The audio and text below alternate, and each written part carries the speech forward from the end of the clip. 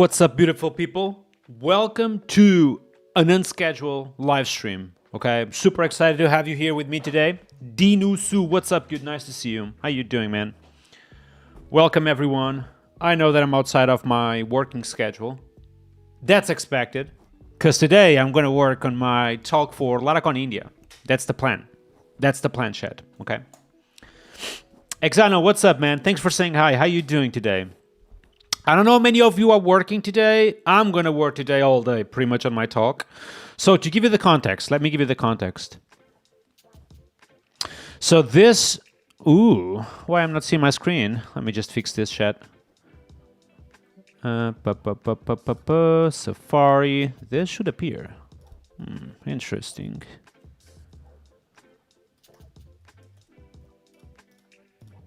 Oh, here we go.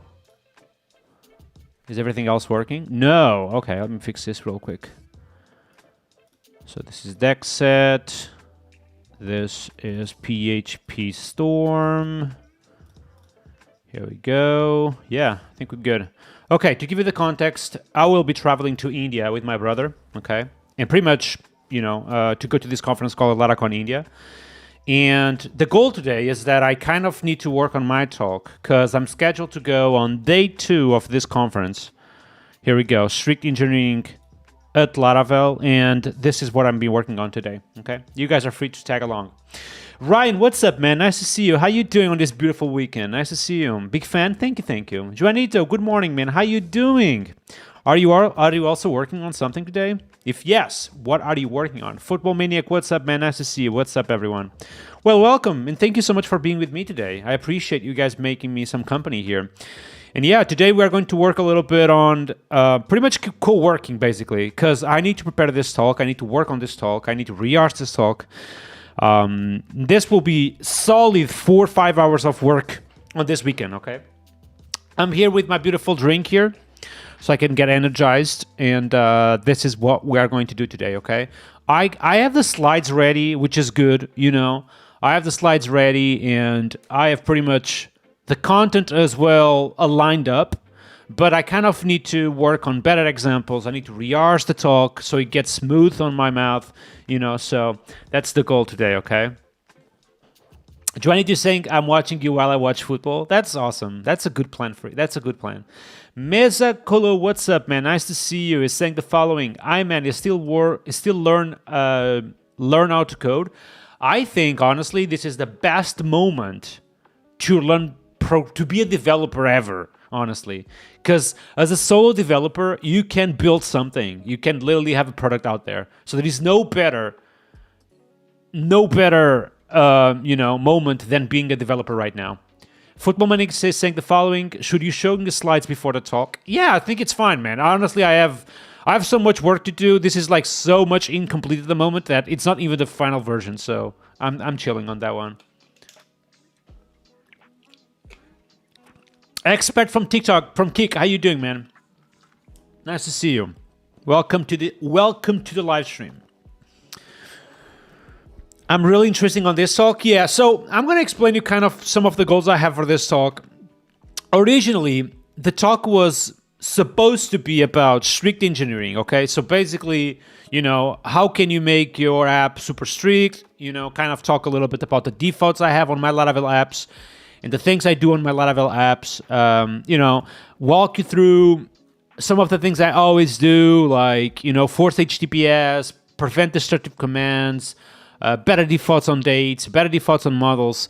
But I kind of want to guide this talk towards kind of strict AI engineering, and that's what I'm going to pitch on this talk, okay? So I think it's time to get started on this one. What I have at the minute is that if I go to my talk.md file, which is pretty much the talk guide or the talk slides, I have a solid introduction about myself. And then I'm going to talk about strict engineering in and on the AI area, which is a good one.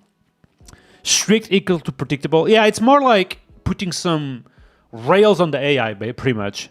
Because at the minute, like, if you think a little bit with AI at the minute, like, you want to kind of guide the AI onto... The AI is very good coding, a very good and fast coder. But you want to kind of guide the AI on the right direction. So I think that that's the goal of kind of this talk. Kind of showing you real world examples of AI actually coding a feature for you and things like that. But also like following PHP Stan and strict typing and all the things I love regarding strictness. John Sugar is saying the following. I was just experiment with open code. Dude, I'm super into open code at the minute. Something that kind of bugs me a little bit on open code is it just... The beef with Anthropic kind of fucks me a little bit. And by the way, I don't know if you guys know, but the creator of open code will be on my channel. I forgot to tell you that. Okay? Let me actually send you the link. So the creator of Open Code is actually joining the channel next Monday, okay? So I'm going to send you the link so you guys can subscribe. Here we go, okay? Yeah, Dax Rad, that's his name. So I want to ask him like about this beef with him in Anthropic. I want to ask him like what is his plans for open code, how does he plan to monetize the product, and what is his goals overall, you know?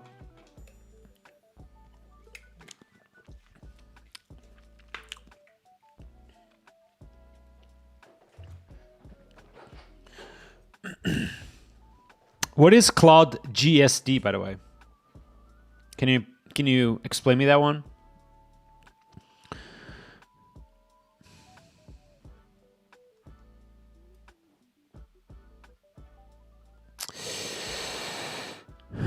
All right, so time to get started on this one. This might be a little bit quiet stream, okay? You guys have to forgive me on that one because I have to just get stuff done today, so it might be a little bit quiet. What's happening with the music? Oh. Why I cannot hear shit? What the fuck?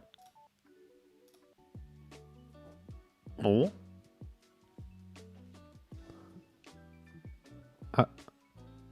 Oh, I was connected to my phone. One second. Here we go.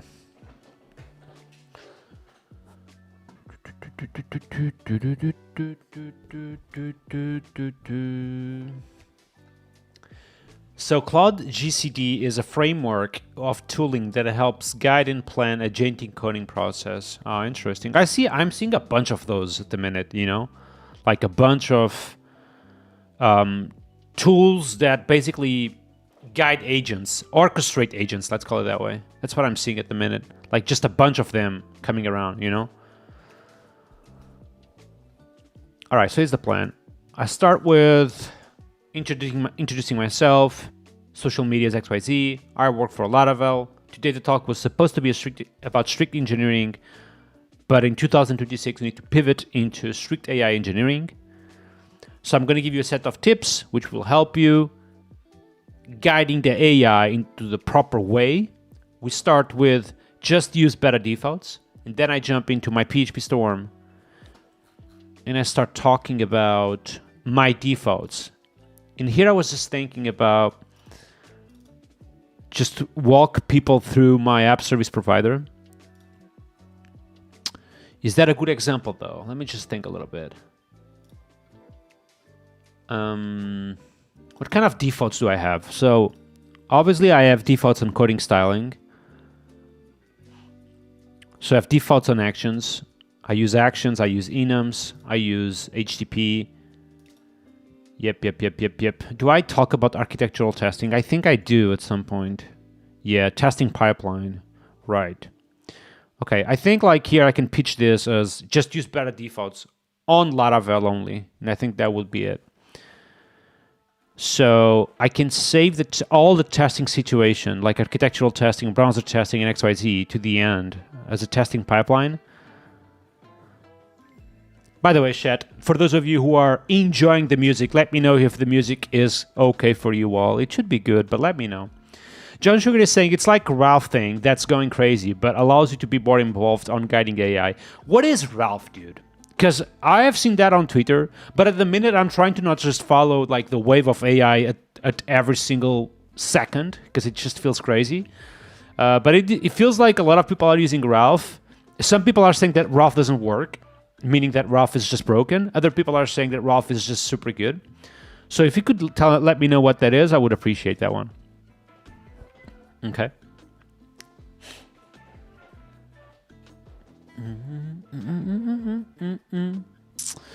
Okay, so let's go again. I have here better defaults on Laravel. I want to be sure I don't miss anything. So if I were to talk about service providers, let's time this a little bit. Let's put here a clock with a stopwatch of starting right now.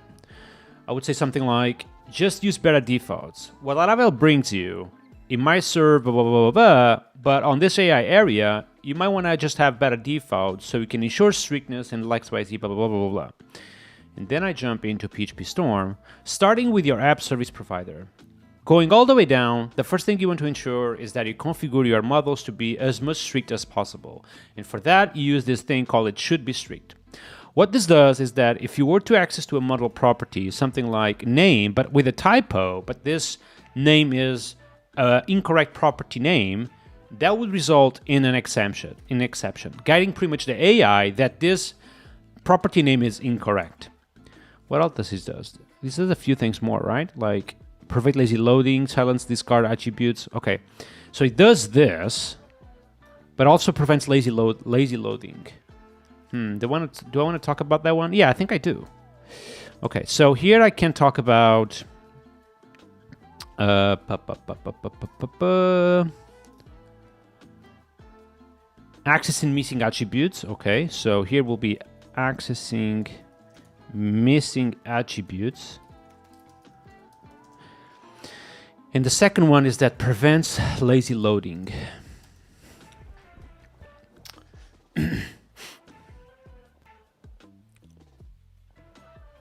John Sugar is saying, about Ralph, you defined the PRD, so what is PRD to begin with clearly defined acceptance criteria, and then let AI go. It basically attempts to implement the first feature, tests it, and it fails if it tries again.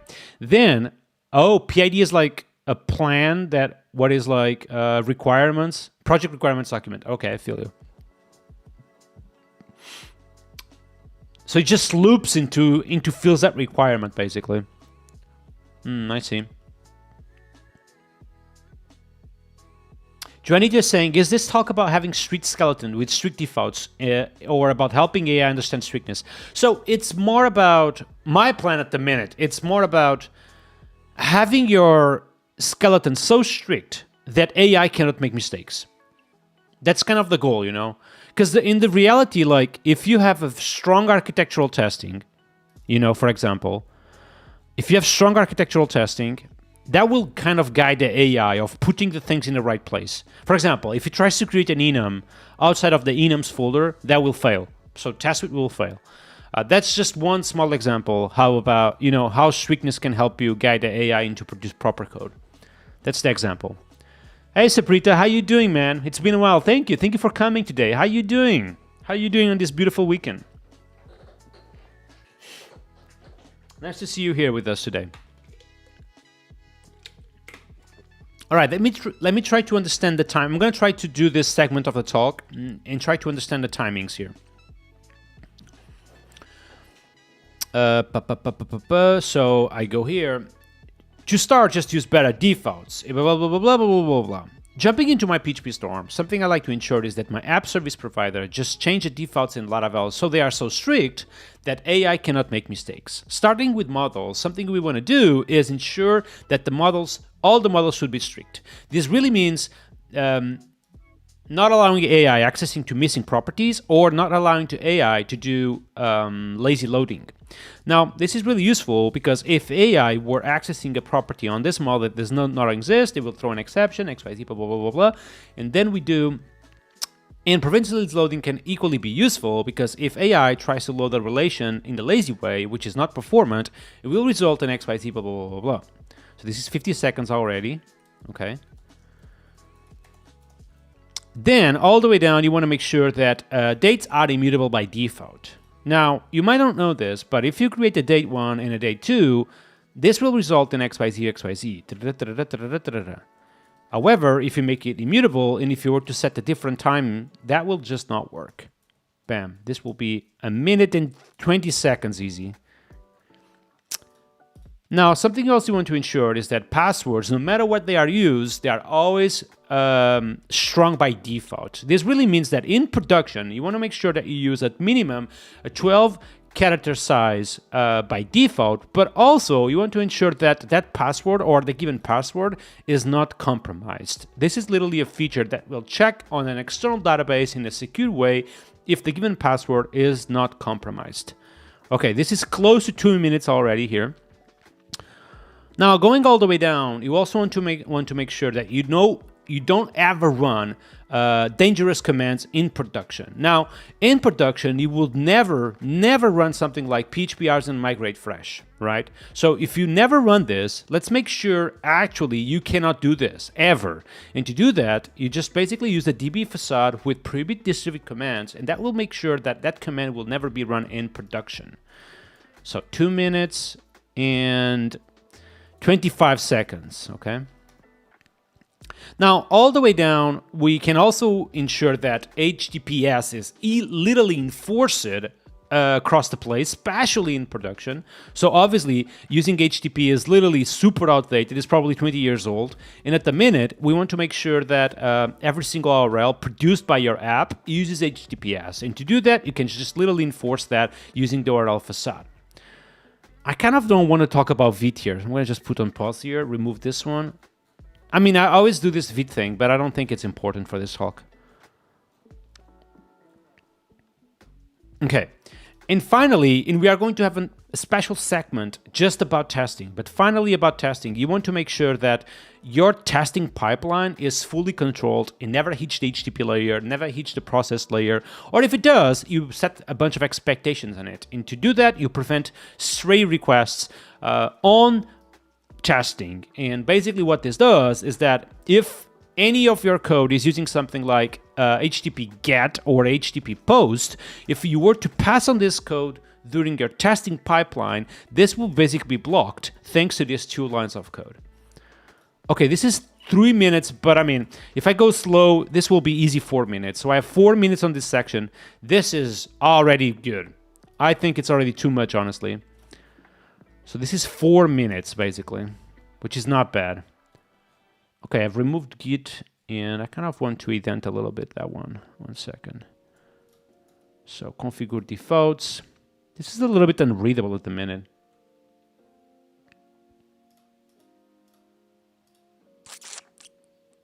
Yeah, this is unreadable. I'm going to do something a little bit different. I'm going to do if in production. Ba-da-ba-da-bam. Okay, a little bit better. Let's do it that way then. Here we go. All right, so if we are in production, we set the new password defaults. Okay, a little bit better. John Sugar is saying the following. Also, the AI will try and lock patterns in the code base anyway. So with your actions, enums, etc. in the starter kit, it helps AI one shot from the start. Yeah, man, I have a project at Laravel that I'm working on together with Ashley and the AI team. And something I noticed is that if you just basically are consistent across the code base, AI gets really good one-shotting features from that moment, man. I agree with you, John Sugar. Thank you for being so, for talking to me so much today. I appreciate that one. Juicy Meat is saying the following. I ran it in production. Oh, you do?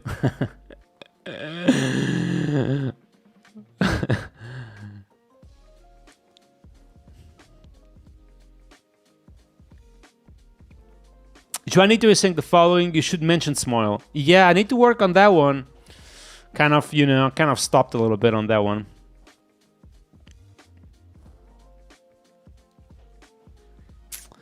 All right, so we have 4 minutes on this segment, which I think is good. Let me just commit this one. Why I don't see Git anymore? Jesus Christ, what's happening with my... Oh, it's literally not here anymore. Interesting. Let me fix this. Git desktop. Here we go. For some reason, this was not appearing. Now it is. Okay, I'm gonna commit this. Hey, Adrian, how you doing, man? Can you link this app service provider file? I think I will do it at the end of my talk, okay? But I have actually more complete than this one. On my starter kits, check my starter kits online. Search for Nuno Maduro's starter kit, and you will see like 2, the Inertia and the Laravel one. So, depending of what you use for the front end. By the way, Laravel Livewire 4 is pretty dope, man. I don't know if you guys have seen that one. Agent is saying, did you check the tool I've sent you? Which one? Can you send me again?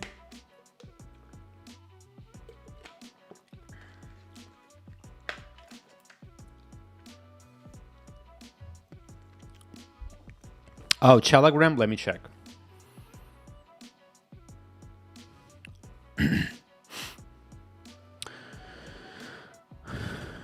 Adrian. Oh no. Well, I have seen you send me that link, but I haven't found the time yet to check it. Although I told this to John Sugar 30 minutes ago. Like I've seen, there is so many orchestrator agents tools at the minute that I don't know. It feels like all of them are getting it wrong. That's why there is so many tools. I don't know. I need to find the time. Tinans, what's up, man? Nice to see you today. Thank you for coming.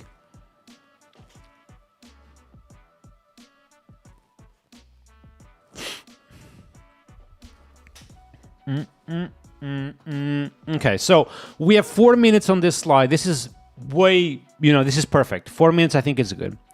All right, next. Types are your friends. So this is a section where I want to talk about TypeScript and PHP Stan. So yeah. So here maybe I will start with something like, let me check. Let me make sure I write this one down. Let me go here. So here I talked about app service provider here. So this will be only app service provider. Did I talk about, let me just confirm. Yes, I did. So all of them I've talked about. So this will be just app service provider pretty much. And I haven't talked about sensitive parameters and security advisories.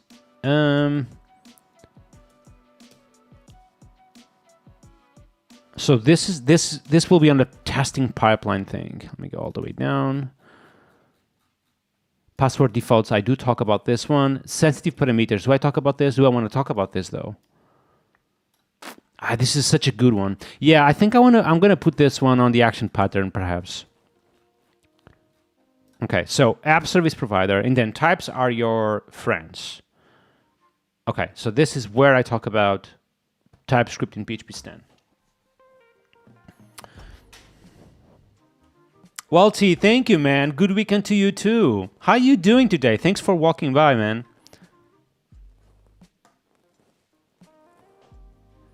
You guys are awesome, and honestly, making me some company while I prepare my talk, it's pretty cool, man. I appreciate that one.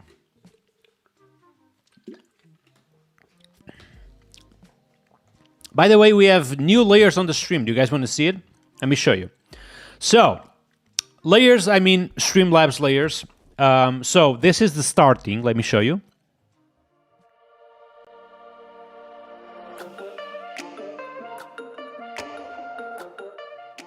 So that's the starting. Typically you cannot listen to me, but you can hear some music and watch me in gray in background. That's the starting. And then we have the pausing, which is this one.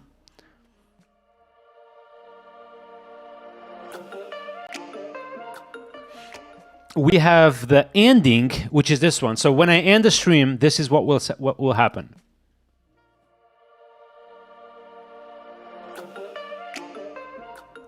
So I think it's pretty much better than what I had before, you know? All right, guys, see you next week.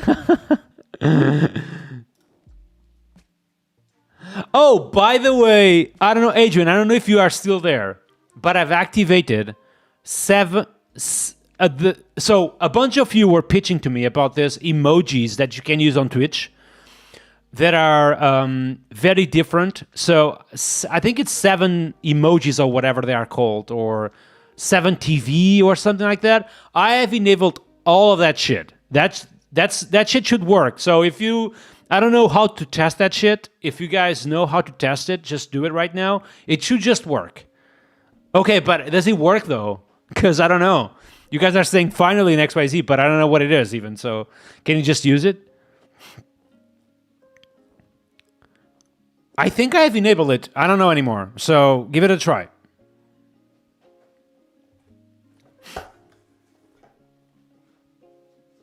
John Sozanino is saying, I'm patiently waiting for your new start kit. Oh man, thank you for waiting. So 2 things. Jean Patricio, which is a friend of mine, is finishing the front end. We want to have a highly configurable front end. But what it's not working is that I need to also find a little bit of time to walk through the entire thing one last time, basically. Adrian is saying you need to add icons. So it's working on YouTube, though. You see? I think. Juanico is Junikito. Is that actually an icon that we are talking about? Let me know.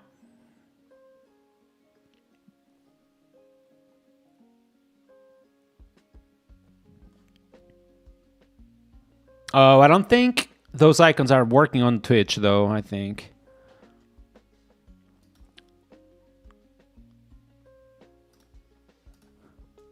Is this stuff?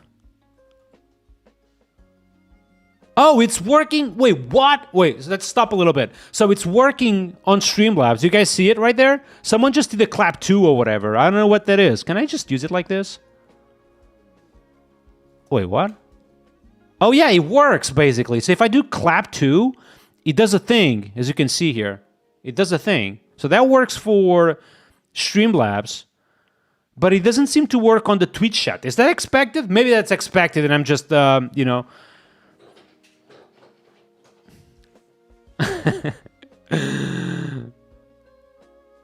Okay, so they are working here, which is, I think, is good. Is that expected, by the way, or... But they're not working on the... It works on the chat, too. So I don't see it, though, on my chat. Like, on my Twitch chat, I see 7 Cinema, for example, or People Please, or Clap 2.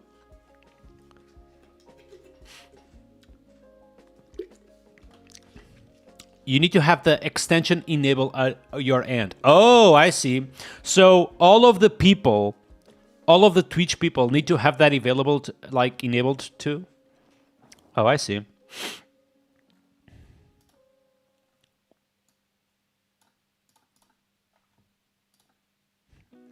Got you. So it's just enabled, right? It's working, I think, right? Okay, so types are your friends. I'm going to talk about TypeScript in PHP Stan. Declare strict types anywhere. So I think here what we can do is talk a little bit about my user model. I kind of wanted to spend a little bit of time talking about my user model right here and the way I configure my user model.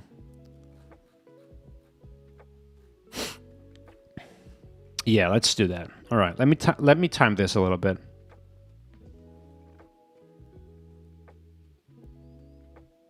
Oh, wow. Wait, what?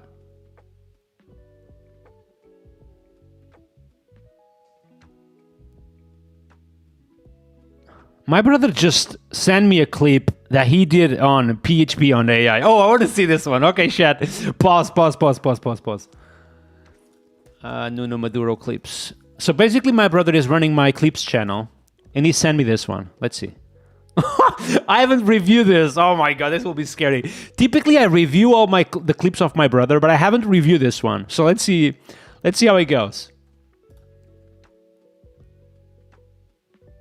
Code dev apps. I will answer you in a second. Okay. Thank you, Ernest TC and John Sugar. I appreciate your help, man. All right. So my brother posted the clip, but I haven't reviewed this one. Let's see. I'm so curious. Because typically I review the content, like I review the clips about to be published, but he published this one without asking me, so which is okay, I don't care. So, but let's see. Let me put down the music. Let's see. Oh my god, I'm scared. Ask Cloud Code at the minute to start the project from scratch. He won't use PHP. Build me my blog or build me my web page or whatever. It won't use PHP. Do you have any opinions on this stuff? This is scaring the shit out of me at the minute. One of my colleagues about Juni then instead of Cloud, but that's the JetBrains agent, and we were talking about how we can optimize it further, PHP specifically, because what we see in PHP, and this is really interesting from our side, from the JetBrains side, is that PHP has a very large adoption of AI tools in general. Seems to be a very big need for it. So yeah, it would be nice. Oh, but wait. Were you guys listening to it? I don't know if you guys were listening to it. I'm going to put some scratch, okay?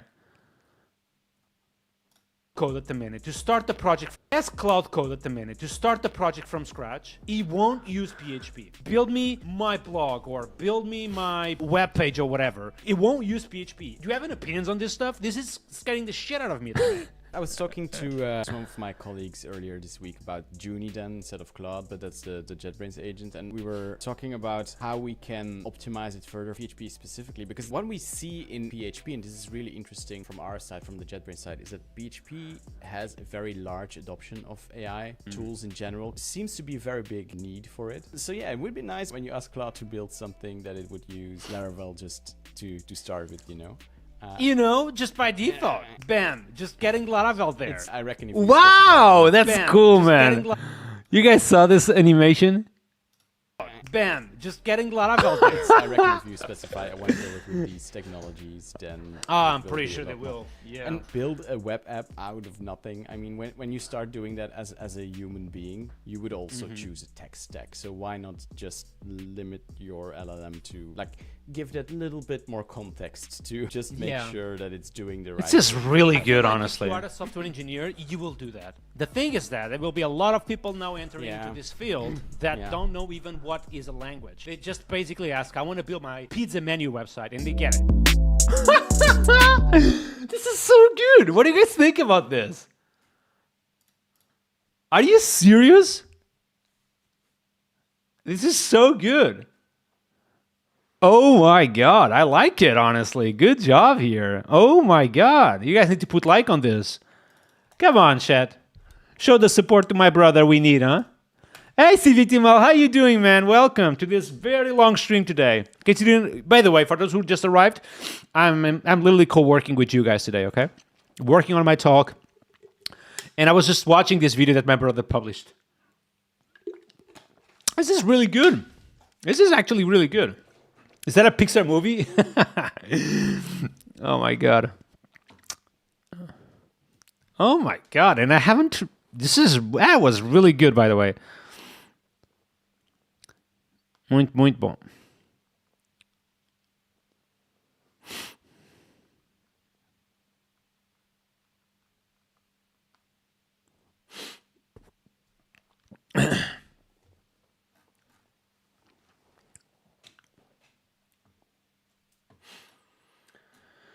Okay, so, all right, PHP and AI. Is that a good title, though? I don't know.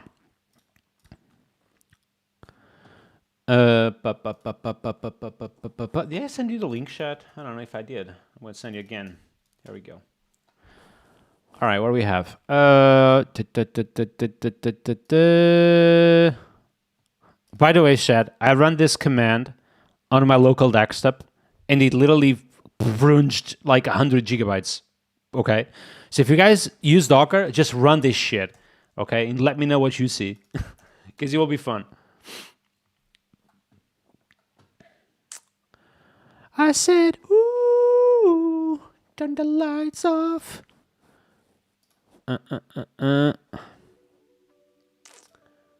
Okay, we have this, we have this. Still need to do travel insurance on this one.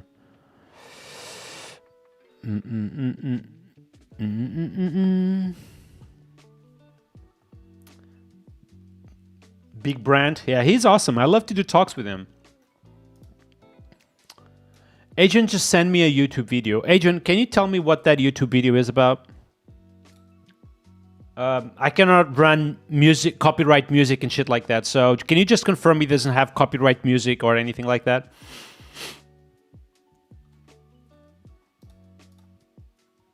His name is Brent or Brent without... I don't know that if the T is there. Agent, you say it's fine to watch. Okay. Plannotator. Oh, it's the Plannotator tool you told me. Plannotator. Let me just turn off the music. An open code plugin that enhances the planning experience as well as... Oh, it's an open code plugin. Okay. Giving you an interactive way to annotate plans. And I'll show you what that means. So I'm in plan mode in open code, and that's where we've kind of integrated the plugin. It's set up the structure for the plan, and now it's going to write it. Typically, it would just write the plan in chat. By the way, Adrian, I know that the creator of open code, which by the way, Chat is coming to the channel next Monday, he literally did this feature as well. Okay. That for you, and you could copy and do some things with that. But instead, I've created a tool where it'll submit the plan to you, and that's the cool part of Plannotator. So it's writing up what seems to be a robust plan, and what just happened is we intercepted it, and this is the UI you get for Plannotator. And what's cool about this is I can come in and annotate with comments. I could delete. I could say, hey, we use PNPM. I could give, quite a bit of feedback over. This is pretty code cool. blocks. I could say, wow, let's not do that code block. All sorts of annotations. Beyond that, I could share this plan privately because we compress the plan into a base 64, and then I can share that with team members. This is a static site. It doesn't store your plan. It's a static site hosted on CloudFront. So what that looks like, so if I were another team member, I could inherit your session. very interesting technology there. So basically, it compresses in the base 64 the entire plan and sends over the URL. So it doesn't store it even. So the other person just decodes that string and open it on the browser. Here, I could come in and add my own annotations for you. CVTML, that's what I use. Like my plans are Markdown typically, Very good tool, by the way, Agent. Very good tool. Thanks for sharing that with me. Looks badass. Juanico is saying that his handle is Brent T, but I don't think his name is Brent T. It's Brent, basically, only. Okay. Yeah, looks powerful. Looks good, man. Okay, so what we have here. Let's go back into my talk. I need to get this. I need to work on this, okay, chat? So I can commit this stuff.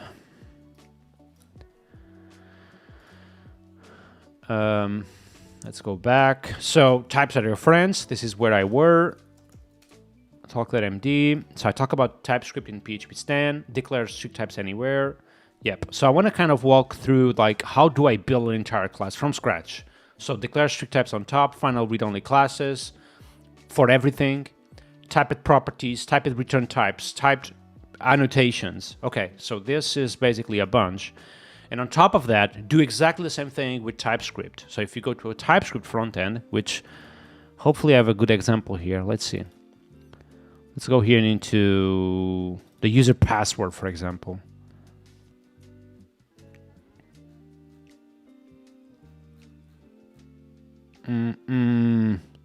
Well, I could talk about like using Wayfinder for the front end, using TypeScript, even though this is not a good example. Let me see this one. Is this a good example? Perhaps. Let me see this one. Yeah, at least here we just, we type the props sent from the inertia. And we talk about Wayfinder as well. Yeah, let's talk about this one. So, user profile edit. Let's go back here and say open user model.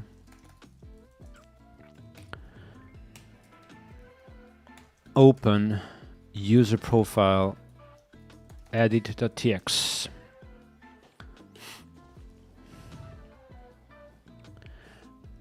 Do you guys usually work on weekends or I'm the only one? If yes, what do you do on weekends, man? You guys just chill? To be fair, last weekend I was so sick that I've played games all weekend.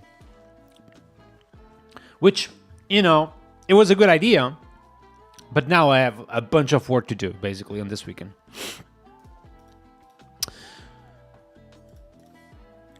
Svitimal is saying, "Why do you think I'm online? I wouldn't be if I wasn't working." Hey, what are you working on, by the way, CV Timao? Agent is saying, watching Twitch while I play online. What do you play? You are a streamer, playing video games is work. Yeah, I know. But, so, something I need to find, like, a fix for is, if I stream League of Legends, I don't lag at all, meaning that, you know, all the movements I do with my champion, they are just fast. But if I play Counter-Strike or Rust, like a first-person shooter, I will lag a little bit, and I can feel it just because I'm streaming. So maybe basically I need to fix that one. Wait, what? Agent is saying I cannot tell you what I'm playing because of legal reasons. What do you mean? João Souza Nino is saying, what is your opinion on Laravel starter kits not having a lot of routes controllers because of Fortify? I think Laravel starter kits are awesome.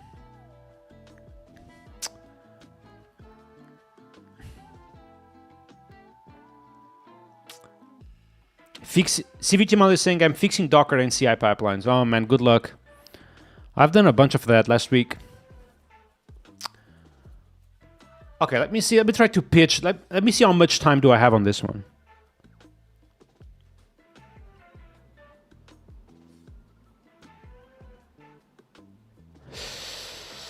All right, clock, start. Okay. Next. Types are your friends, especially on this area of AI. You want to make sure you are using PHP standard level max, but equally using TypeScript at level max too. Now, what this exactly means is that if I'm going to go jump into my user model, and then I jump into my user model, which is right here, this means you want to be strict at every level of your PHP file. So all the way top, you start with declare strict types, which will basically be PHP on steroids when it comes to types. Then you go all the way down, and especially on models, you want to make sure you annotate properly every single property of your model. This means that on every single table row, you want to be sure that you specify its type. If it's nullable, you equally specify that one. Now, all the way down, you want to make sure every single class is final and read-only. And most importantly, you annotate every single generic type in your properties. As example, if I call user factory, I'm calling... Do I want to do this one? No. Oh, I think I want to do this one. Yeah. How the fuck do I disable that toggle rendering by default? Okay. This means that you also use PHP annotations to use generic types XYZ, blah, blah, blah, blah, blah, but also set the return type of every single public method in da da da da da. Now, types are important at compile time, but they are equally important at runtime. This actually means that you should equally specify the cast of every single column in your database. Now, you might think like, why the hell I would specify the casting of an ID, for example? Well, I'm going to tell you that you will be surprised on this one, but if you use SQLite, this will be converted to a string. If you use MySQL, this will be converted to an integer. Therefore, you want to make sure that you actually work with integers all the time, and to do that, you specify the casting to integer. In this way, no matter what database driver are you using, it will always be an integer. Bada-boo, bada-boo. So this was 2 minutes. What else I have to say? Now, TLDR. Should I talk about actions on this one? No. So TLDR, you specify every single possible type in your system. Now, you do this on the PHP land, but you equally do this on the front end land. So if I go here into my edit.typescript file, you specify every single type of your front-end props, but equally you use a wayfinder for the routes. So if you were to change the route on the backend or remove the route entirely, this TypeScript code won't even compile. Okay, this is easy 3 minutes, which is okay, perhaps. I'm gonna put here 3 minutes, and this is 4 minutes at the minute. Okay, so we have, with a small introduction, we have already 9 minutes of talk. Bam. And then we have the action pattern.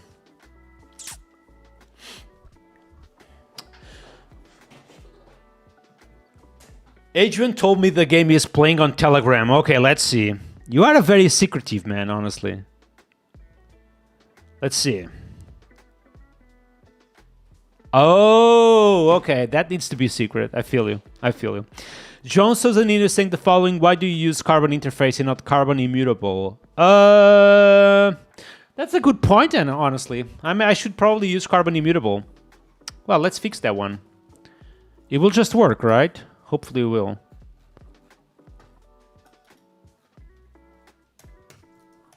Carbon immutable. That's a good point, by the way.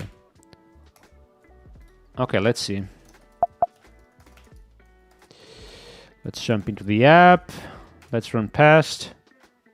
Ooh, one test is failing though. 4 tests are failing. Age field is required. Okay, that's because I literally forgot to remove one little thing. Rules. Nope, not this one.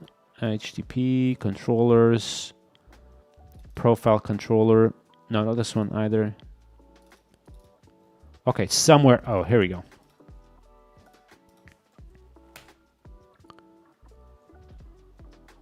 Okay, one test failing, which is the playwright test, which I need to run this real quick.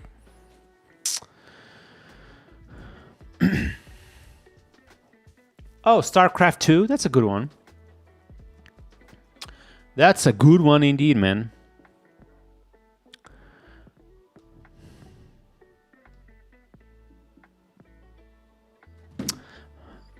All right, do we have a passing test suite? Let's run it in parallel. Yep, that was an improvement, man. Thank you for that one. So I'm gonna just put here H, because I do want to talk about H here. Bup, bup, whip.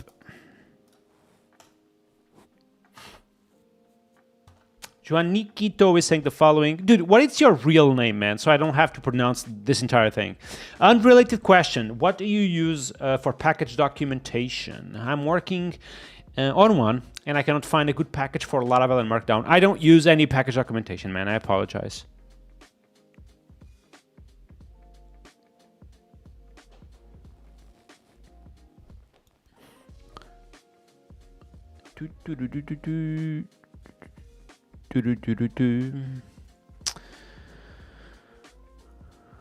Okay, so we talked that this would be easy 3 minutes. Action pattern. What do I want to talk about this? Let's go here into the action. And yeah, I think this is an important one.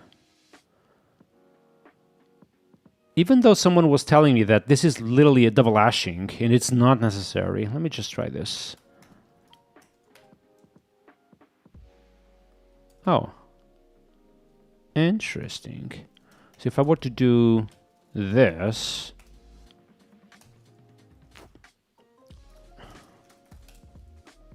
that will give me de-hashed pass. Wait, what?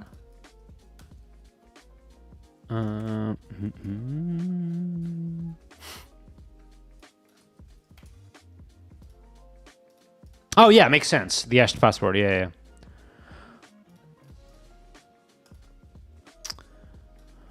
Let me see, what do I have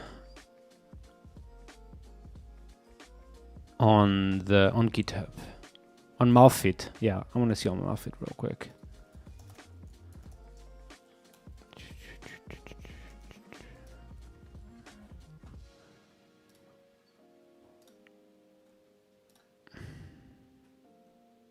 I still do this. Okay, I'm going to keep it for now.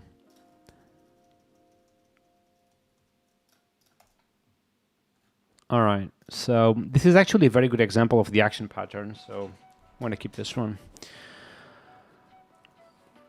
All right, so let's put the timing on.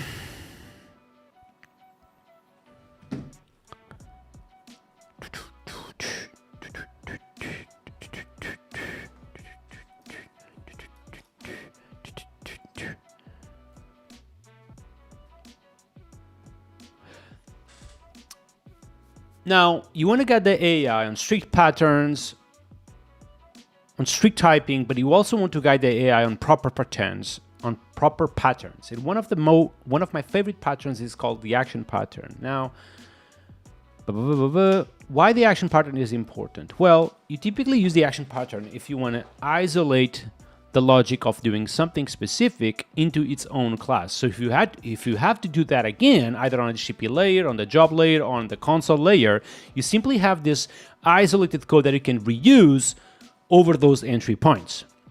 Now, typically the way I code my action pattern is that on the handle method, this will receive only the data you want to perform this action with. And one example is that if you were to create a new user password, this is not a good name for this. Let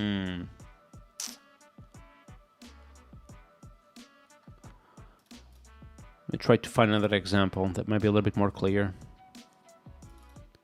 I like this example because of this little thing, but how about this one?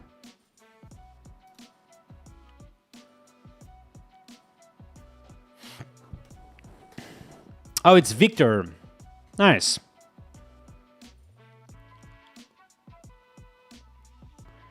Digital is saying that AI could also create some decent documentation. Oh, that's a good point. CVTML is saying the following action pattern is a blessing for writing tests. I do agree with you on that one.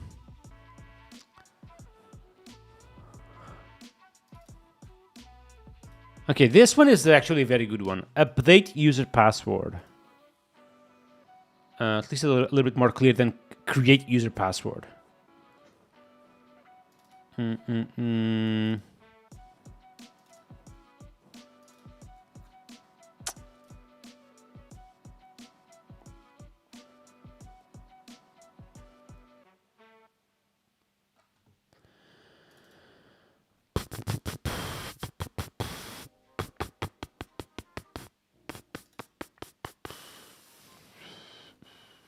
Yeah, let's talk about this one. Fuck the sensitive parameter, I think. Yep. So no sensitive parameter, and we can talk about this. Okay, let's go. So update user. One very good example of the action pattern is that if you have multiple places where you can update the user. Obviously, if one of those places update the email, you want to make sure that the email verified gets set to null. So the user have to verify its email once again. So this is a good example of encapsulating this logic so it can be reused across entry points. Let me do it from scratch so I can actually time this. Bam. Another very good example. Besides better defaults and strict typing, you also want to make sure that the AI uses proper patterns. That means you want to make sure that you implement the action pattern across the place. So if you have specific logic that you like to be reused, it can be encapsulated on this single class. One very good example is the update user, which typically is something that you may allow to do from several entry points, from the console layer, from the HTTP layer, from the job layer.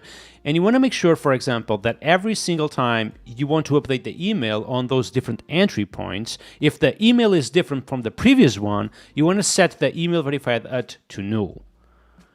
Which in hindsight, this should literally send an email right here. Why are we not doing this? I think I'm going to do it just because it makes the demo more fun here. Do I have a send? Here we go. Send email verification. Here we go. So if the email is different, you want to send the email verification. And by the way, this is equally an action itself, right? Let me just confirm. Yes, it is. So this will be perfect because it allows me to demo this entire deal. Okay. So I'm going to inject the create user email reset notification. No, email verification notification. Here we go. Just like that. And I'm going to import this deal. Use app actions. Thank you. Okay.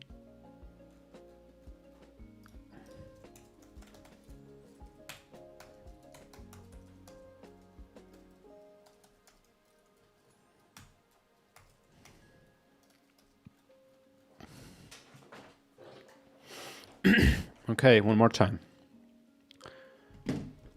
Grinding today? That's right, man. You are my boy, Patricio. How you doing, man?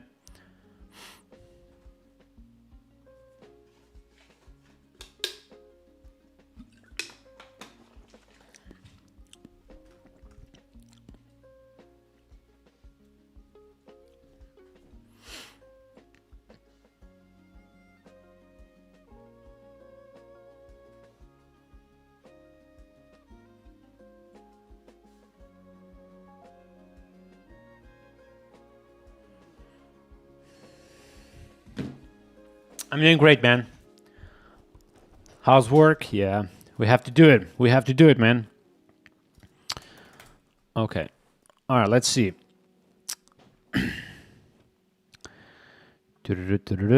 Timing once again. Besides beta defaults and strict typing, something you want to make sure as well is that you use strict patterns. And one of my favorite patterns is called the action pattern. Now, the action pattern allows you to basically share and reuse logic across the various entry points you may have in your application. One example is updating a user. You may have multiple places in your app where you allow to update a given user. Now, sometimes you might want to allow the user to update his email, and obviously you want to share the logic of updating the email across those various entry points. So if the user updates its email, we are going to always make sure we set the email verified to null, but equally you want to make sure that you send email verification notification to that user. Okay, will be something like this. This is about 1 minute, which is not great, but potentially if you have to put more time on this one, will be here. Okay, so this is 1 minute, which is not a lot, but I feel like I can also deliver a better explanation here. I'm going to put here 1 minute and 20 seconds, perhaps. Okay. Streamer Hub, how you doing, man? I'm working on my talk for Laracon India. By the way, Chet, if you just arrived, I'm basically traveling to India next week already, which is crazy. So working on this Laracon India talk that I will give, next week. And I'm currently planning on the talk, like rehearsing the talk, working on it until it's just perfect, okay? How you are doing those slides? I'm using a tool. I love this tool, by the way. It's called a DeckSet. These guys should sponsor me, honestly. It's called a DeckSet. And what it allows you to do is that you just write Markdown like this, and it will transform that Markdown into beautiful slides. And I love it. I've been using this stuff since 10 years, man. Yeah, I'm going to send you the link, okay? Here you go. I've been using this tool since forever, and I love it. It's my favorite tool for slides ever.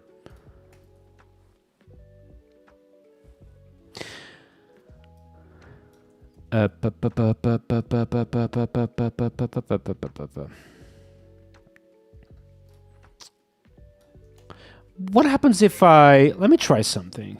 I can try to pitch this user information as something sensitive, and that would make kind of a cool demo. Let me think.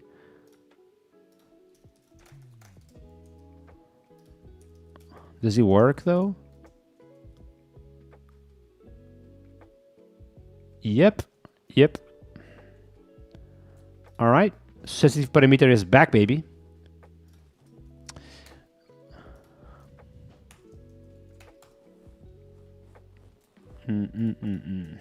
Okay.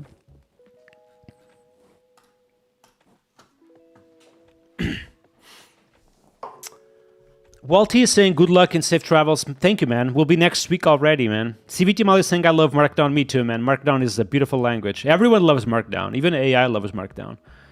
Travis is saying I used MARP for something similar this week at work. But when I was in college, I used to use Pandoc, which would be the same thing. Yeah, I love Markdown for slides. Especially I don't have patience to just literally go to, to this PowerPoint kind of tools and just write everything on my own, design everything on my own too. So I just use this. It really just works. Okay, so this is 1 minute and 20 seconds, easy. Now I want to talk about how important is form requests and custom validation. So for this one, I have this beautiful example on HTTP requests, update user request once again, which is kind of cool because I was talking about the update user. So I want to talk about this one.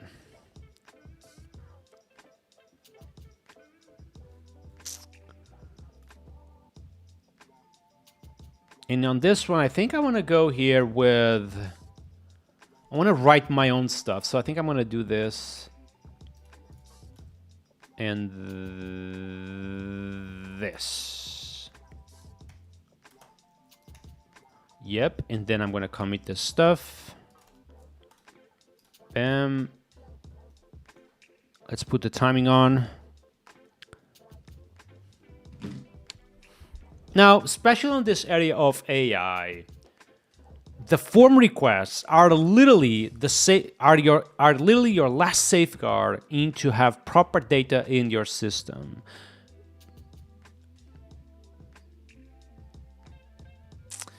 Especially in this area of AI, the form requests are one of the most important things to keep in mind, as they are the last safeguard of your system. You want to make sure you validate every single input as much as possible. And looking at this example here I have this update user request, which validates the data the user is trying to update himself to.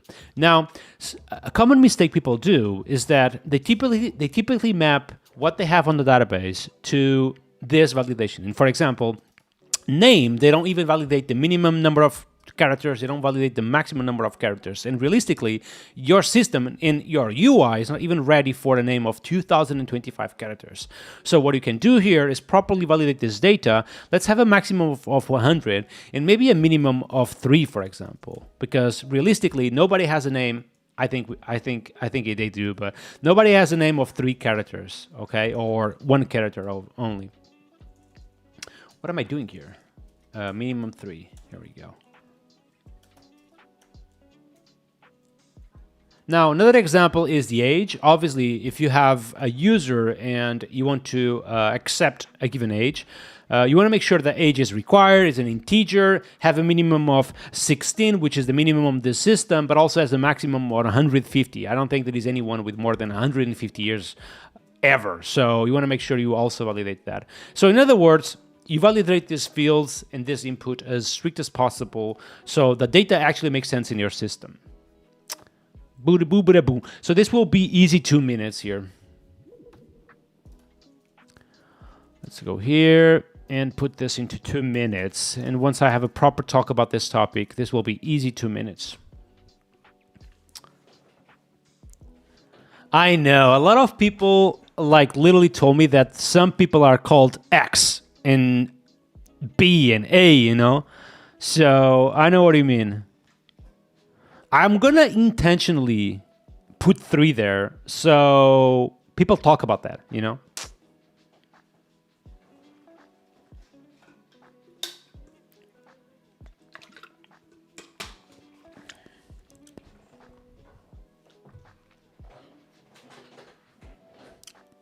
Smart. Ha ha ha ha ha. Okay.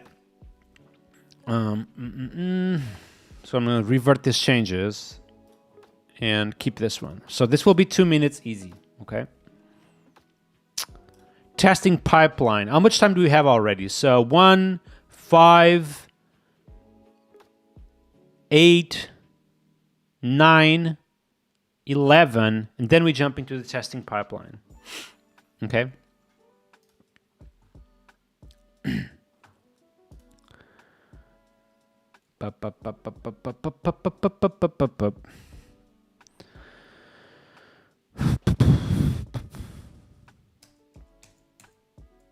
Okay. Next, The testing pipeline needs to be absolutely perfect so it can be run at the end of your AI craft code and make sure that everything is just perfect. Obviously, we talked about PHP stand and TypeScript being at level max, so that's one of the things we have to do. And I can literally talk about my compose.json, I think. Let me see. Yep. I can talk about this. Why the hell the test unit is like at second place? This should be at the end. So we test the linting, we test the type coverage, we test the types, and then we test the unit. Yeah, this is the order, correct order.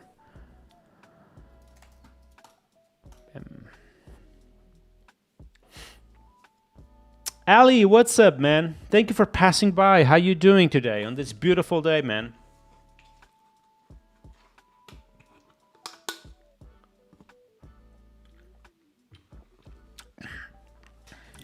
I'm gonna hit something, chat.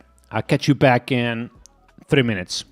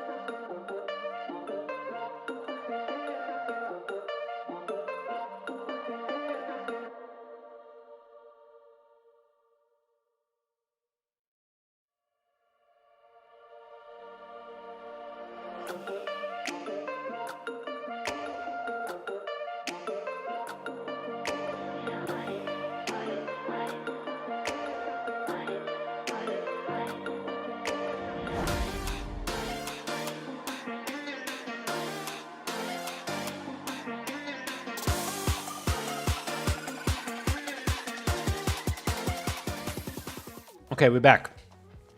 AF Barrento, how you doing, man? How you doing? Nice to see you.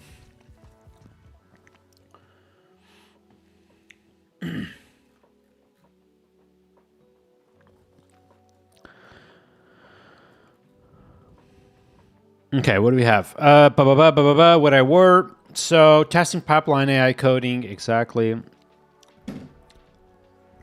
Now, the testing pipeline is a thing that the AI will be always running at the end of a generated code, and this needs to be literally top-notch. If we go to our compose.json, we see that we have a bunch of tooling that will ensure quality, and I have made a full talk about this in the previous Ladak on India. We talked about various things. We talked about Bractor, Pint, and type coverage, and more. Now, the testing pipeline, in short, it needs to have a single composer test script that will run your entire testing pipeline. This means linting with Pint in ESLint means Type coverage with past PHP's type coverage will ensure that every single line of code is fully tested. It means testing the types of your system, so we'll run PHP standard level max in TypeScript at level max as well. And finally, and of course, we run the entire unit testing pipeline, which needs to be past PHP in parallel with coverage at exactly level max. Boom, boom, boom, boom, boom. In here, I kind of wanted to do an example. So, how do I do this? Let me see if I can come up with a good example on this one.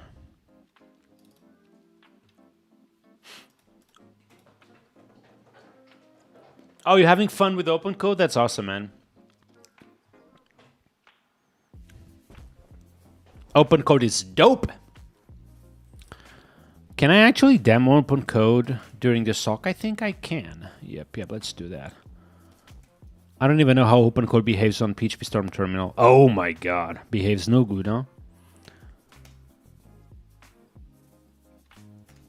Yep, it doesn't even work. All right, so the goal of this section will be something like talk about this stuff, talk about architectural testing,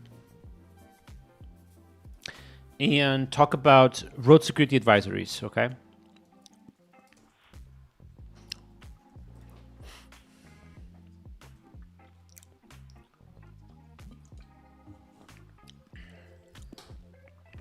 Okay, we briefly talked about this, but not about architectural testing. What examples do I have here? I don't have the Laravel preset here. What happens if I have, let's see, architectural preset, strict, no, Laravel. Okay, what happens if I run this? It does fail for some reason. Expect, oh, it does fail for a good reason. Expect this user email verification to have suffix controller. That's sexy. Good job. Oh yeah, it literally doesn't have that. Thank you. How about the testing layer? Does it have that? It does not. Thank you.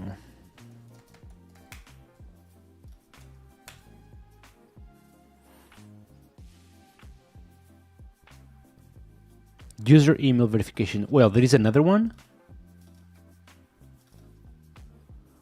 User email. Oh, there is another one. Good point.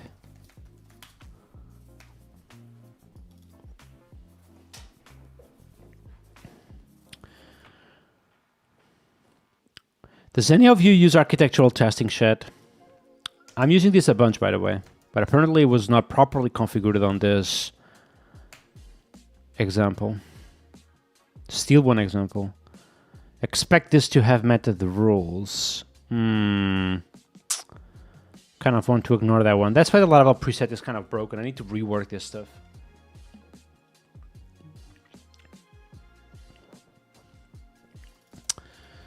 All right.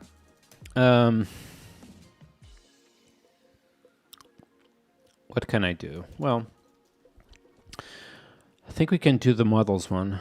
So expect do I want to do the models one? Let me see.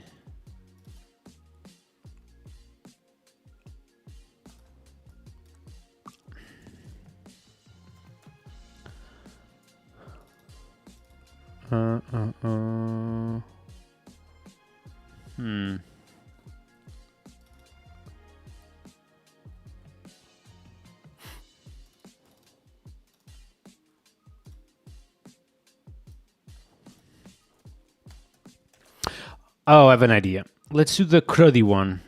So expect. Do we have the? Yeah, we do. So expect controllers to only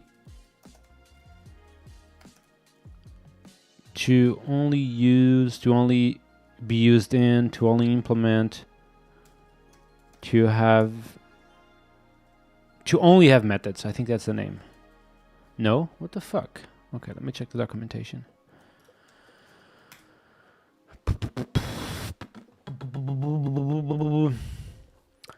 CVTML is saying we are switching to dep track since PHP 10 is getting slow.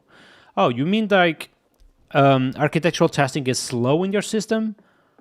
How big is your Laravel app? This does not use PHP 10, by the way. Okay, in case you think this uses PHP 10, this does not use PHP 10.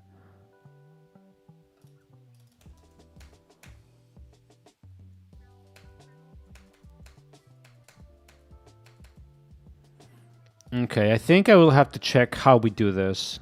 Here we go.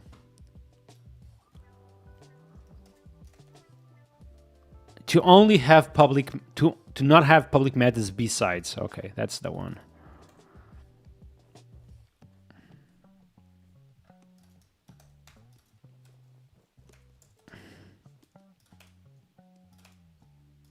So here I can just show a good example, like show, create, store, edit, update, destroy, middleware. We don't want this one either. Okay. Okay, this is a very good example, and this is working, hopefully, right? No? What the fuck? Oh, we have invoke. Yeah, invoke might be used. No? Okay, so user two-factor authentication controller is using something a little bit different than usual. Oh, the middleware crap. Okay, kind of hate this one. Okay, how about now? Yep, we good. So the entire test suite is passing. Let me actually run composer test to see if we are good on that one. You have a DDD application with 140 modules? Dude! That's insane, man. My drink is over. Okay, 7 files would have been changed by Rector PHP. Oh, that's fine. You can do it. All right, let's run composer update, composer lint, and composer test. And the CI pipeline takes 40 minutes at least. Yeah, on that one, I'm going to work on a new thing next year. Well, not this year, but in the next 2 months at least, I'm going to start working on something which hopefully will make your CI much faster. You heard it first here, but need to find the time to do it. I don't know why I put myself in so many conferences, man. I should go as a regular attendee. That's it. But I'm already scheduled for a bunch of talks this year. So, you know, India, EU, Japan, and more.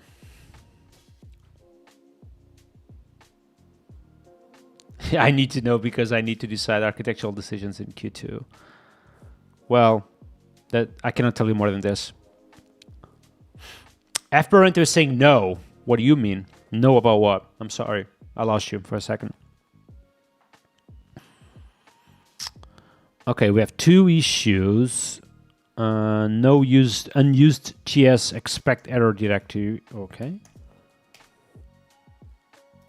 Let's remove this one. Cannot find module. Oh, literally the issue about Wayfinder. So good. Okay. Yep, this is now controller.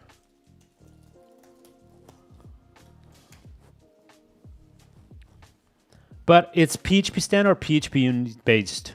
Oh man, I don't want to talk about it because you know, recently I've been talking about doing a lot of things and not actually getting it done.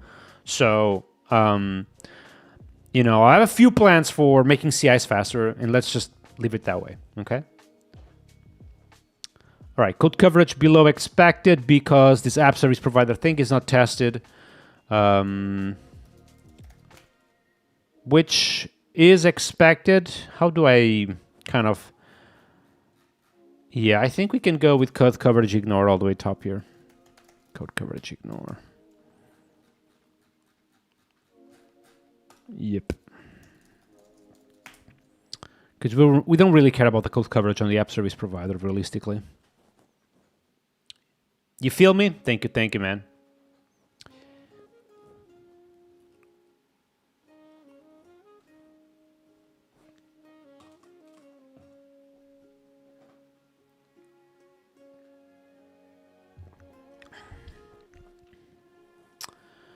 Okay, let's commit all this bullshit.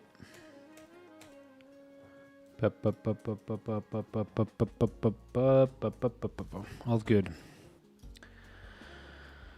Okay, so on talking about the testing pipeline, I start with composer.json. That's the first thing I do. So let's go there. Oops. So I can remove all of this. Let's talk about composer.json, and then have a particular section about architectural testing. And road security advisories, let's not talk about this. Architectural testing. And I want a full demo of this topic. So let's do a full demo on this one at the end. So this will be a demo on the testing pipeline. Okay.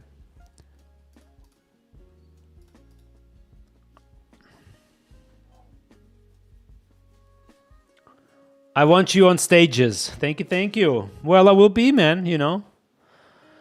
By the way, Shet, in terms of plans for Laracon India, I plan to do a bunch of in real life streaming. I told you guys this already. This is happening, okay, for the very first time. So day one, I'm gonna probably stream during lunch break and at the end of the conference. So there will be an after party and shit like that. I'm gonna stream the full deal, okay? So we have equipment to do it. My brother is coming with me to do it, and let's see how it goes. It should be good, but I don't know, man. Internet connection, shit, and let's see how it goes. We're obviously recording a bunch of content as well to produce videos at the end of the day. So the goal is we basically do, you know, recording during all day and shit like that. At the night, we edit the video and we publish the video next day in the morning. That's the goal.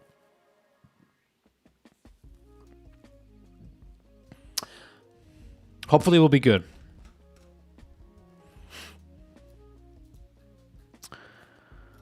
All right, let's try to come up now with kind of something that demos AI following the strict patterns, okay? This, you know, hopefully in the way that that will feel like that will happen. That feel that will happen all the time, okay? Let's see if we can do that. What feature would make sense here? I think like the age of the user will be a good one, okay? Because we talked about adding the form request age thing. Let's see what happens if I just ask the user to introduce the age. Let me just open here a terminal so we can do it with open code. So I'm going to open Ghostly.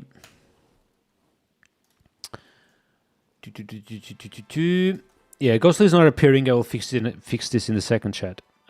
Projects. So this will be on my talk. Yep.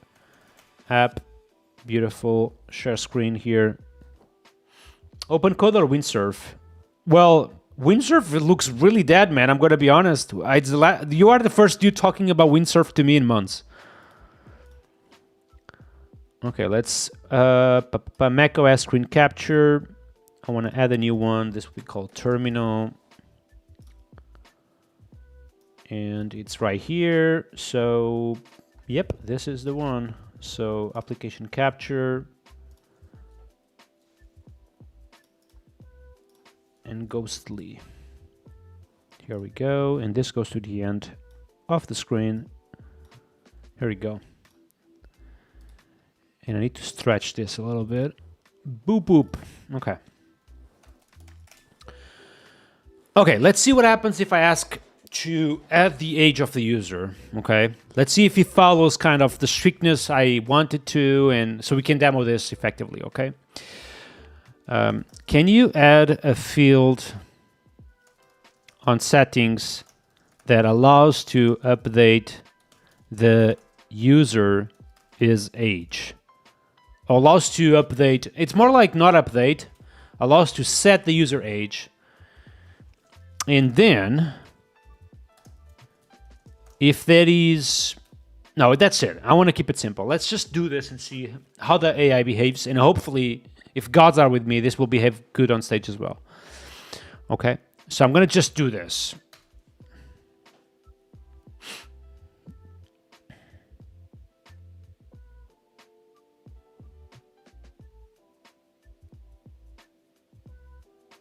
Let me just see if I was in the correct folder. Yes, I was. Jesus Christ. This scared the shit out of me for a second. Okay, let's go again. Use it because of PHP Storm support. Oh, I see. I don't know, man. I've been using the terminal for vibe coding and I love it. Terminal is just badass for me.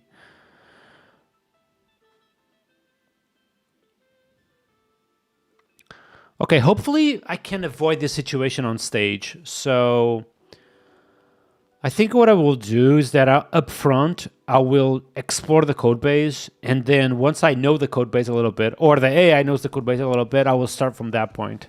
Because otherwise we'll explore the project like live on stage, which doesn't make any sense.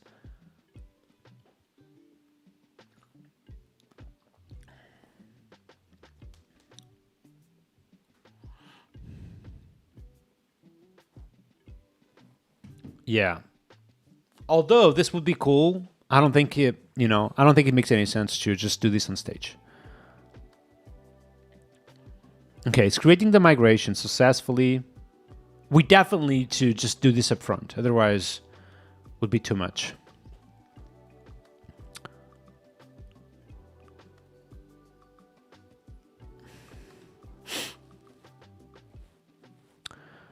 So here I can pitch that because we are using property reads all the time, it will just equally use this for the age. So as you can see, being strict all the way down and being consistent will just help AI to understand how to do things.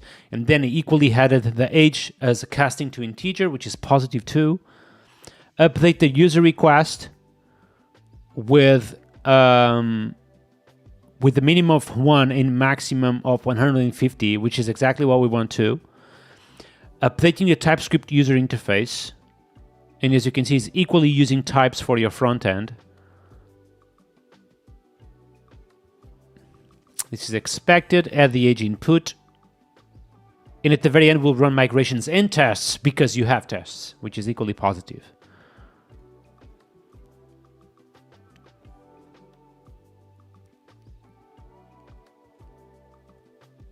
All existing tests pass, which is equally positive, but I didn't run the test suite in the way I wanted it, though. So you did run the static analysis, which is good, but I really wanted to run composer tests at the very end. So maybe we can add this to the guidelines. Let's see. Yeah, this is good, and I assume like if I go to the front end, I see the thing. Let me see. So log in.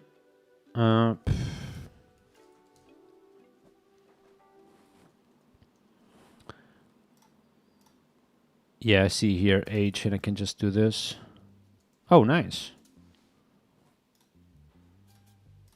Yeah, nice. Okay. CVT Mother is saying Windsurf got cooked from cloud since they raised their prices. Still have a tons of credit for Windsurf, if anyone wants. Yeah, I don't know, man. Windsurf really feels dead, man. I don't know what happened over there, but it really feels that Cursor just got better and better and just eventually just fully replaced Windsurf, you know? At some point, Windsurf looked like it was getting big and bigger and bigger, but it just... I don't know.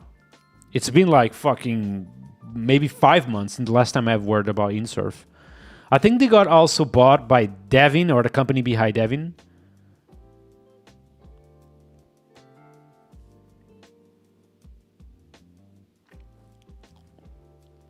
By the way, chat, don't forget, go all the way down and put like on this stream today if you are enjoying spending some time with me, okay?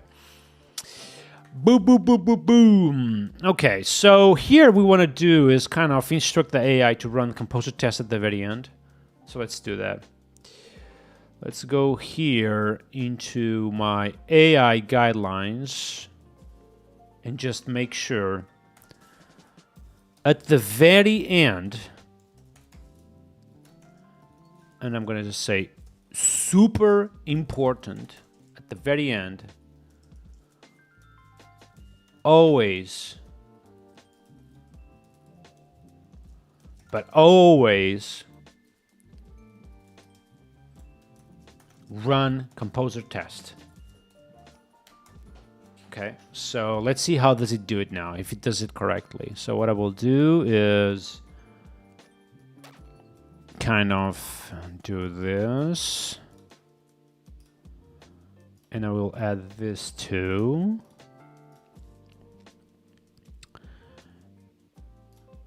And I'm gonna revert back this. I'm gonna open code. And then I'm gonna do the same prompt. And I, you know, with any luck, that will run the entire test suite at the end. Redberry is the best. We do agree on that one, man. I love that company. By the way, chat, let's say thanks to all our sponsors, starting with Redberry, indeed, one of the best digital agencies for Laravel and Vue development. I love them. You will love them too if you work with them. Check them out if you can already. Titan, of course, they also equally build and rescue web apps and dev teams. Check them out if you haven't already. They also work and have Matt Stauffer, which is the author of the book Laravel Up and Running. Check them out. Mailtrap, which is this solution that in the past used to be used only for local development, but then actually now they equally have a delivery in production, meaning that you can actually send emails in production using Mailtrap too, which is super useful because you can use the local solution in the as being as the same as the one that you use in production. Super useful. Check them out. JetBrains, of course, the best company ever behind PHP Storm, the best editor in the world. CodeRabbit, if you want to have AI reviewing your code through pull requests, super useful. We have a full stream about them. They're awesome. Devin AI equally, if you want to delegate tasks to AI using Slack and Linear, it really just works. It's awesome. Check them out. And thanks to my sponsors for making my dream come true and making all of this become possible, okay? Check them out. Check them out, chat. Boom, boom, boom. Typically, the links are literally below me, okay? You can just go there and check them out. Next stream, next Monday, we have Dax, the creator of OpenCode. So be sure to activate the bell because they will be online, man. They will be online. What do you think about Cursor AI versus Junie? I don't use either Cursor AI or Junie, I'm going to be honest. I've been using either Cloud CLI or OpenCode on the terminal with Cloud Opus 4.5. That's mainly what I use. I don't have any special sub-agent with a different model or XYZ. I just use Cloud Opus 4.5 and it really just works for me. Okay? By the way, chat, if you are enjoying today's live stream, don't forget, go all the way down and click like on this video as well. Right here. Boom, boom, boom. Dun, dun, dun, dun, dun, dun. Boop, boop, boop, boop, boop, boop, boop, boop. All right, so what was the result of the CLI now? Let's see. I'm going to move this stuff to the end.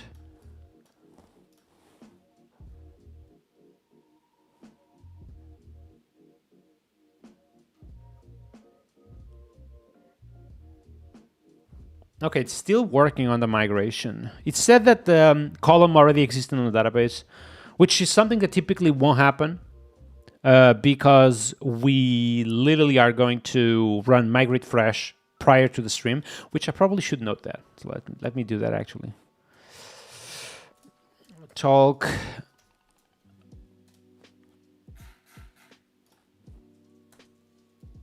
So here, what we want is run script or init.xh and have that here.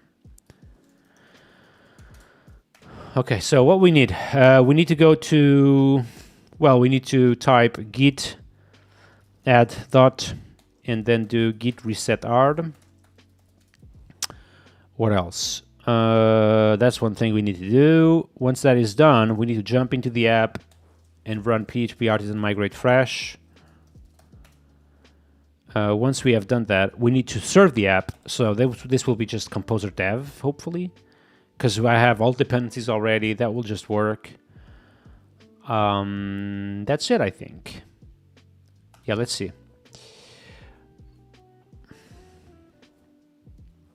What is the result of...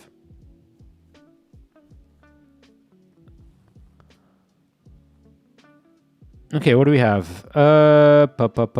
He didn't run composer test, did it? I don't think he did. He did run Pint and PHP Artisan test, but he didn't run any composer test, which is annoying. He did add tests and everything, which is good, but no good. So why this happened?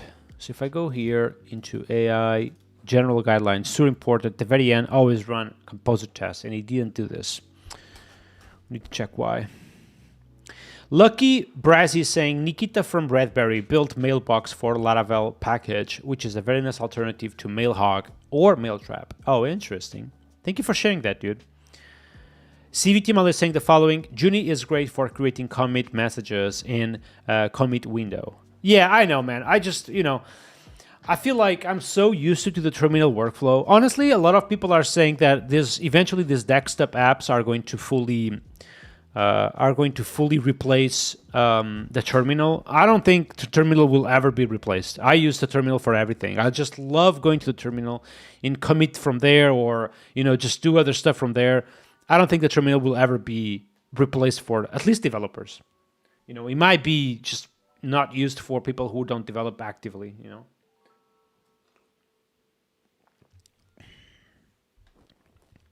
CVT Mal is saying, I'm not convinced to switch from Cloud Code to CLI to Open Code. Oh, man. Well, dude, I'm going to just tell you something. During this week, I had to go actually to Cloud Code because at some point, Cloud Code Opus was not working on Open Code.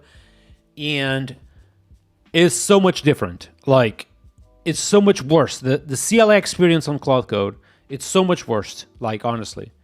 And you will see it. Like, once you just use Open Code like for a day or two, and get used to the UI on the terminal, and you will see that it's just miles ahead of Cloud Code CLI.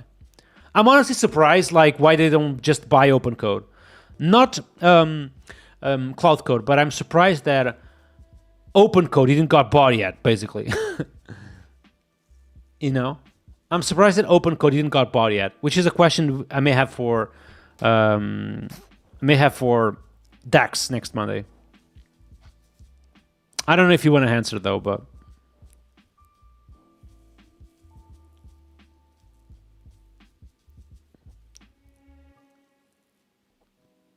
Yosef is asking if I do upload my codes.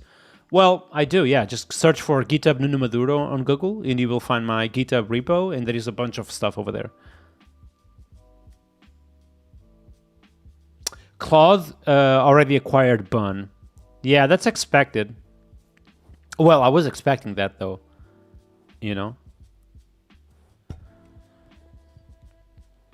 Basically, like, all these companies with a bunch of money, they want to make sure they acquire, like, the ecosystem as fast as possible, because this AI companies, they basically will generate apps for us at some point we won't even see the technology being used behind it. So they want to, kind of prepare the technology as much as possible for their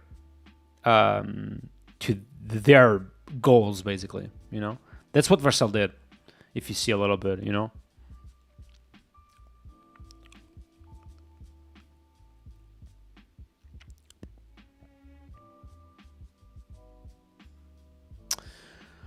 Okay, so what can we do here to ensure this?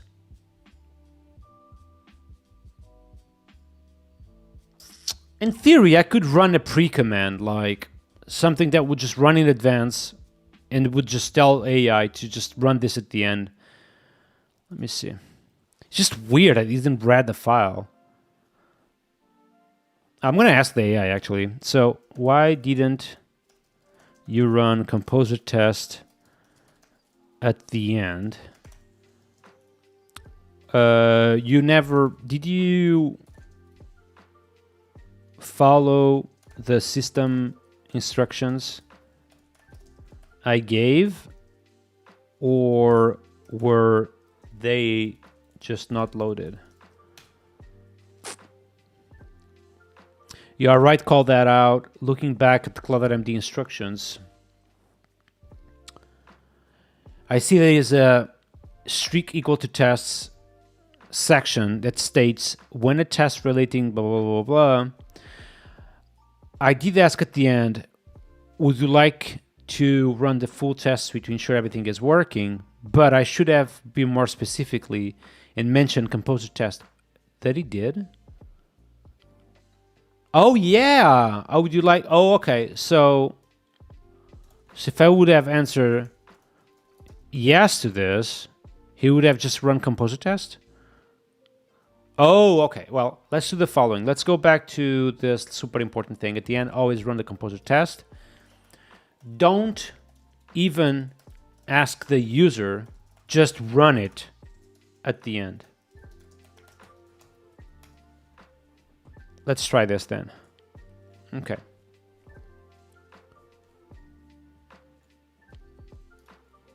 So let's stop this. Let's go back to Git. Let's commit this general thing.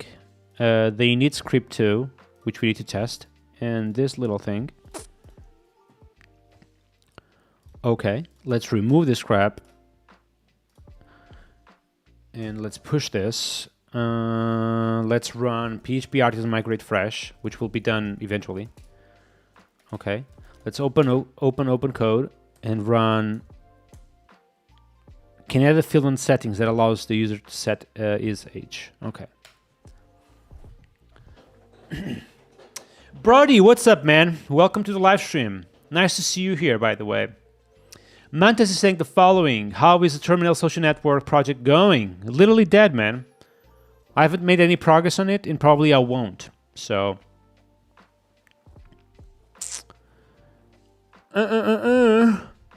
Just a lot of stuff to do that is important, so... Probably not doing it, so that's why. Brother is saying the following. I just woke up. What time is in your place, man? I just woke up and I saw that you were alive. I wanted to pop in. Thank you, man. Thank you for passing by. How are you doing, by the way? What are you planning for this beautiful weekend? It's like 8 a.m.? Oh, Jesus Christ.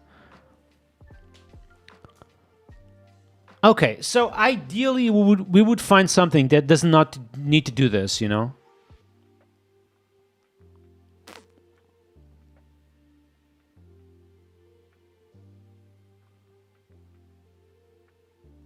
Well, in theory, I could talk that initially starting by getting familiar with the project. Now, because you are consistent and you store the things in the correct place all the time, AI will very likely to one-shot the feature I have requested because it sees that you are consistent and it will just follow those patterns all the time.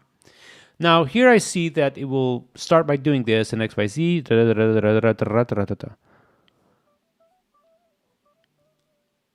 Maybe like that introduction is not that bad though.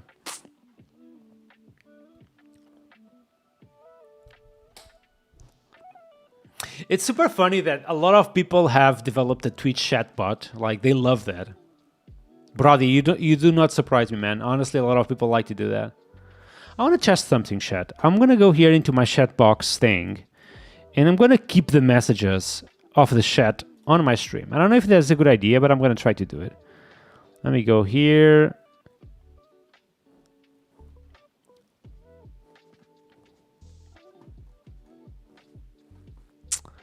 Always show messages. Let's try this.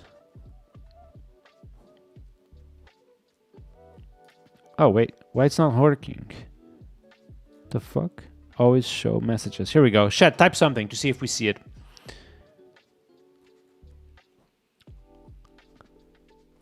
Okay, your messages now should just stay here on the stream.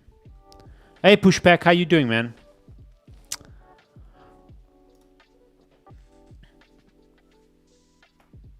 Oh. Here we go. So this message now should never disappear on top of me. And if you guys were to type something, this will always appear.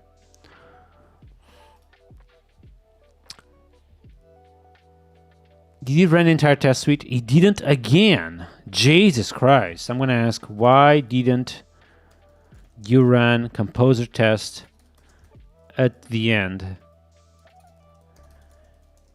Can you let me know if you have instructions to run this? Oh, here we go. As you can see now, this doesn't go away, which is, I think, is pretty cool. Especially for people who are watching on Twitch and they want to kind of know what people on YouTube have asked. So, RunDN is saying the following. On OpenCode, you use Anthropic API. Yes, I do use the Anthropic API.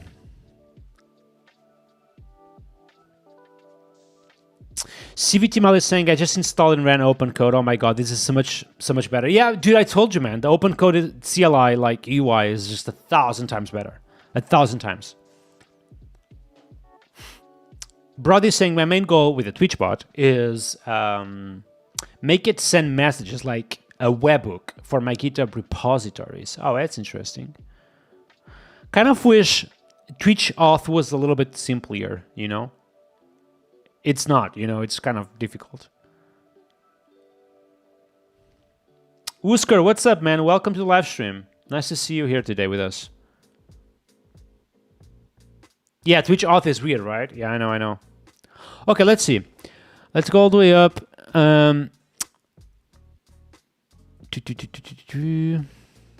You are right to ask. Let me check if there is instructions about running composer tests in the guidelines. Looking at the Cloud-Code.md instructions I have received, the relevant sections are I don't think the important crap is being even loaded.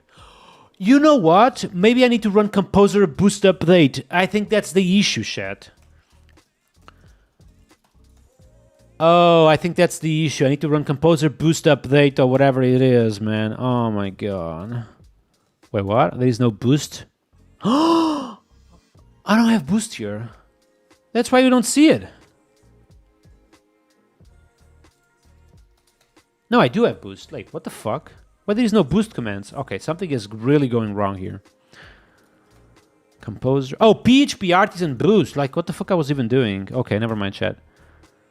Here we go. So this stuff should now load the important section into my Claude.md. Here we go. This was all outdated.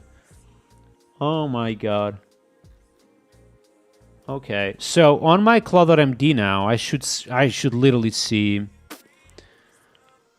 Claude.md. I should see important at the very end. Always run composer test. Blah blah blah blah. You guys see?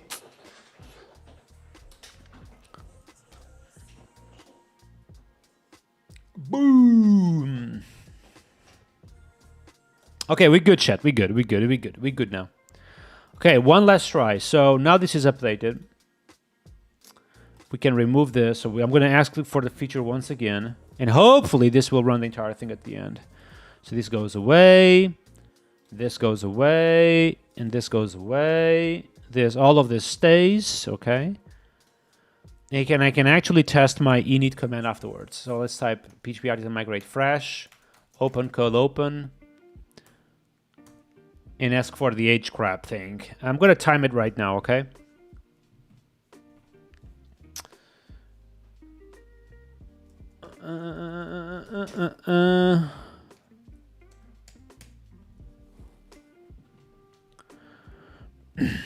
Now, so far we have talked about string typing, trusting no input, testing pipeline. But now it's time to see all of that in action. And I'm going to show you that being strict consistently, having this strict type pipeline of testing, will literally help your AI producing your code and even one-shot your code in the perfect way from the beginning. So let's actually see this in practice. And what I will do is that I'm going to open code from my terminal. So I'm going to just type open code. And here we have a fresh session. And the only thing I will do here is ask AI to literally add this H field to my settings, okay? Now I'm going to type enter, and remember, this is a fresh session, meaning that AI doesn't have any context about my project. So the first thing you will do is delegating the sub-agent, which will explore the settings of your project. Now, effectively what's happening now is that AI will read every single file you have in your code base, user models, app service provider, the various files we have, and will get familiar with the coding style, with the consistency and strictness you have in your project. Once this is done, it will start detailing a plan which will act accordingly to the structure you already have and hopefully one-shot the entire feature. So let's wait a little bit and see how AI will behave on this one. Can you guys imagine if AI is literally down on the day I do the talk? That would be fun.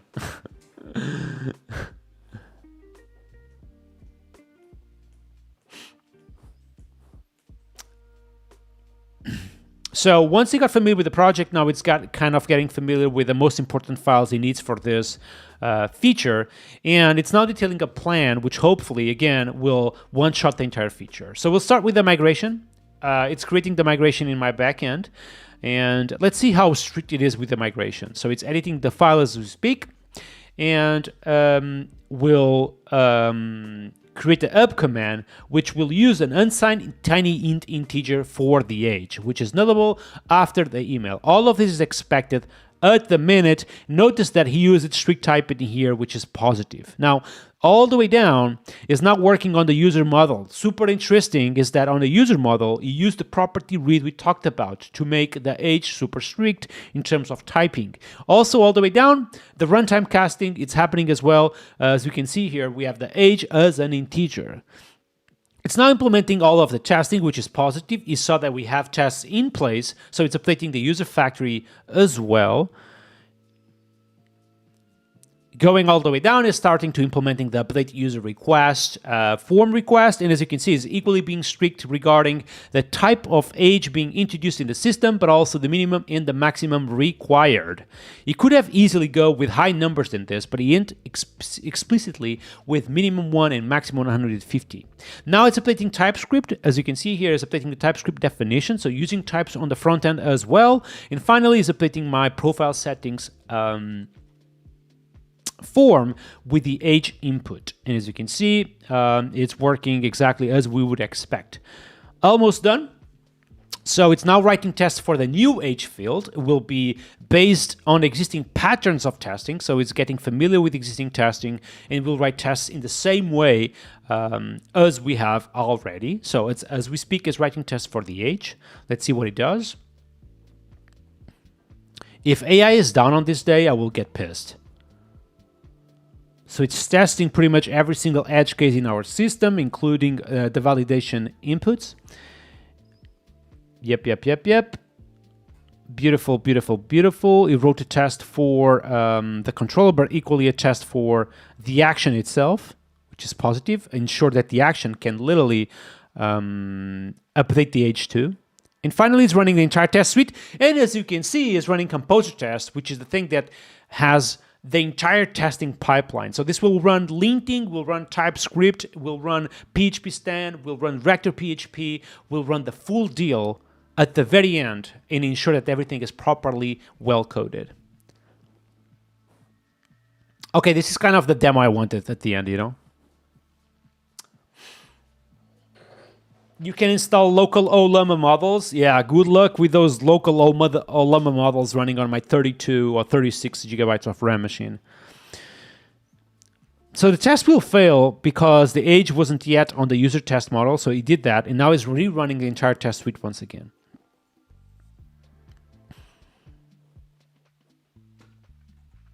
So this will give me easy 4 minutes of talks, 4 or 5 minutes easily, okay?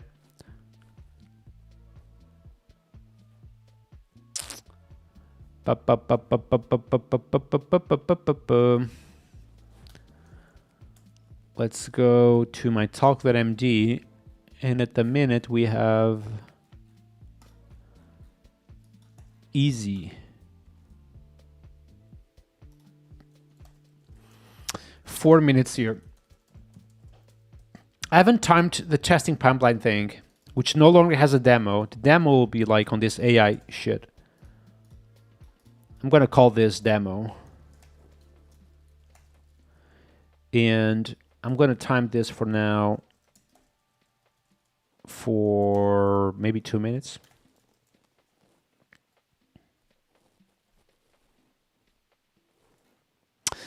And as you can see, finished by saying that you have now 166 tests passing with 100% code coverage, which is what we wanted. Yeah, this is easily 5 minutes, man. Easily 5 minutes. Yamdabad is asking, hey, welcome to the stream, by the way. Nice to see you here. He's asking if I use spaCy permissions. I don't use that project, no. Every time I have developed permissions in my projects, I just code it myself.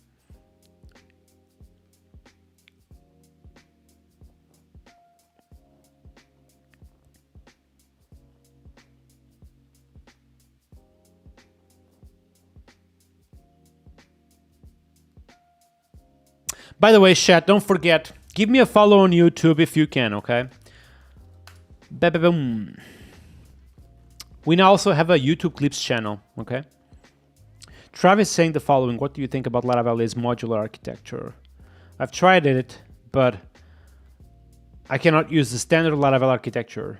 I don't know what you mean by Laravel modular architecture. I think you should stick with defaults in Laravel. So all of the folders, they should remain untouched. You may add a few more for enums and actions and things like that, but you should use a default Laravel structure for everything. At least that's what I do.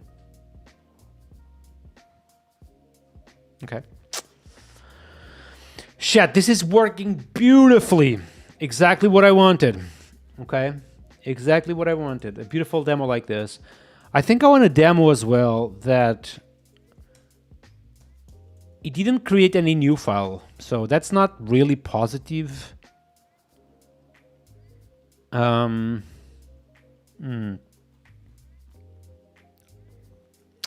don't think we want down method, so I'm going to add that to my AI generated file too. General. Super important. Don't use down methods on migrations. And let's type PHP artisan boost update once again.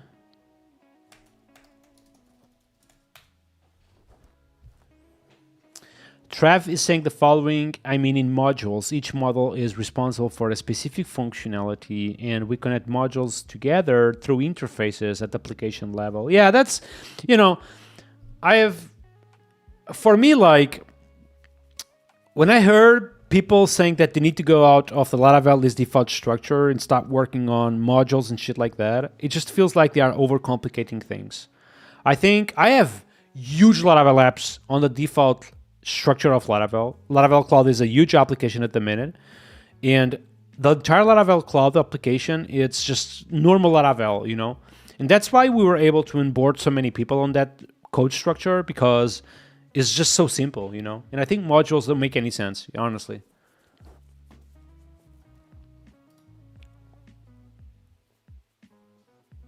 That's what Brent is writing on Beyond Crude. So CVTML, did Beyond Crude also pitches that you should not go out of the Laravel structure, or they pitch you to go modules and shit like that? Okay, what else? So what else did he do wrong? So because we can just literally instruct that all the time. So this was good. This is good. This is good. This is good. This is good. This is good. Yeah, I think the only thing it was wrong was like down method, which we just added. Okay. So I'm going to remove all of this.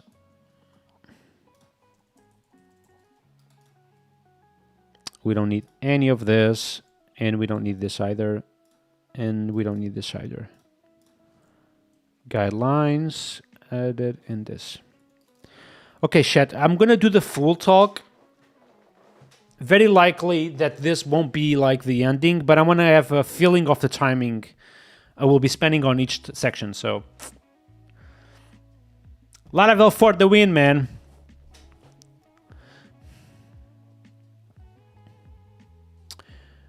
Dev, I don't know who I am, is saying the following: most what I modularize is subfolders when there is too many models. Yeah, I'm gonna be honest, like, I have in the past, well, not in the past, I have actually done this. So something I do is that on the HTTP layer, I kind of like to have a subfolder for the API, So when I have an API, I have a subfolder for the API, and that's it. Services, they, each service has its own folder, of course. What else? And I think that's it. Models will be always at root level here. Yep, that's it. Actions, everything at root level as well. Yeah, that's the only thing I do is the API folder. Yamdabat is saying, I haven't tried Laravel Octane yet. Is it worth it? Yeah, I mean, I'm using Octane literally on every project I have. It makes your project faster, basically, in production. I don't use it locally. I just use it in production. With Laravel Cloud, and even on Forge, I was using Octane too. By the way, chat, this is pretty cool, right? Just keeping the chat here, I think it's pretty awesome. Because what happens often is that people may arrive and they want to follow what's happening or what the discussion was about or what it is about, and they can just come here and see the entire chat.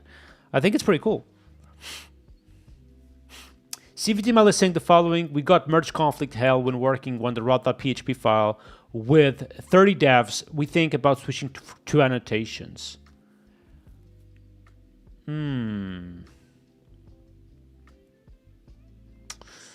Wow, conflicts on the route PHP. Yeah, because you guys are changing a bunch of that file though, right? Because it doesn't happen often changing that file unless you are adding new routes and shit like that. So it's probably an app that it's being built as we speak. I honestly think that I'm not a fan of the routes.php file. I think Laravel should embrace attributes on that one. I have pitched that last year, but it wasn't accepted. But so I don't know. Yamdabat is saying the following: what app do you use for local server? I use Herd. Okay, Herd from Marcel Posiot. That's what I use. Okay, Shed, I'm going to try to do the full talk. Again, I want to have the feeling of how much time we have in terms of content. The entire talk won't be like this. I'm going to pretend that I know what I'm talking about because I just want to have a feeling of, in terms of timing, where we are at the minute. So let's see how it goes. All right, so Git status, nothing to be committed. Meaning that, hey dude, I don't know which language are you speaking on, but I don't understand that language, okay? Oh, here we go. No, do you use RabbitMQ? I used to, so I remember using RabbitMQ 10 years ago. Although RabbitMQ is not supported by Laravel. So, that project wasn't a Laravel one. But I pretty much built a client for RabbitMQ in PHP. All right, so what I want to do here, I want to test my init script. So let's see, what do we have? We have a script that does git add.p, resets everything, goes to app, runs migrations, and runs composer dev. Okay, that's what I want. So this will be here. So let's type here init. Permission denied. Okay. How about now? Here we go. Beautiful. So I need to run that. I need to place myself on which file will be the first to be shown. Yeah, I think I'm going to just do this. Like that. Close everything. I'm going to open providers.appServiceProvider by default. Yep. Beautiful.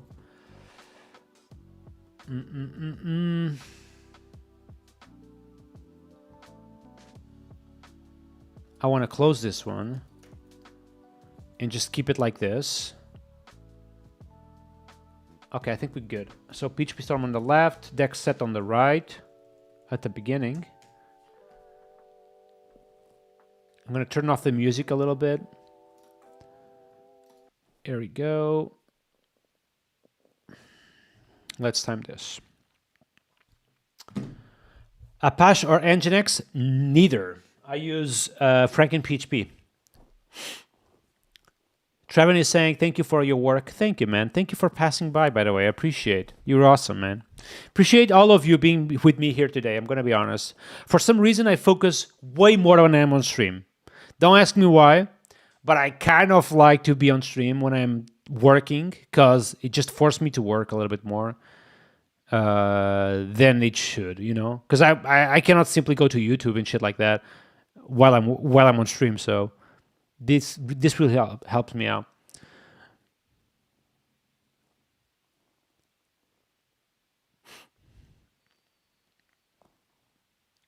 What do you mean we get 10% with FrankenPHP out of the box? So FrankenPHP is an alternative to PHP FPM in Nginx. So it gives you all of that. You don't have to deal with any of that crap. And yes, I'm using FrankenPHP to all my production applications. It really just works. I love it. Plus works with Octane too. All right. Oh, 10% performance boost? Hard to say, man. I don't know. I wouldn't be surprised if it gives me 10% more in performance boost. Okay? Okay, let's go. Hello, Laracon India. Super happy to be here today. For those who don't know me, my name is Nuno. I'm a Laravel core team member. I am the creator of multiple open source tools, but I'm also trying to become a YouTuber. Again, at Laravel, I'm working on this AI team together with Ashley, Kira, and Jeremy. And today I'm going to talk to you about strict engineering at Laravel. And more importantly, I'm going to talk about strict AI engineering, because on this AI area, we don't actually type the code anymore. We basically instruct AI to follow the good guidelines, the good patterns, and we just instruct AI to build the features we want. So today's talk will be more about tips in things I always do that I truly believe to work better with AI, starting with just use better defaults. We all love Laravel starter kits, but in my opinion, you can just make it better, especially on this area of AI. You want to make it as strict as possible so AI cannot make mistakes. So let's start by showing you some of the things I always do on my app service provider, which literally make my app a little bit more secure and more strict. So I'm going to move here into PHP Storm, and what I will do here is open my app provider's app service provider. And if I go all the way down, you will see that I do a few things on my boot method, which will configure my application to be a little bit more strict. Going all the way down, the very first thing I do is use this beautiful model should be strict. And what this allows me to do is that if AI for some reason were to craft code that looks like this, trying to access a property that did not exist, this will throw an exception and make AI know that this attribute does no longer exist.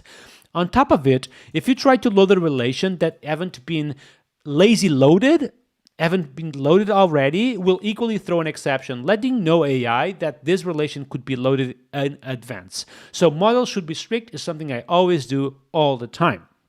I would equally talk about unguard your models, but that would be a talk itself about this topic. Now, going all the way down, something I always do is ensure that my dates are immutable by default. Not a lot of people know about this, but if you create a date A with an instance of Carbon, and then you do something like B equals to A set day 1, in fact, you are changing the date of the A instance, but equally the date of the B instance, unless you are using Carbon immutable. And if you do this, this set day will literally return back a new instances of date with that day instead of mutating the original one.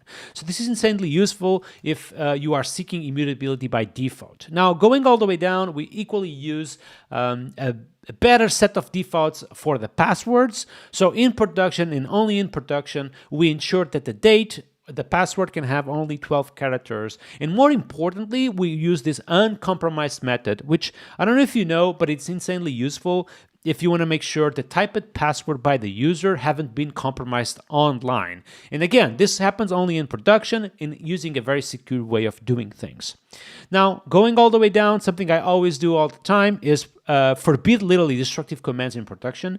I don't know about you, but you probably run a lot locally, something like PHP Artisan Migrate Fresh. And you might have actually multiple tabs open in production, opened locally. And one of them might be, for example, your production app website. And honestly, I have seen people that have run this in their production websites, and it is just a total nightmare. So what you can do is literally just call this db prohibit distributed commands. And what this will do is ensure that in production, at least, you cannot run things like PHP Artisan Migrate or db tables delete or whatever. It's really useful. Now keep going here. We have this configure URLs, which is equally super useful. If for any reason your Laravel code were to create a URL that is unsecure, use the HTTP instead of HTTPS. If you use this forced URL HTTPS, this makes sure in your entire Laravel app, any kind of URL will always be secure. Now, going all the way down, I equally like to change my testing defaults. Typically, you want to make sure that if your code does something like HTTP delete or HTTP post, you want to make sure that at least on testing, those things don't actually happen. So to prevent that from happening, what you can do is use this beautiful prevent stray requests, which will literally prevent that you do HTTP requests in your test suite. And same goes for the process facade. You also don't want to sleep on your test suite, so you can just use the sleep fake thing. Woof. So this goes to, I'm gonna make a pause here. So this goes to 5 minutes, I think. Let me see. I'm going to open my talk.md. Yeah, we predicted 1 minute on the introduction, which is exactly what happened. And then 4 minutes with the beta defaults, which is exactly what happened. I have here, as you can see here, literally 5 minutes, which is what we expected. Ugh. Boom, boom, boom, boom. I'm going to make a pause here to catch my breath. Oh, la, la, la. By the way, chat, typically what happens when I rehearse the talks is that over time, it just becomes better and better. So during this week, what I will do, hopefully, is keep rehearsing this talk more and more. And over time, we'll just become very good. Okay? Hopefully. How you do database backups? What I do is I just have managed databases, which typically do the backups for me. Can we use your app service provider? You can use Essentials, which is effectively what this does. So my Laravel package, call it Essentials, which I'm going to show it to you. Does all of that shit. Essentials. Is this the one? Yes, this is the one. So this package does all of that, by the way. Which I could typically, maybe I can talk about it. I think it's actually a good idea. Yeah, let's actually do that. I'm going to screenshot this. And just put this PNG on the slides. Oh, you're welcome, the buddy, welcome. All right, so let's actually put this on the slides real quick. How can I do that? All right, give me a moment here. So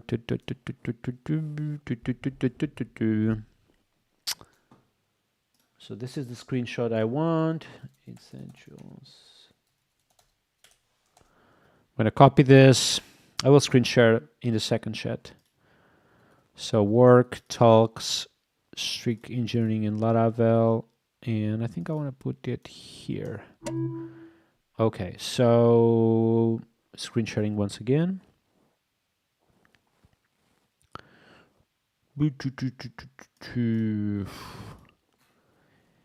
And we want this slide to be at the very end of just use beta defaults. So it would be here. And we want an inline like that, essentials. Here we go.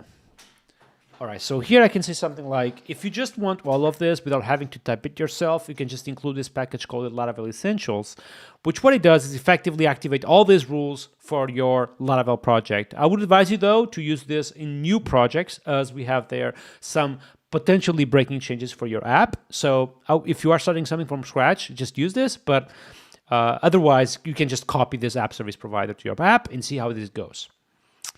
Okay, we can do this. So this is like 30 seconds easy on this one.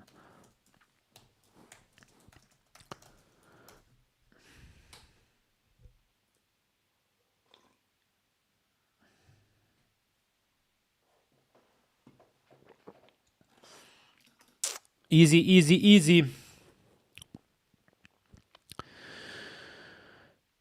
All right, think we are going to keep going from there.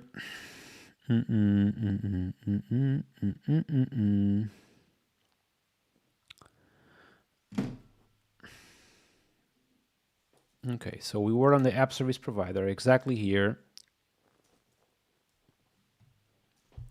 Now, these rules are really handy, and sometimes typing everything by hand can be a little bit cumbersome. So what you can do is include this package called Laravel Essentials. It's something that I have created, and what it does effectively is activate all those rules for your Laravel app by default. Now, on new projects, you can just include this package and that's it. But if you have an existing project, what you can do is instead of just including this package, you just go to your My App Service Provider, you just copy all of them and see what those rules, I can do this so much better, Jesus Christ.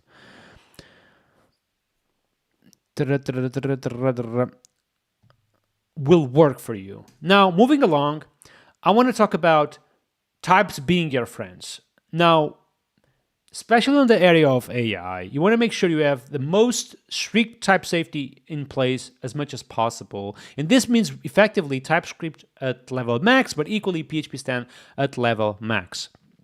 Now, if we go to this project, you will see that we have this user.php model. And let's start all the way top to see some of the things I do in every single PHP file. Of course, we use declare strict types all the way top.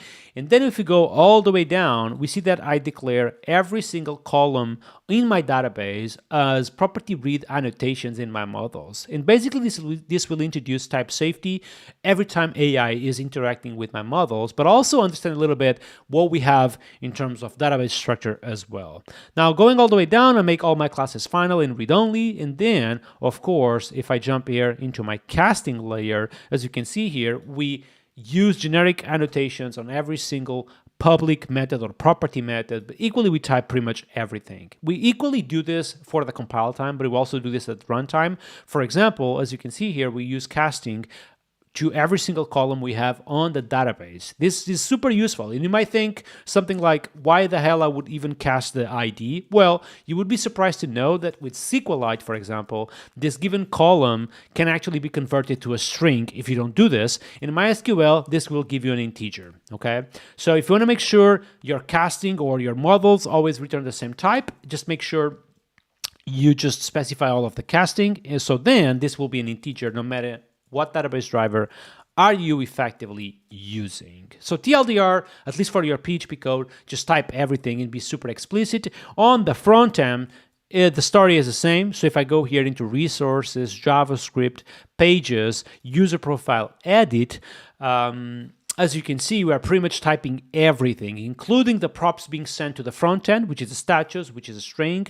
But equally, if I go here to this form request, we are using Wayfinder to specify all of the routes to be type safe with the routes I'm using on the front end. So if this user controller were to be renamed or changed, this route will automatically update.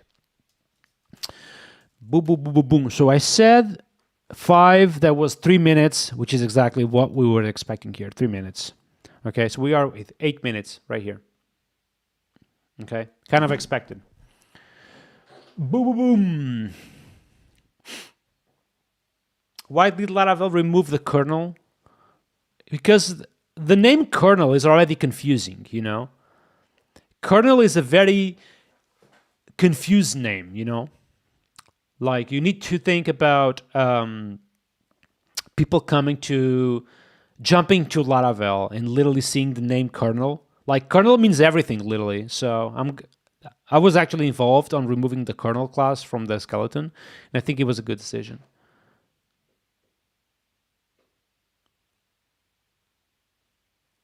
SQLite server also makes some changes with data types in Laravel. Well, not with casting, right? So that's the entire goal. By the way, chat, if you are enjoying working with me today, don't forget to go all the way down and put like on this video, okay? I'm starving again. I'm gonna grab a sandwich, chat. I'll be back in a second, okay?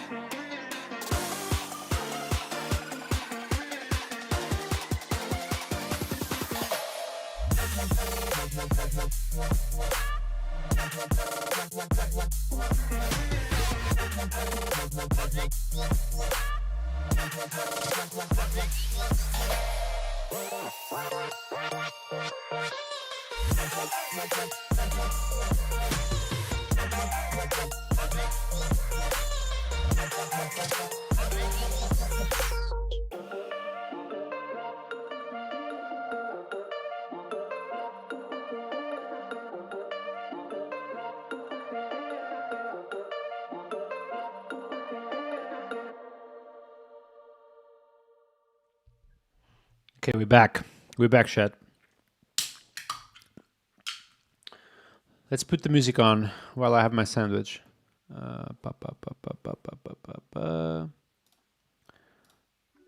Let's go with some country. You guys love that one. Country pop. Here we go.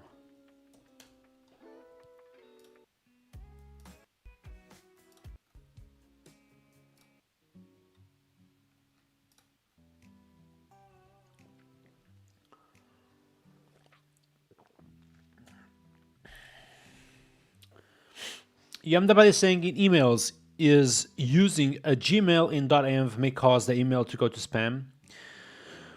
How to prevent that if I have a server only without domain? Well, it depends, right? Like, how are you? how are you sending that email, right? Are you using like a proper email provider? If yes, you should be chilling, you know? If the content is actually solid content, if people do not report you as spam, I think it's fine. Even though you can just buy a domain, dude, it's not expensive. You can get very, very cheap domains these days. Like very, very cheap. I have a bunch of them at the minute, I think.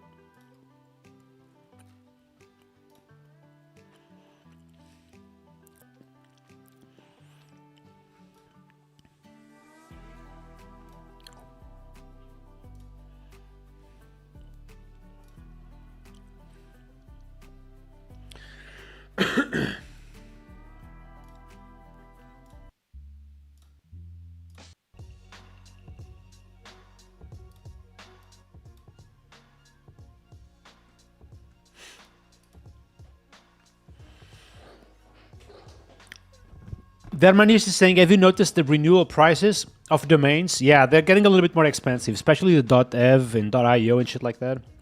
Yeah, I saw that one.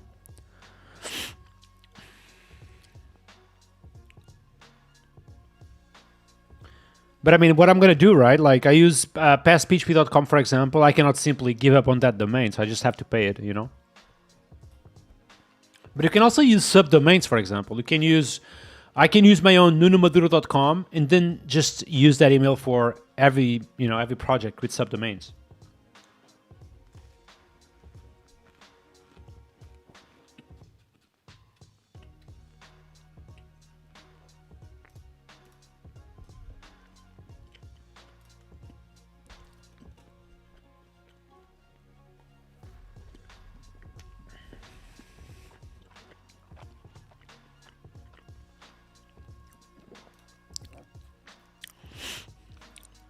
Jesus Christ. Today I've run this command locally and I literally removed like 100 gigabytes of my system. Okay? If you guys use Docker a bunch, just try this. Trust me.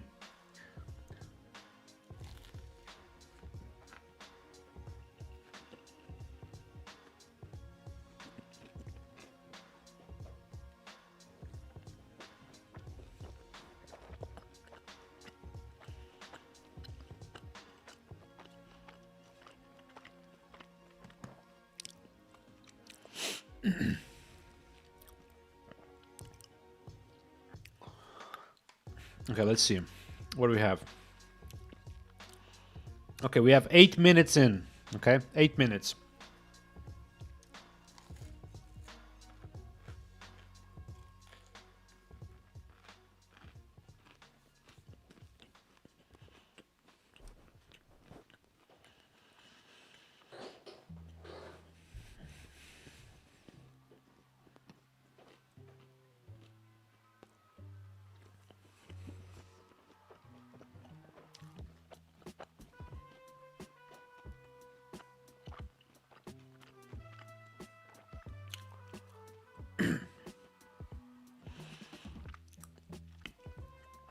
Recently, I saw a streamer doing a push-up for every like. Honestly, it's a great idea. The thing is that how do I fucking do this here? I don't have like a space for it, you know? Well, I could do it below, like right here, but I don't have many space on my room, you know? It had 100K likes.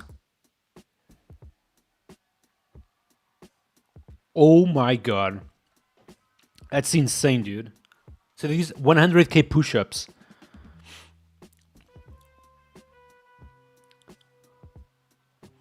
I use Laravel Sail. It's awesome, Laravel Sail. So I'm using Docker, but custom Docker for this project I'm working on at Laravel. Besides that, I use Herd all the time.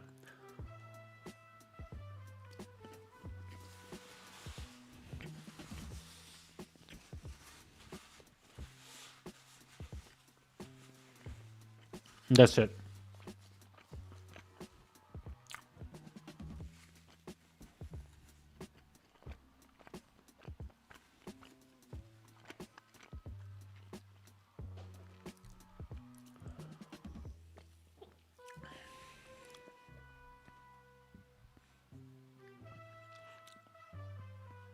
Well, Laravel Sail is Docker, literally, you know.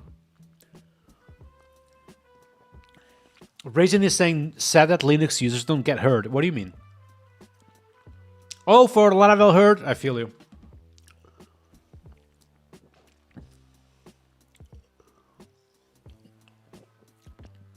All right, we got our Diet Coke, which typically I don't have one, but today I kind of was in the need.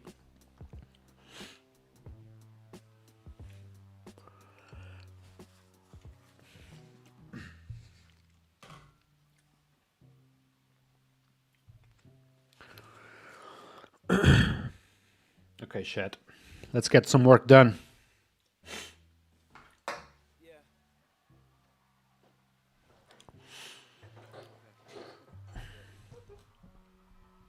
If you do put in your thumbnail, that's the reason I clicked.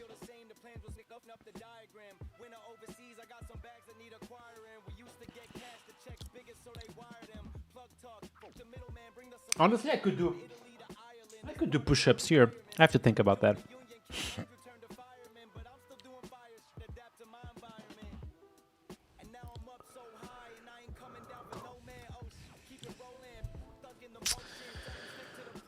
Okay. Developed by Josh. What's up, dude? Nice to see you. Welcome to the stream. Okay, chat. We are with 8 minutes in on my talk. Let's keep going from here.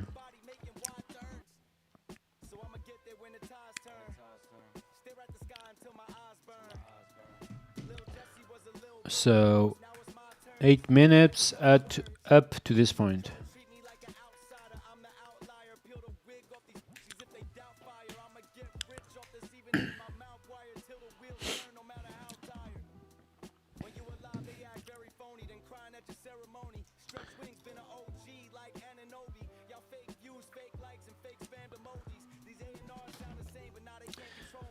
Now, besides better defaults and strict typing, you also want to make sure that you have the correct patterns in place. One of my favorite patterns in Laravel, it's called the action pattern. And the action pattern is about using this set of reusable classes that can be reused across the various entry points on your app.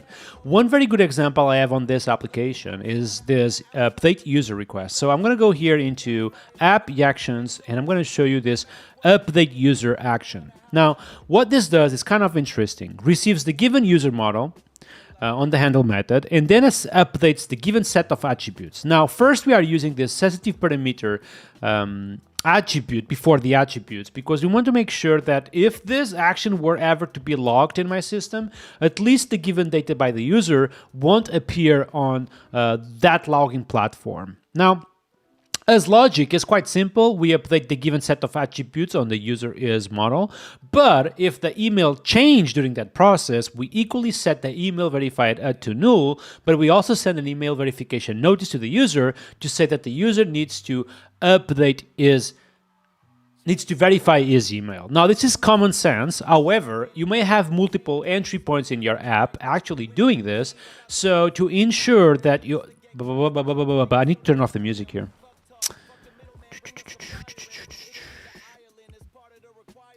Okay, I'm gonna go again from scratch, Ed. So I was on the edit file. This was all closed, and I need to close this. And I was here. Okay, I'm gonna go from scratch. Developed by Josh is saying, it really excites me, the new Wayfinder release to replace the current setup with Laravel data. I know, man. So that basically that type we just saw on the front end will be used or replaced with Wayfinder. So which is pretty cool.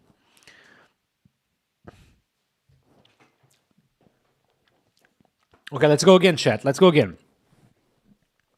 By the way, chat, I really appreciate you guys being here with me today, working on this talk. Like, Honestly, I need to get this done, and you guys are staying there watching me. That makes me really feel like I need to work on this and get this better. Appreciate you guys. You guys are awesome, okay? You guys are awesome. Okay, let's go again. So we finished this tabs are your friends thing, and we jump into the action stuff. So we can say something like, besides better strict defaults and type safety, you also want to make sure you have the correct patterns in place in your Laravel structure. And one of my favorite patterns in the Laravel apps is called the action pattern, which is basically having this set of classes that contains reusable logic. One very good example I have there locally is actually my update user action. Let me show you. I'm going to open here app actions, app update user, and as you can see, I have this update user action, and what it does is quite simple. Receives the given user, the given attributes to update, and then updates the user itself with those set of attributes. And I can actually reuse this logic across the various entry points of my app. And the usefulness of this is that if I were to change any logic regarding updating a user, that logic will be propagated to the various entry points of my app. And as you can see, updating a user logic is looks simple, but it can become quite complex over time. So obviously, we want to make sure that if the user is providing a set of attributes, we don't log those attributes on the system. So if this action were to fail for any reason, the given set of attributes won't appear on my logging platform thanks to this sensitive parameter. Obviously, and as well, if the user were to provide an email, and if that email does not match the current email on the system, we need to set this email verified to null, and then send an email so the user can verify his new email platform. So this is fairly complex logic, and you want to make sure that no matter where the entry point of updating a user happens from, you always execute this reusable logic and for those entry points. So that would be 2 minutes, which I think I can do a little bit better explaining this, but let me see what I have. Yeah, I had here 1 minute and 20 seconds. I'm going to put 2 minutes here, which is already a little bit better than before. So 2 minutes. Yep. Who is types?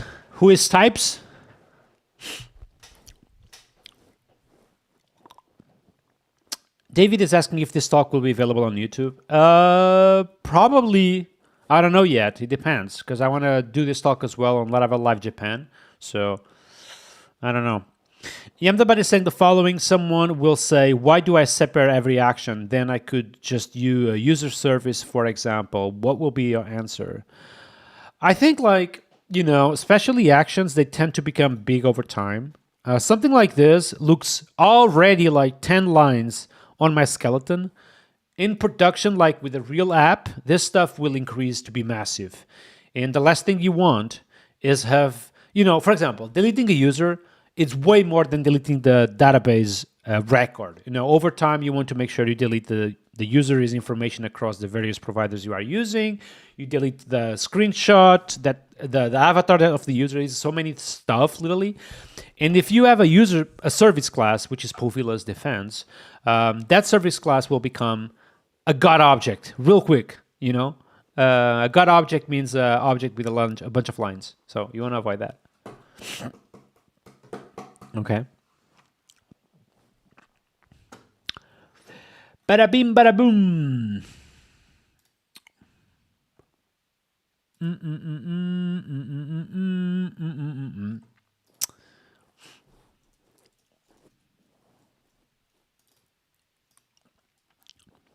Okay, will be something like this. Not exactly this, but something like this. So 2 minutes here, easy, peasy, peasy.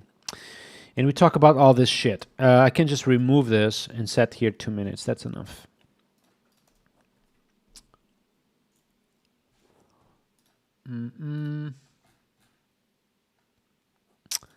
Let's commit this stuff, remove this DS store.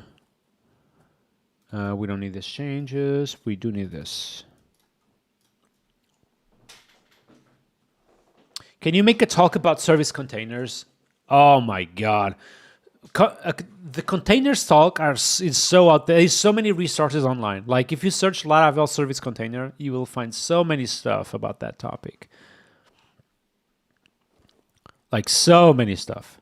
You don't have to literally having me explaining it to you that. Like there's so many stuff about that topic. A bunch of new followers on Twitch. I appreciate you guys. Give me a follow here, man. Twitch folks. Okay, let's keep going. So trust no input. This one was kind of, a little bit rusty, so I kind of need to improve this one. How much time do we have? So let's see.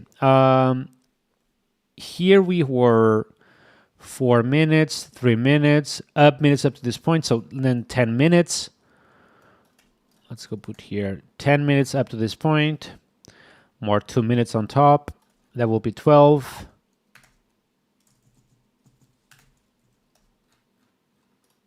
Okay, let's see if this actually takes 2 minutes. Let's see.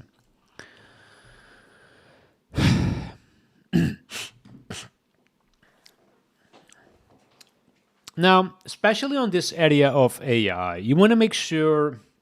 No, I want to start with... It's not even about AI. Yeah. Now, if you are going to have AI scaffolding all your from requests, which will shape the definition of your system on the back end a little bit, you want to make sure those from requests are literally top-notch. This means really validate all of the input of the world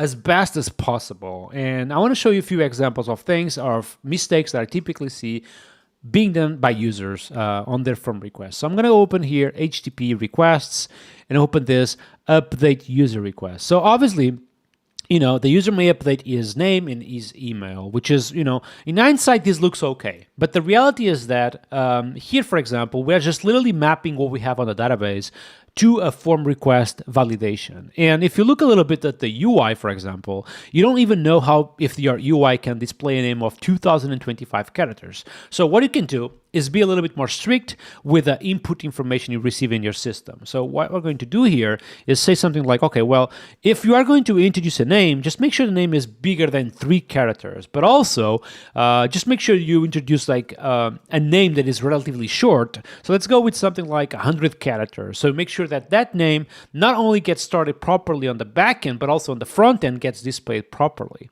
Now, if we were to have something like age, the same rules applies. You want to make sure it is required, is an integer, starts with maybe like 18, which is a minimum acceptable to be on this product, and as well goes up to 150, because I don't think people are older than that at the minute. So you want to make sure you introduce sensitive defaults in this form requests, because this is literally your last safeguard in terms of strictness in your data. Boom, boom, boom, boom, boom. Okay, this is 2 minutes. What did I have on the talk thing? Let's just revert all of this. Bam. What did I have here? So I had 2 minutes. Kind of expected. Exactly what I wanted. We don't need this. We don't need this. So that goes to up to 12 minutes at the minute.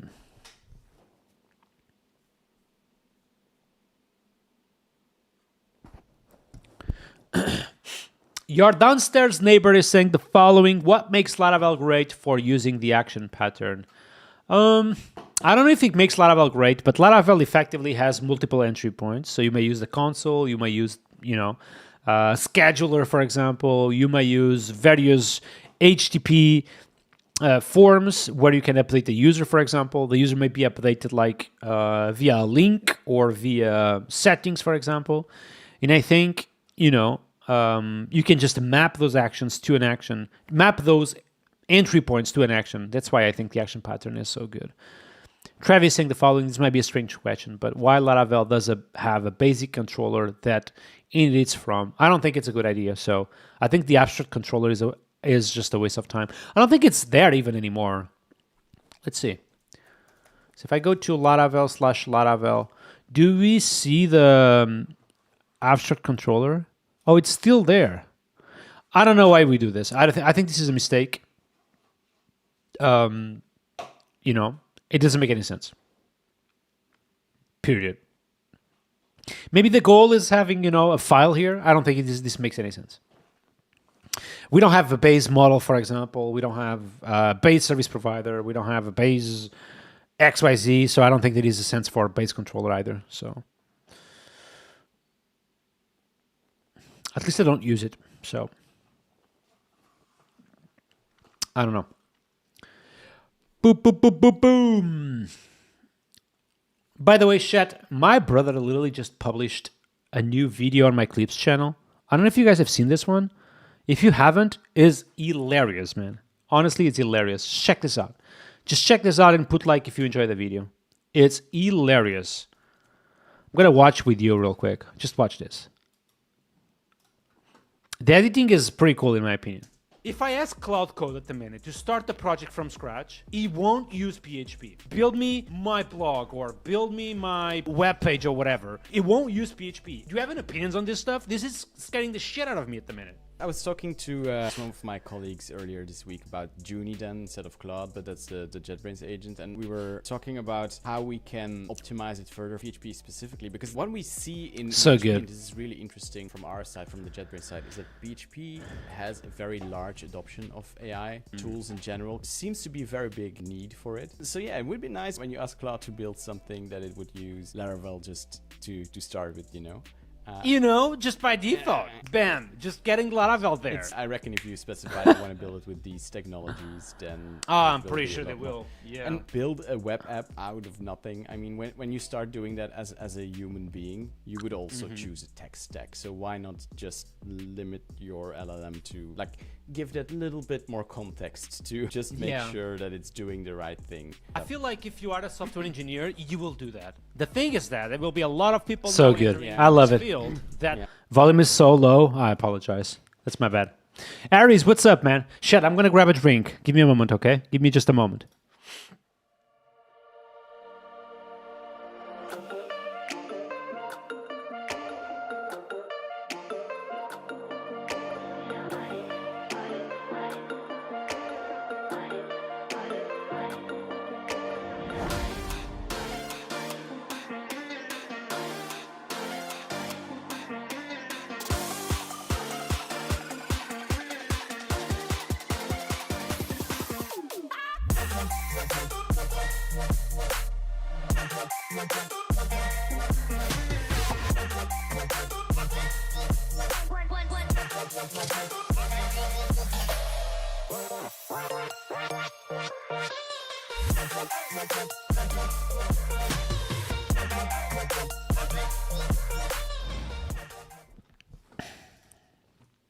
I'm gonna send you the link, chat, if you guys want to watch this. Okay. Aries, what's up? The volume is low. Oh, I'm sorry. We can close this. What else? Yeah, so we saw that trusting no input is in 2 minutes, which is positive. So this is 12 minutes up to this point. I think we're going to easily have like 15 minutes of content, which is, the talk is supposed to be 30 minutes, so I have a lot of work, man. A lot of work.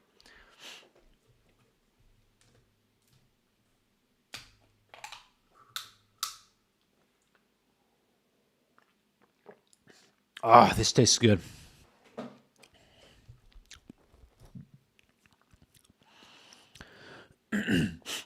So let's see.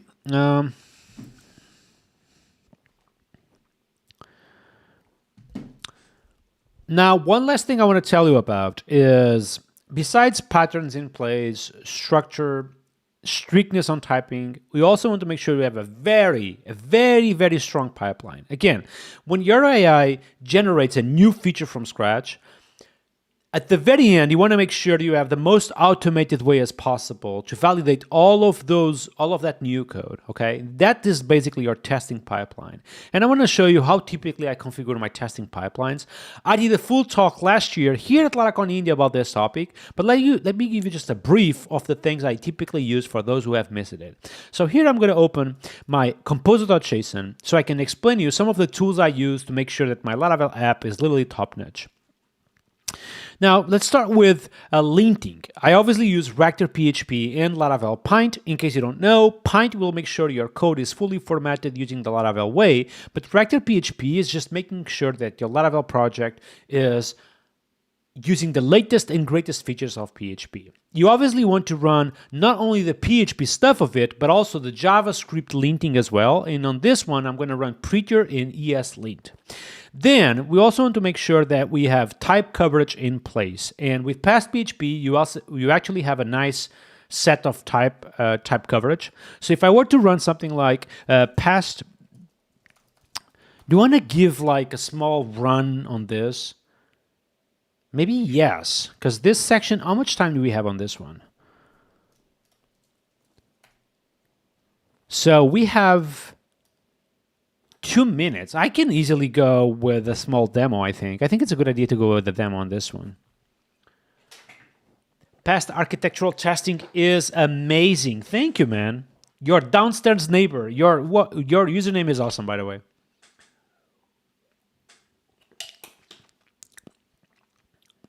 By the way, chat, this drink is so good. I don't know if you guys know this drink. I'm going to show you. Okay. So it's Prime Hydration Ice Pop flavor. Beautiful. Beautiful, beautiful, beautiful. Okay, let's redo this testing pipeline segment, but with a small demo of each one of those sections, basically.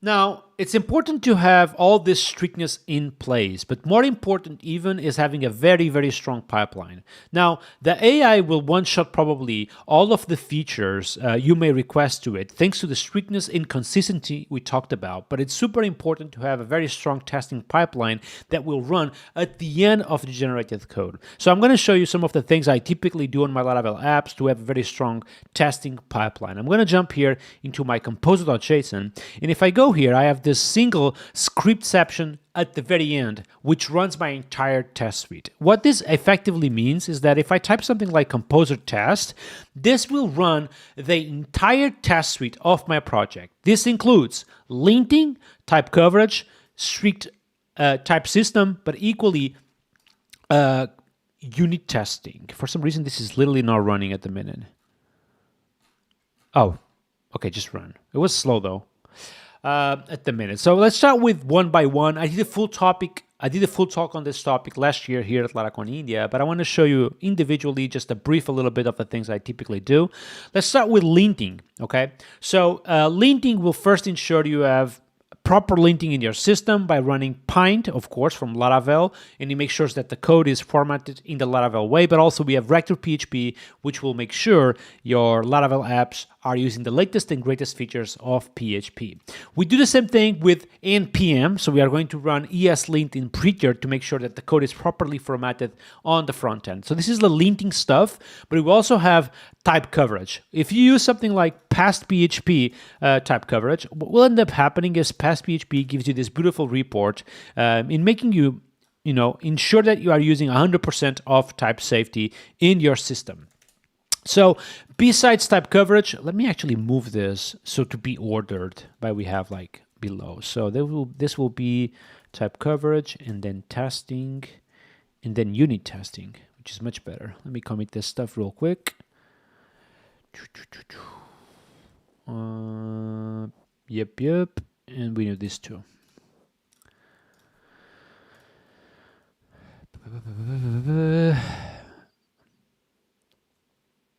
Besides type coverage, you also, of course, want to run PHP stand, just like we talked about. PHP stand will make sure every single type in your system is correct, but equally run the same thing on the npm land, which will be TypeScript. Now, Now at the end, we want to make sure that we have the unit testing working as expected, and for that we run past PHP in parallel with -- coverage 100%. Why this is important? Well, the LLM will generate a bunch of new code, and of course it's important to make sure that new code is fully tested across the way, and for that you want to make sure you have exactly 100% of test coverage. And all of this can be executed running composer test. Now, since we now have this composer test, which will execute the full pipeline of testing,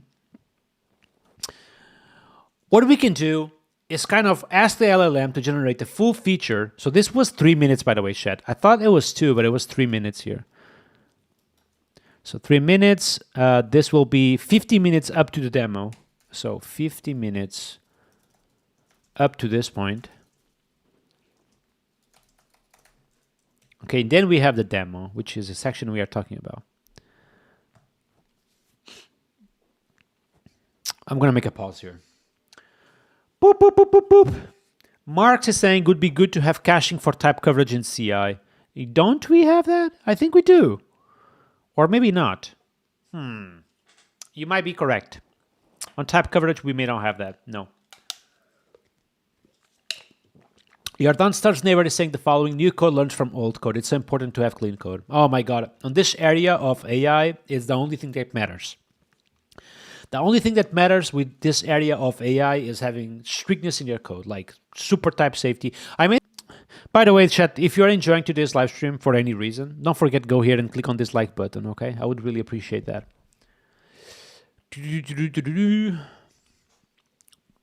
Okay, so we have 15 minutes up to this point, and now we are going to the demo, which hopefully will take 4 minutes. So for the demo, I have my terminal on the left, I have PHP Storm in the middle, and slides on the right. Okay, this makes sense.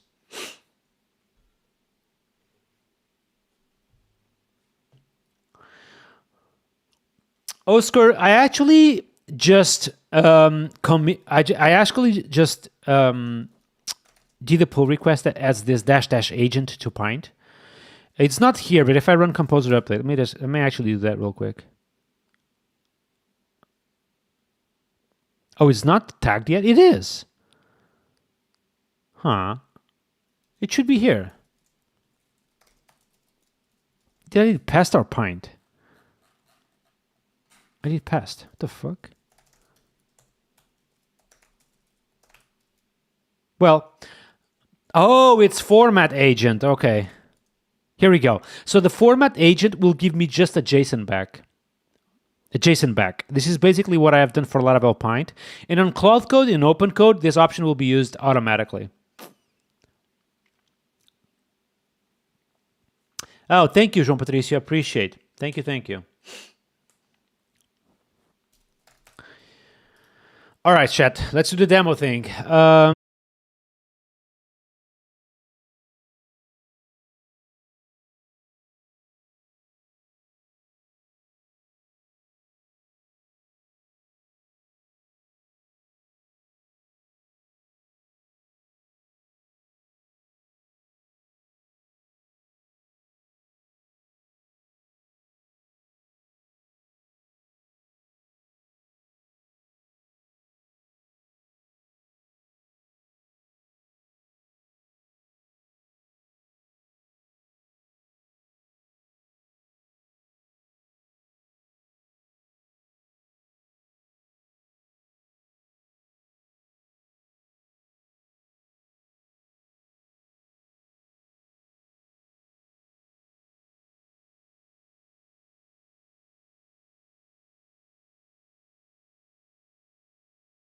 Wait, what? YouTube Black for anyone else? What do you mean? Chat, are you guys here? Is Twitch and YouTube working? Let me know.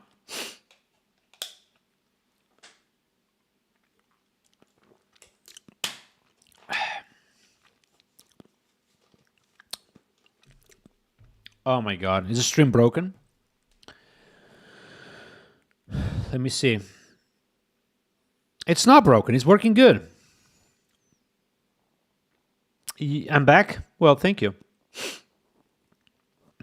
Yeah, it seems to be working for me. So as we can see, we good, chat. YouTube works. Yeah. What happened though? That was weird.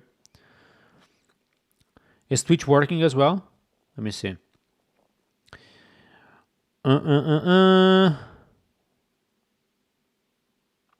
Twitch started a new session. Yeah, I think Twitch, went down for a bit, which is okay.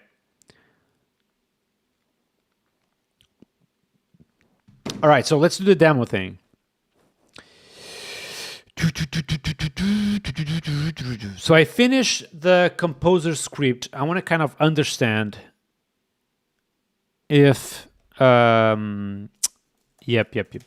want to time this entire thing.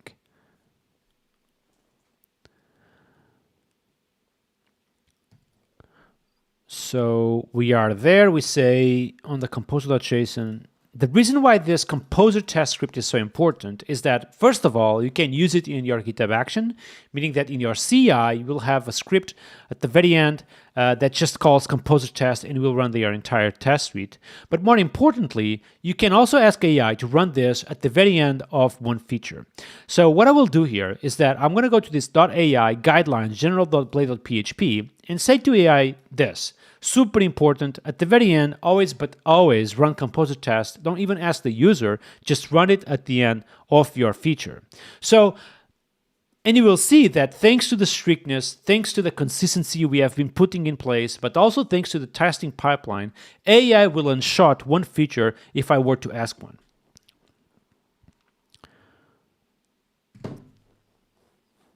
So what I will do here is open my terminal, and I'm going to type open code, which is a terminal UI I use to interact with a UI, with AI. And then I'm going to say the following: can you add a field on settings that allows the user to set his age?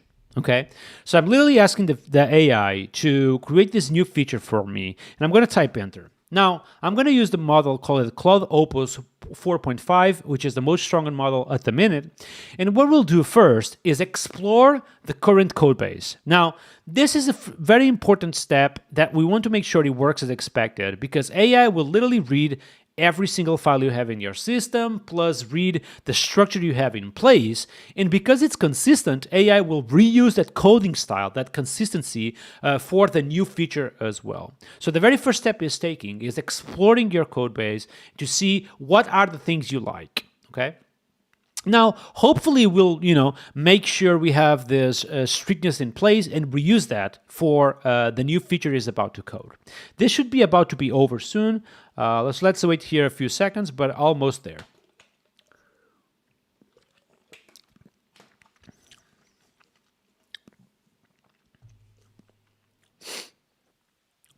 Here we go. Now I have a clear picture of the existing code base, and we'll start making a plan to implement this new feature. Okay, the first thing we will do is create the migration for adding this age column. And we are going to see something really interesting. It's that because we don't have any down method on the existing migrations, AI will not use the down method at all. So as you can see here, it didn't use the down method, but also went a little bit more strict on using this unsigned teeny integer for the age. Okay, so we'll use this data type for the age itself.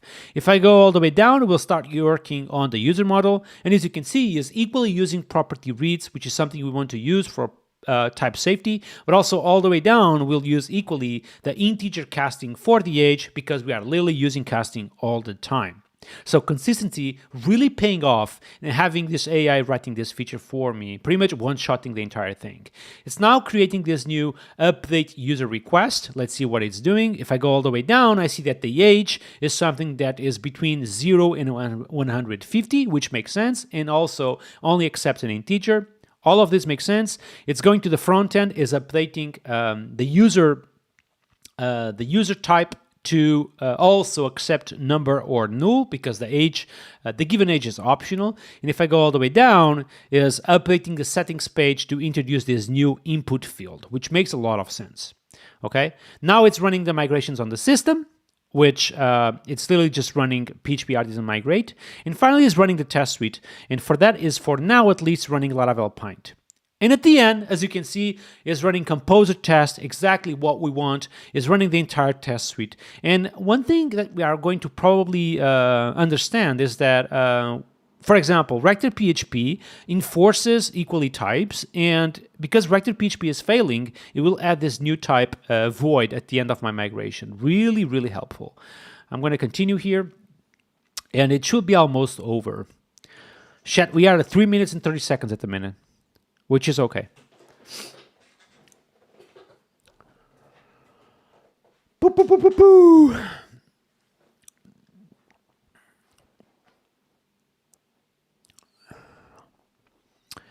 So tests are failing at the minute because the user test on the models that are actually probably doesn't have the age field, and now it just added the age field. We'll rerun the entire test suite once again once it's fully done. Now, Meanwhile, what we can do here is go to this GitHub UI to understand a little bit the changes, and we can equally test the feature already. So let's actually do that. I'm going to go here into the Safari, and as you can see, I'm going to open this profile settings. I'm going to log in, so I'm going to type here user email. Oh my God, I need to see this stuff. I literally forgot to do that. Okay, so on this init.exe, I need to migrate seed. Otherwise, I don't have that user. So here I would just typically show the feature, I think, to the audience while this thing finishes, I think. And now that we have all tests passing with the AI, you can see that how much useful that composer test was at the end. And AI was successfully one-shot at this. So this would be 4 minutes and 30 seconds, 5 minutes easy, if I would expand on it in a few sections. So let's go here into 5 minutes, I think. This will be 4 or 5 minutes easy, okay? Which will make 20 minutes easy. In the last slide will be just basically saying, thank you so much for having me, India. Blah, blah, blah, blah, blah, blah. Literally 10 seconds.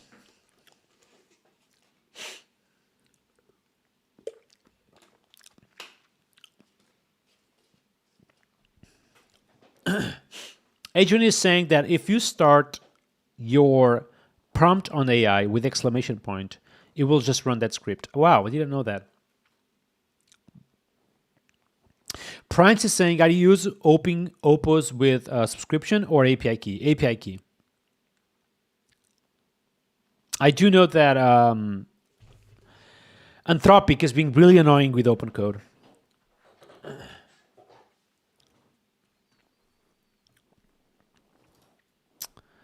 I wonder, like, oh. So I just typed the exclamation point and they changed to this shell mode. That's interesting. PHP artisan list. Yeah, it won't even go to the AI, hopefully. That's very interesting. Okay, Shed, I need a 3 minutes pause to call my family. Give me a moment, okay? I'll be back.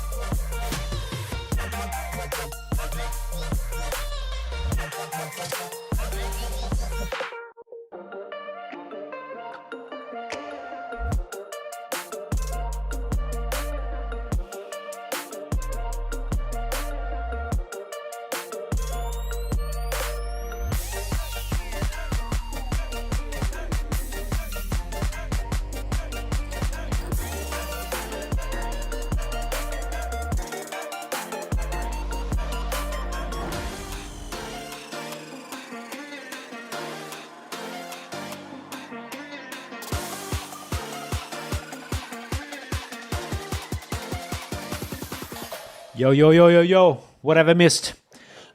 Agent is saying that it's basically a regular terminal. I'm wondering if the output of your terminal command gets sent to the AI, though. You know, Oscar is saying it's very powerful. It gets sent to AI. Oh, it does. Okay, well, on the next message, basically, if I were to type something now, then that output will be sent. Oh, interesting. That's cool, man. I didn't know that one. I was noticing that with open code, if you type exclamation, so I'm going to type like the exclamation point thing. Watch this. Bam. Oops. Bam. It just changed to shell immediately. And if I type again, that will be a good question. How do I revert though? Oh, okay. Well, backspace if you want to kind of come back to the build mode. Interesting. I love open code. It's so good. So good. What are you guys up to, man? Like, literally, there's a bunch of people on YouTube and Twitch. What are you guys working on today? It's Saturday. Like, why are you not outside?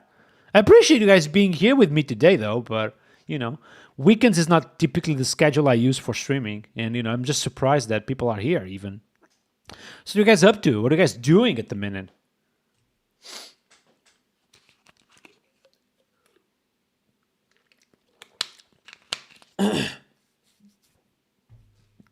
Yeah, honestly, if I weren't like, you know, if I hadn't to do some work, I would be just gaming at the minute, I think. You know?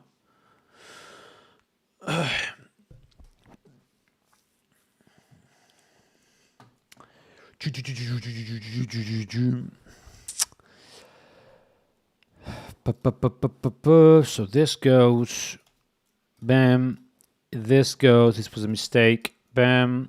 This does not go, does not go, does not go, does not go, does not go. Yep. Group Pri, what's up, man? Nice to see you. How you doing? Fefperento is moving from Nova 3 to Filament 2. Wait, you're moving from Nova 3, which is outdated, to Filament 2, which is equally outdated? What do you mean? We are on Filament 5, dude. Which we probably should do a stream about that.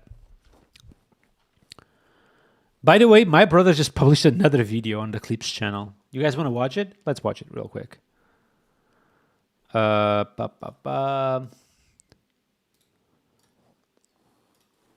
again, as a reminder, we do have a Clips channel, okay? And it's absolutely awesome. You guys should watch it. Oh, it's not published yet? Let me see. He sent me a video, though. Why I don't see it here? Huh. Give me a moment. Love from India. Thank you, man. Appreciate. Literally working on my talk. Oh, it's private, I think. No, it's not private. Where is this published, though?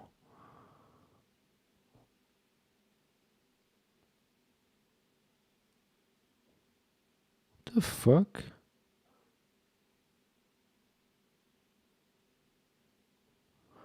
Okay, I'm gonna send this to the chat. Give me a moment. I'm gonna open real quick my WhatsApp because I have the video there.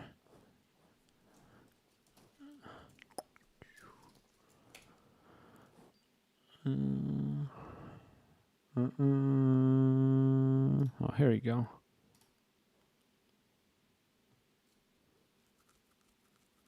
Oh, it's a private video. Okay, can I see it though? I don't think we'll be able to see it. Yeah, I cannot see it. It's pretty cool though. The last month on. Okay, fuck it.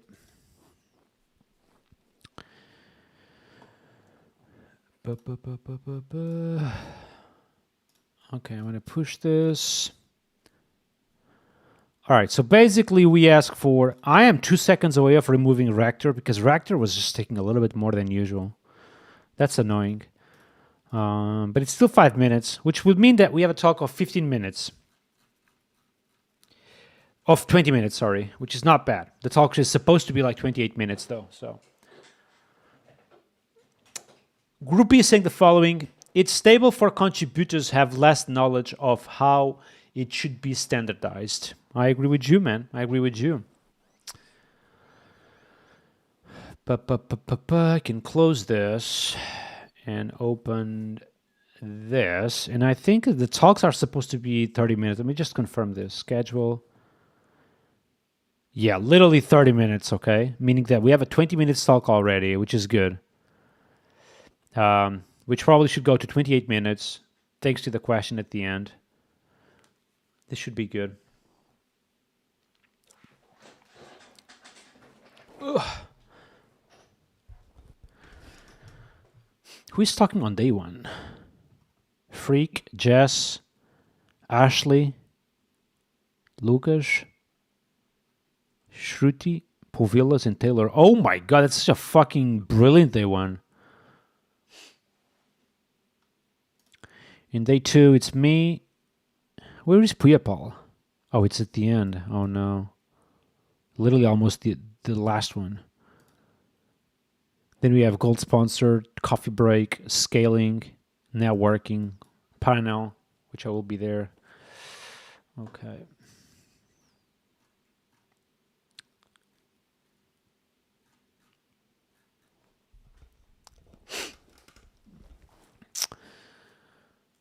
Okay, let's see what else can we fit on this stuff.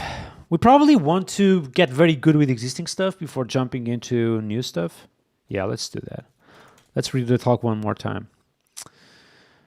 All right, so I can close this. I don't have anything on app, I think. I don't. I can just run the script. Again? Didn't I add permissions to this shit? Literally a minute ago? C mode 777 init. I think I did. Maybe I didn't commit those permission changes.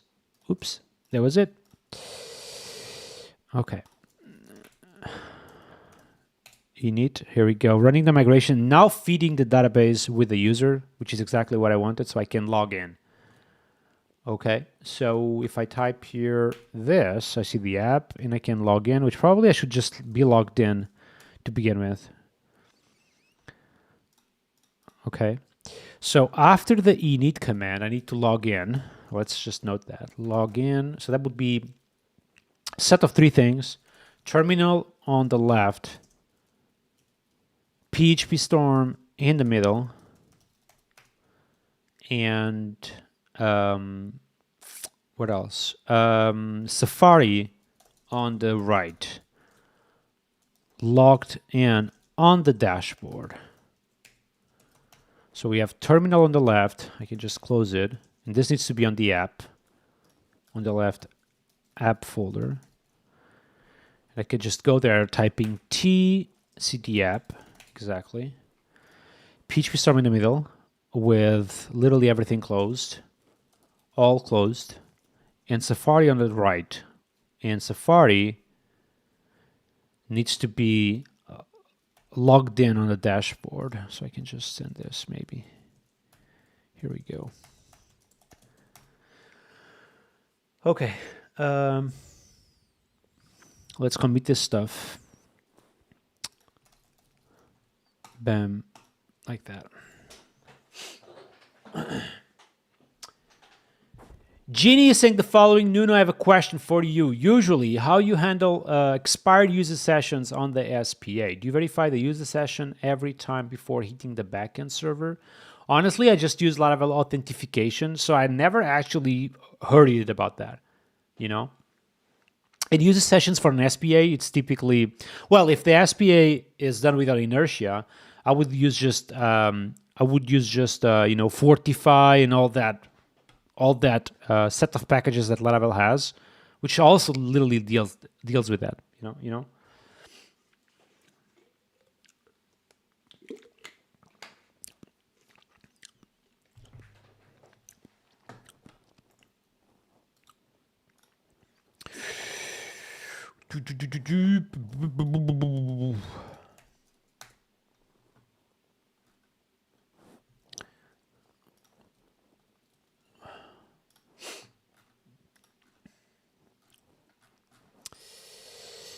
Okay, so this is committed. So again, we run this thing on PHP Storm. PHP Storm does not even have, oh, it does, okay. On PHP Storm terminal, second window. Terminal on the left, PHP Storm in the middle, Safari on the right, dashboard. Okay, cool. All right, let's close all of this. Let's have this on the app. All of this closed. Slides here. Dashboard open. And terminal here. All right. I'm going to try to do the full talk nonstop. Okay.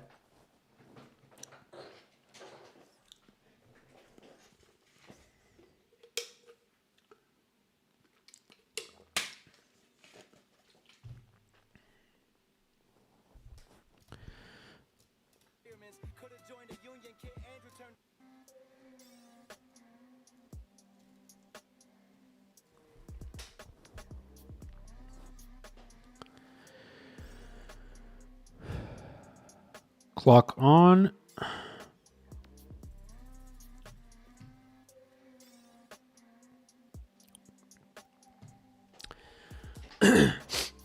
Hello, Laracon India. Thank you so much for having me. My name is Nuno Maduro. I am a Laravel core team member. I've created multiple packages within the PHP ecosystem, and now I'm also trying to become a YouTuber.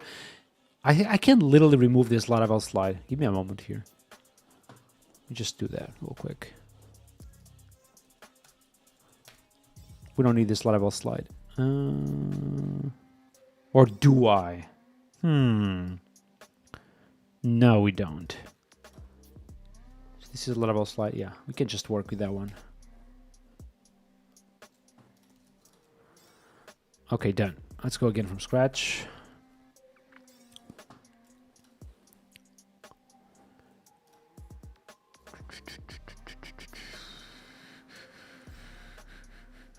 For some reason, DexSet just closed.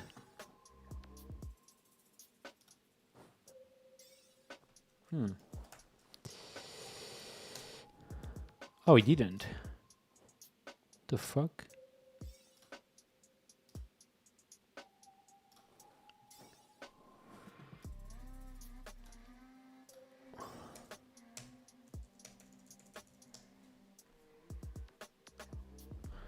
Okay. Hello, Laracon India. Thank you so much for having me. For those who don't know me, my name is Nuno Maduro, PHP and Laravel developer. I've created multiple packages within the PHP ecosystem, and now I'm also trying to become a YouTuber. And today's talk is about strict engineering in 2026. It's because we are talking about 2026, of course. This means strict AI engineering. In reality, we must have strict defaults, strict skeleton, strict typing, and a strong pipeline of testing if you want to embrace this AI area, because in reality, we need to guide these tools to write proper code. And that's literally what this talk is about today. It's about setting up a strong skeleton so AI can follow the existing code and pretty much one-shot features.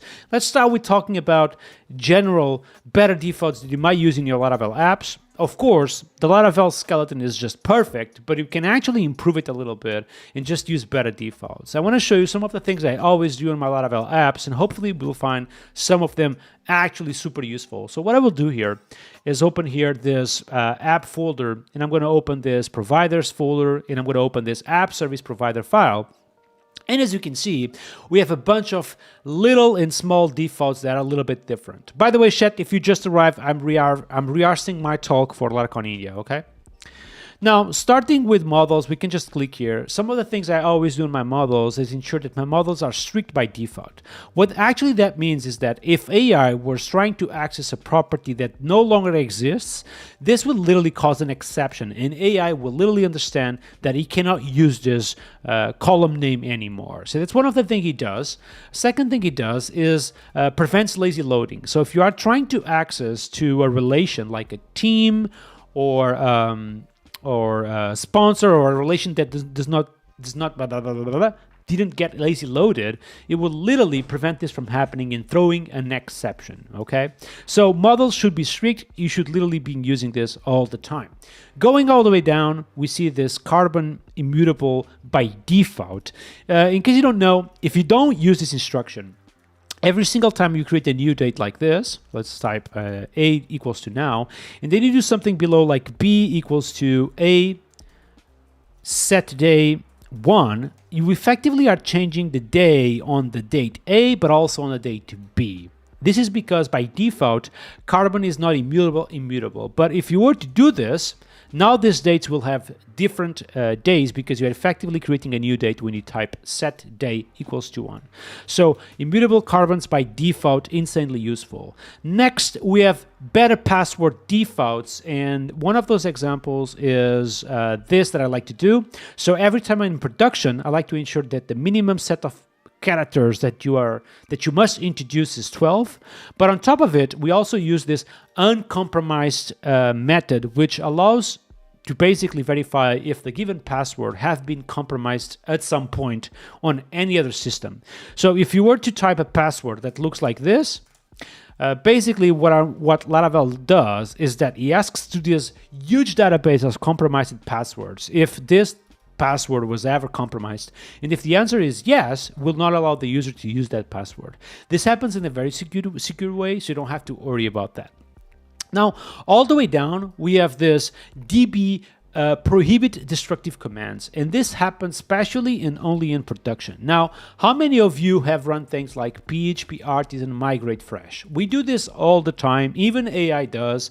The problem is that sometimes you may type on a different terminal something like SSH Forge and then the IP address of your production server, and you keep that terminal open, and you may by mistake actually run PHP artisan migrate fresh here. Now, if you were to do this without this instruction, this will effectively wipe your base. However, if you have this little command, what this will do is that it will literally forbid this command from happening. It will say something like, you are in production, you cannot run this command, okay? I'm gonna put this on pause because we have a beautiful donation on YouTube from Gurpi, which donated 400 rupees, I think.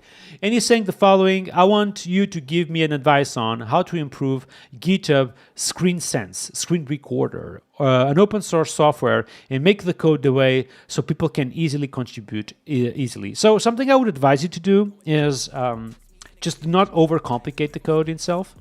I haven't seen that repo, but in general, I would advise you to just keep the code as most simple as possible, okay?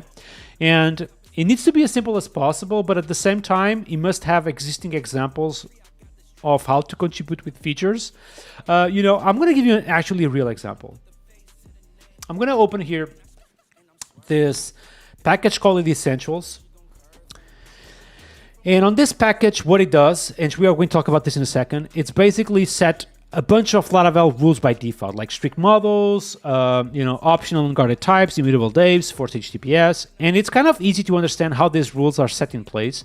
So if I click here on source, you will see that we have this folder called configurables, and I can see literally to just create a new rule, I just have to create a new file with these two methods, and that's it. you know. So every single rule here implements the same interface, which is configurable, and this configurable have two methods, enabled and configure, and that's it. So it's kind of easy to understand a little bit how existing features are coded. Therefore, for existing contributors, hopefully will be easy too. Even for AI, we'll understand this a little bit better. So it's modular, exactly that. You know, it needs to be modular enough so people can easily identify how to contribute with a feature. At the same time, it cannot be overcomplicated, you know? So I feel like, for example, looking at this, like if you were to existing pull requests, let's just take a look at an example. Let's see if we have here literally a new feature. We don't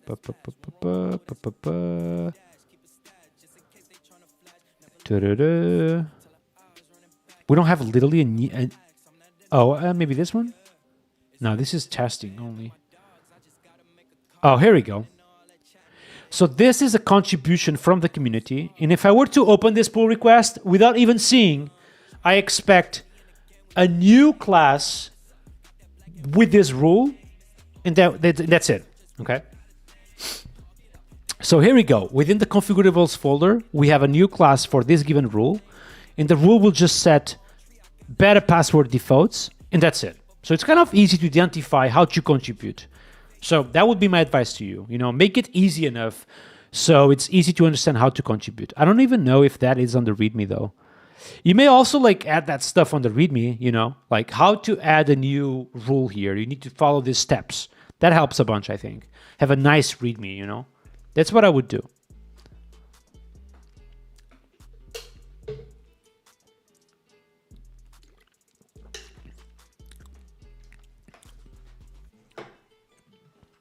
Hopefully this was a good answer for you, man.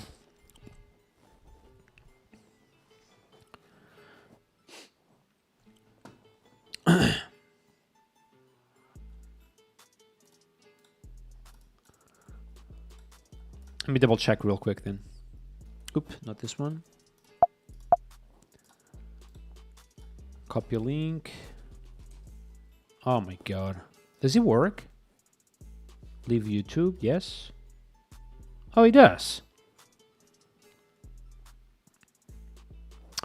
This is a huge project, man. Tech stack Laravel. So if you're using Laravel here, I would advise you to just stick with defaults. So if I open this folder, I expect to see models, like the normal stuff. This is good already, you know. I would easily jump into this project already. Like if you have here controllers and everything, yeah, this is like, you know, this is easily understandable for someone to contribute.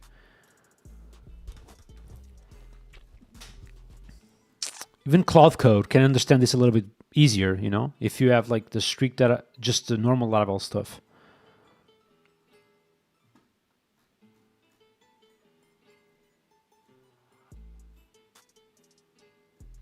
Yeah, how to just have it locally, that's good.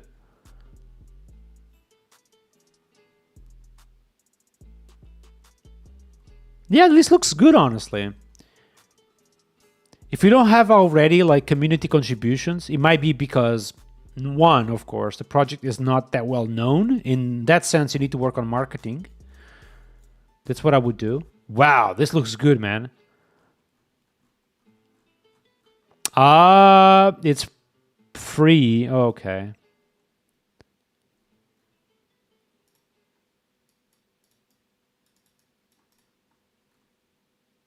Yeah, you know, when things are literally paid, it just smashes a little bit the open source side of it, you know, because people have to pay for it. You might introduce like a free plan for those who are open source contributors or whatever. I don't know. But if things are paid, that's why you don't have contributions, man.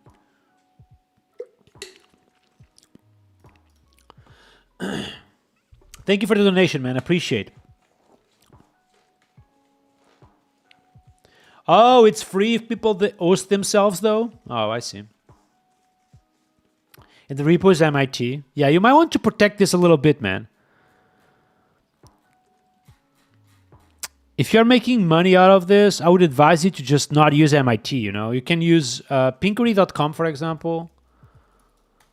Pinkery project. So Pinkery has a different license. It's not MIT.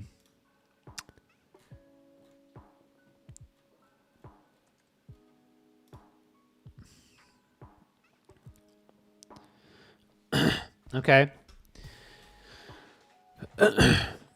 So this means that people cannot make money out of, if they were to fork this social media, they cannot literally make money out of it. So they can use this code for learning purposes and everything, but they cannot make money out of it.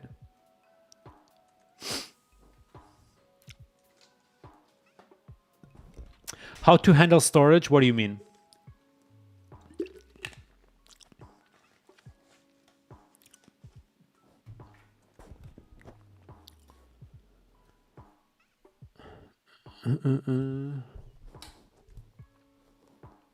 What do you mean by storage?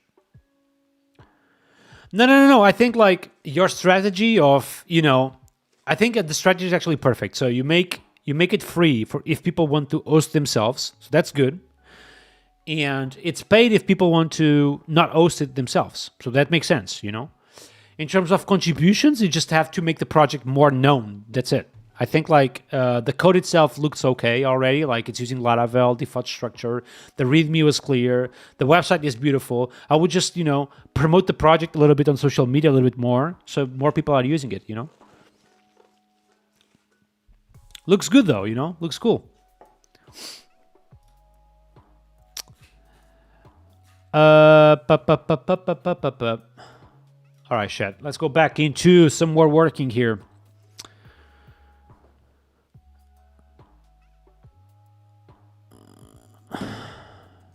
So we were literally talking about beta defaults. We were here. By the way, chat, if you just arrived, I'm literally working on my talk for Laracon India, trying to just, polish this talk as much as possible, try to see if it makes sense. At the minute, I have 20 minutes of content, and I'm going to try to just be very good at this 20 minutes before adding more content.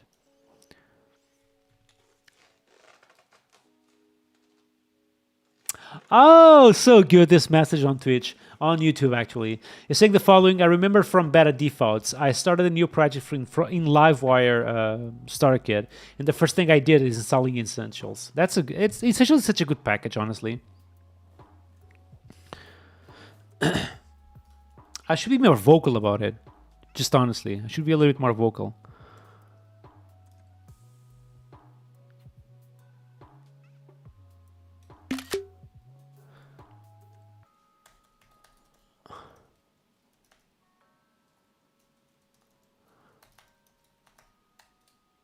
Let's tweet about it.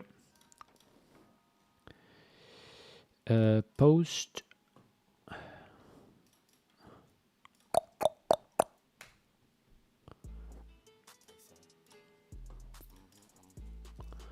As a reminder, take a look at Essentials if you want some crazy ass strictness by default in your Laravel apps.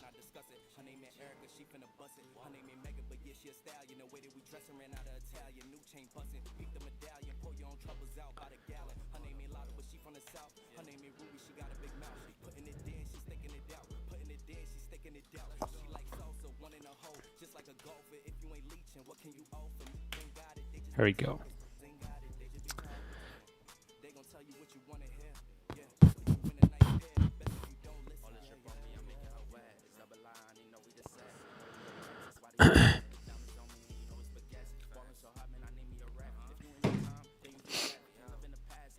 Okay, chat. Let's go back into the talk itself and continue to work on this. Bam. As a reminder, chat, if you just arrived, I'm working on Laracon India talk, okay? That's what we are working on at the minute.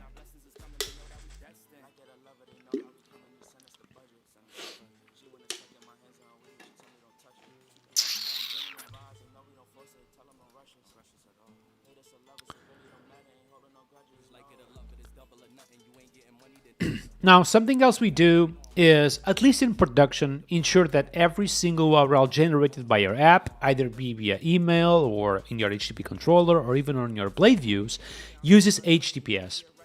By default, if you try to generate an URL in an insecure way in Laravel, that will actually work. So if you use forced HTTPS, that will never happen, and it's pretty cool. Next, we just ensure beta testing in general by default in Laravel. And one very good example that I like to ensure is this prevent stray requests. You know, if you have an action or anything in your project that does an HTTP request, let's call it, for example, HTTP post or whatever, if you happen to test this class or AI to test it, it will effectively do a post request. Now, you can just prevent this in general by saying, okay, if my app is running on tests, I want to prevent stray requests to the HTTP layer and prevent as well any stray process that may have happened. And what this will do is that if you are using something like HTTP post in your actual code, and if you try to test it, this will basically throw an exception, say, well, I was just testing this class, it did a post, and you didn't set any expectation on it. So we'll basically force you within the HTTP layer to do something like HTTP fake, okay? And that's it. Boom, boom, boom. Looks pretty cool.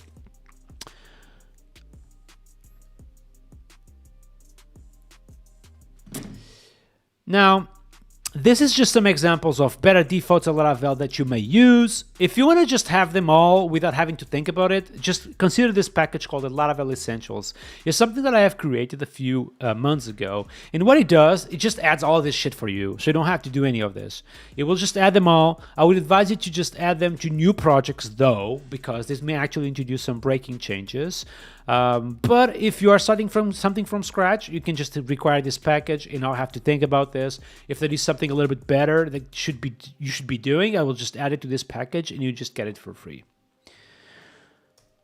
Okay, I'm on 6 minutes and 40 seconds at this point, which is what I would expect here.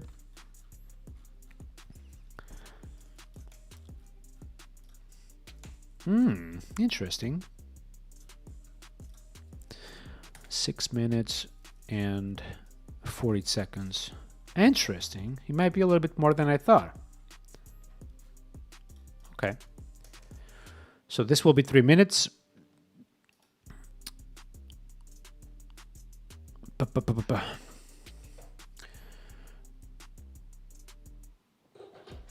Legal Doom is saying, I was at LaraCon US in July and I loved your talk. You got this, Nuno. Thank you, man. Usually what happens is that when I rehearse talks, because I do it so much, like I will continue to rehearse my talks nonstop, at some point it just gets very good, you know? Because every single time I'm developing this muscle memory about the topic, and at some point it just becomes very good. That's it. Red Boom is saying I'm video editor and graphic designer. That's awesome, man.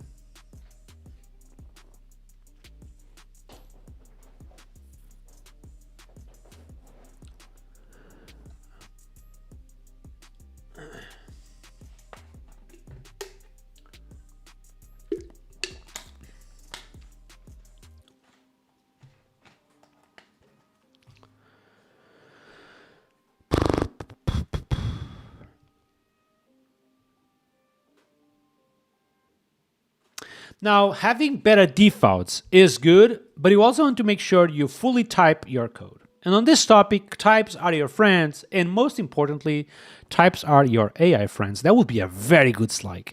A very good slide. Actually, you know what? We should probably update the topics a little bit, introduce the AI word literally everywhere. Let me see. Types are your AI friend. And here should be probably something like, just use better AI defaults. No, this doesn't make any sense. For AI. Action pattern. The AI loves it. The AI loves it too. Just no input. Yeah, that's good. Testing pipeline, that's good too. Let me see how does it feel.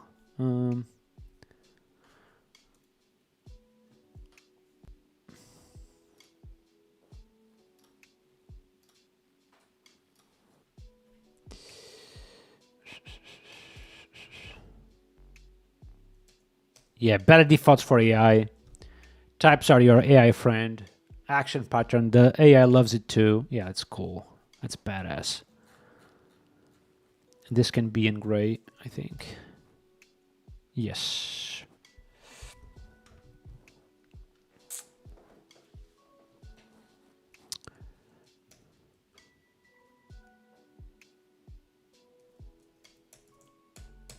Okay.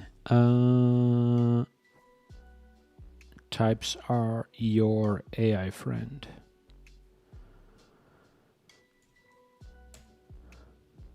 Oh, that's a sexy slide right here. Oh my god, how much time are we streaming already? Let me see.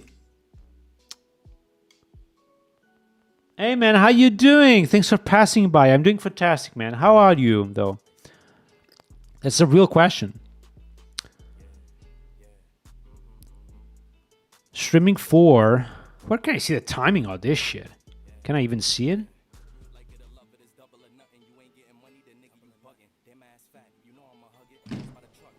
I'm doing fantastic, dude.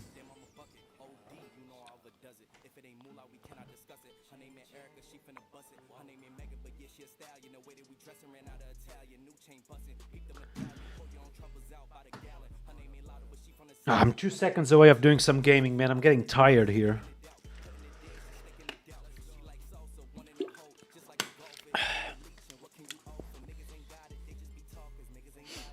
Your coding platform? I'm a little bit busy today, dude. I appreciate, man. I'm a little bit busy though.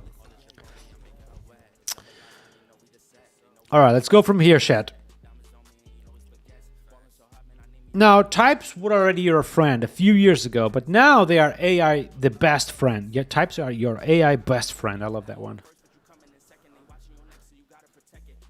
Types are your AI best friend. And I can do this.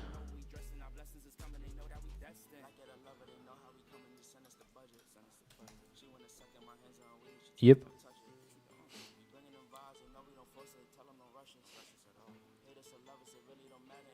Life is work. Work is life. That's right, man. Yep. We can do this. Now, it's super important to have better defaults, but more important is having type safety in place. In types, honestly, they are your AI best friend.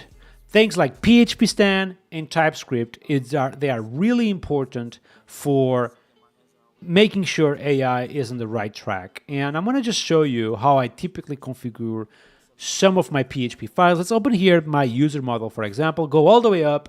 And obviously I start with declaring strict types all the way top. So every single PHP file I generate on this project will use strict types equals to 1.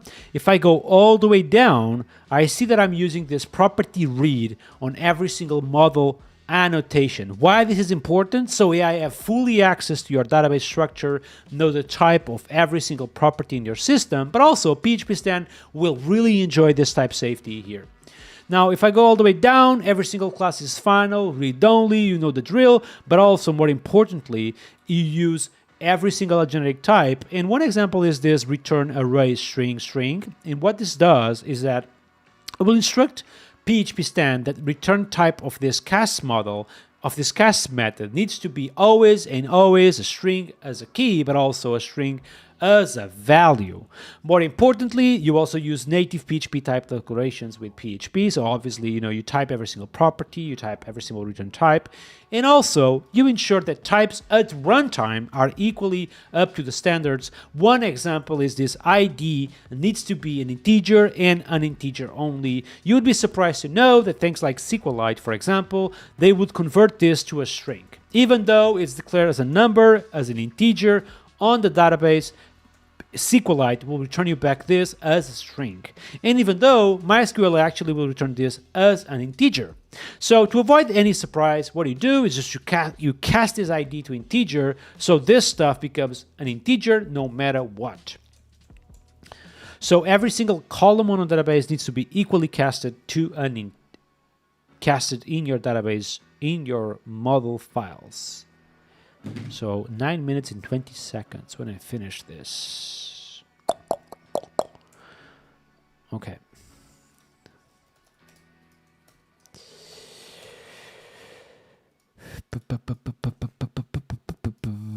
Nine minutes and 20 seconds. So this was close to 3 minutes. Not 3 minutes, but close to 3 minutes.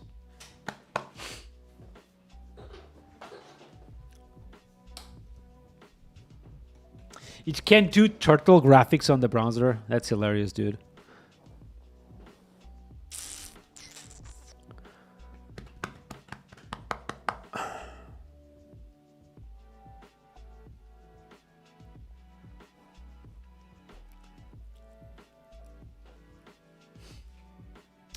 Combo Zero is saying the following: a quick question about the essentials. I know it's better to install it in the fresh new project, but it could cause issues later as the project scales and the package is the package update. So, wait, what?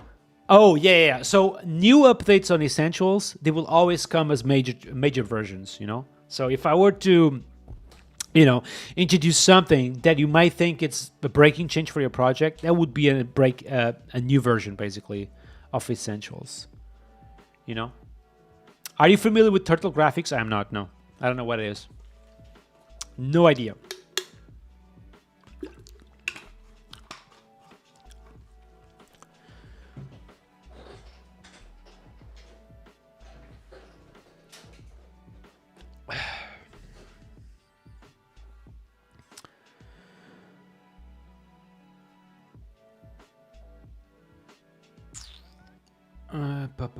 So 9 minutes and 20 seconds up to this point. And then we talk about the action pattern. All right, let's do it.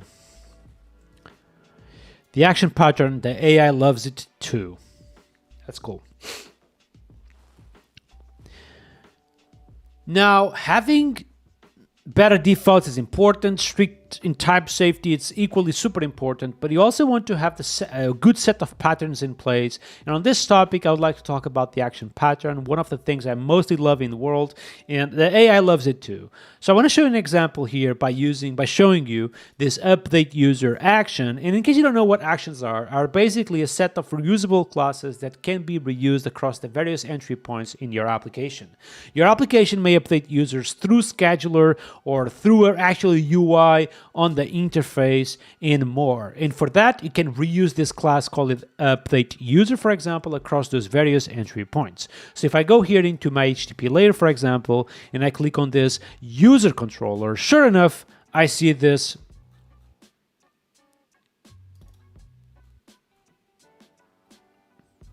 If I click on this user profile controller, sure enough, I see that I'm updating the profile using the update user action.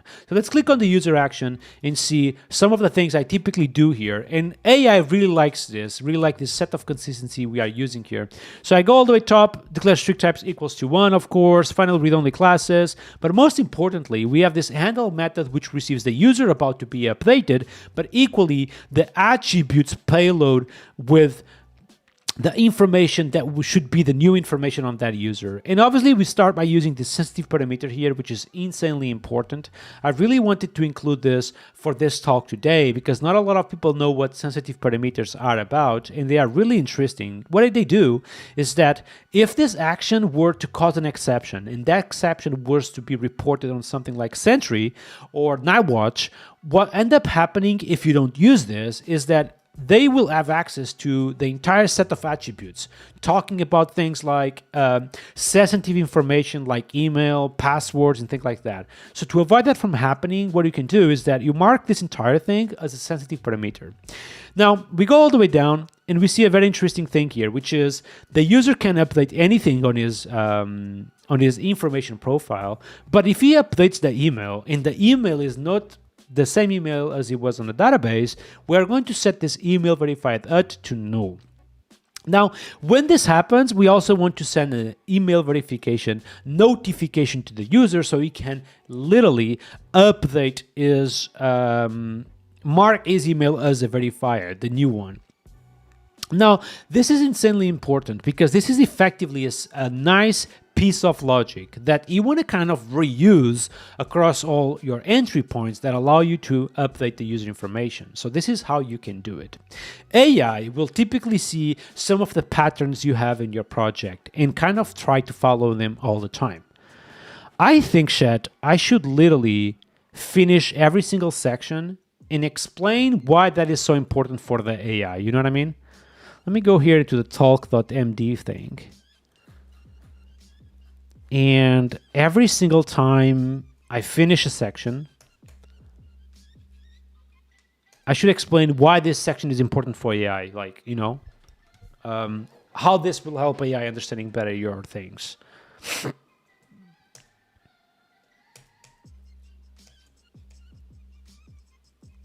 You know, I think I can do that actually.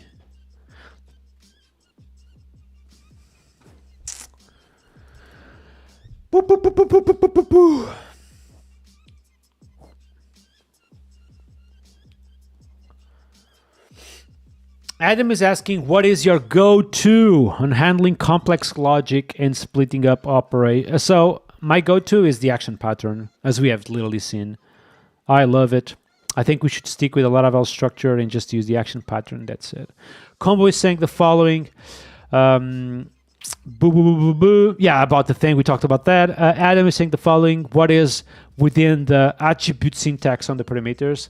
So that's something called its sensitive parameter and allows you to basically not log the given attribute, the given parameter if that were to cause an exception, basically. It's important when you are dealing with sensitive information, basically. Mizudi is saying if I vibe code. Yes, I do. Well, call it whatever I want. Call it whatever you want. For me, I do some agentic coding. That's what I like to call it. Agentic coding. Basically, I prompt AI to do an entire feature, which, you know, historically was called vibe coding. I don't think it should be called vibe code anymore.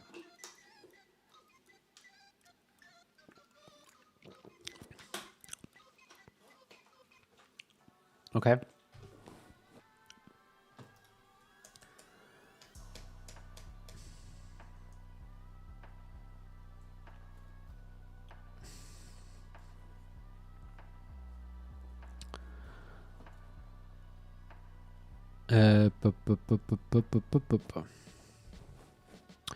Agentic coding. Yeah, that's that's like the correct name though, all right? Like agentic coding. Vibe coding was like at the beginning it was being mocked about, you know, people were mocking about vibe coding. Because vibe coding means nothing, you know? So I feel like agentic coding is a little bit better because you are effectively coding with agents.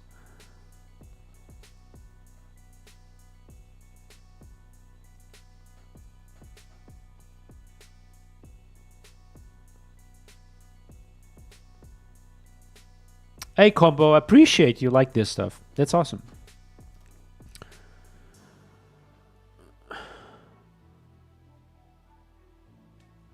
Vibe coding is when you don't change code. No, vibe coding is a made up term. Like, it does not exist. It's something that people used to refer to agentic coding, in my opinion. You can also do agentic coding without touching on the code, Patricio. You know. Adam is saying, also quick question, why do you prefer final classes? It's just to be annoying, basically.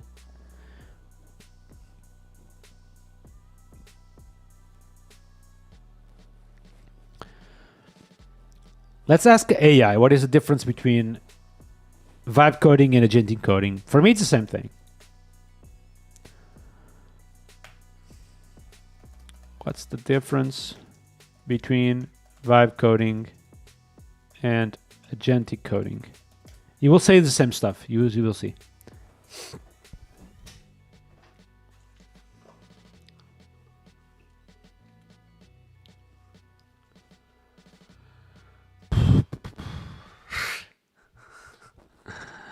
Okay, let's see. What do we have? Vibe coding is casual, conversational approach where you describe what you want in a natural language and accept AI-generated code without deeply reviewing it. The term was popularized by Android and it was characterized by it works, ship it mentally. This is no good, by the way. In 2026, AI shit, this is no good. It works, ship it. This is not okay when you are dealing with user data and shit like that, okay? And money and shit like that. Minimal code review, understanding, fast iteration, blah, blah, blah, blah. Agentic coding, though, is a more structured approach where AI agents autonomously execute multi-step tasks with a tool use, planning, and verification. Agents can read files, run tests, execute commands, but there is systematic planning and task breakthrough, which is, I think, what you were saying, right, Patricio? Key difference, vibe coding optimized for speed and low friction, while agentic coding optimized for correctness and maintainability. Well, if this is true, I definitely do agentic coding and not vibe coding.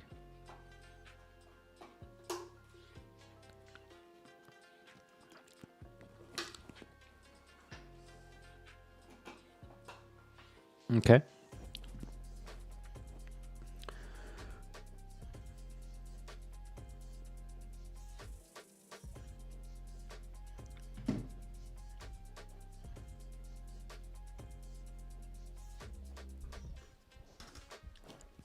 So I do agentic coding, 100%.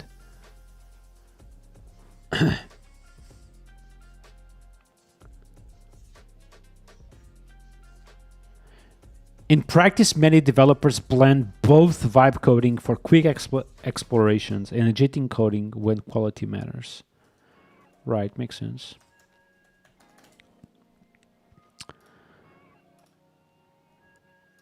I need to remove this.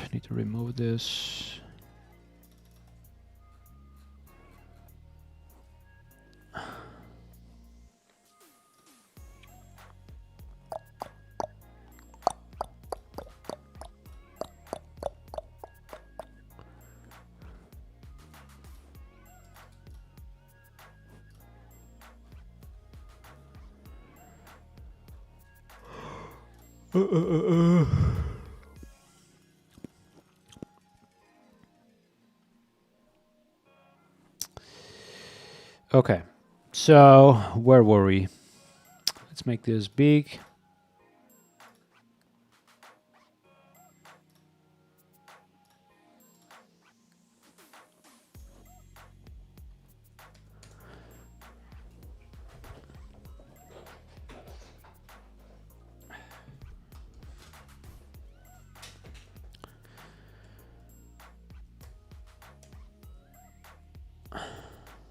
Okay, so this goes to the right. We talked about the action pattern effectively. Did we finish this? I think we did, yeah.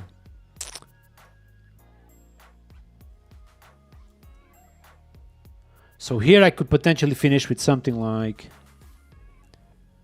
Now, the action pattern is one of the example of the many patterns I typically implement in my code. Now, if you are consistent with your patterns, meaning that you use the action pattern all the time, you use the A pattern all the time. What other patterns could be important here to mention? The action pattern, the fake pattern too. Let me see.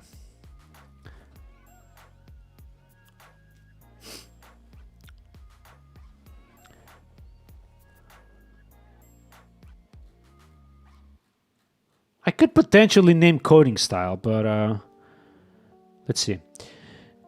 Now, if you're consistent with patterns, but also in coding style, in strictness, AI loves this, and it will pretty much mimic your existing style for a new feature. It looks like Lily got inspired by your code and did exactly the same thing.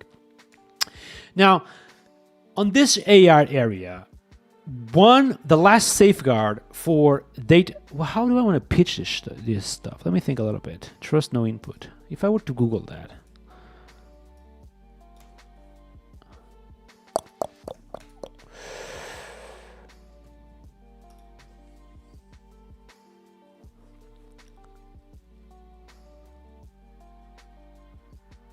Yeah, shouldn't accept any input, blah, blah, blah, blah, blah.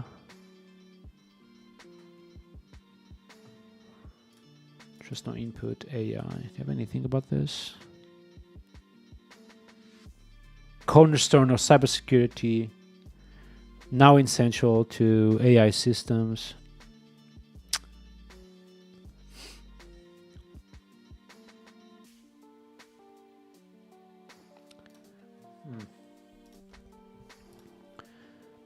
Mazodi is saying the following: the best trick to do vibe coding is locking down commit to main branch. In general, I think vibe coding is a mistake. If it's literally, it works, ship it, it's a mistake. And I don't think it rules to anything meaningful, you know?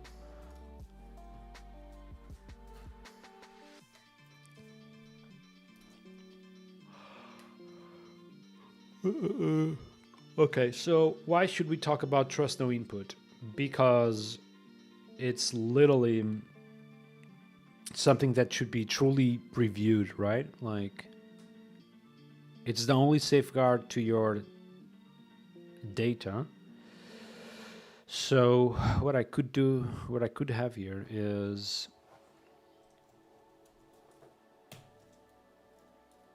form requests are the only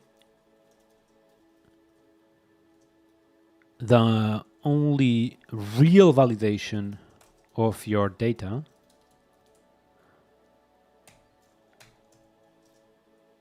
And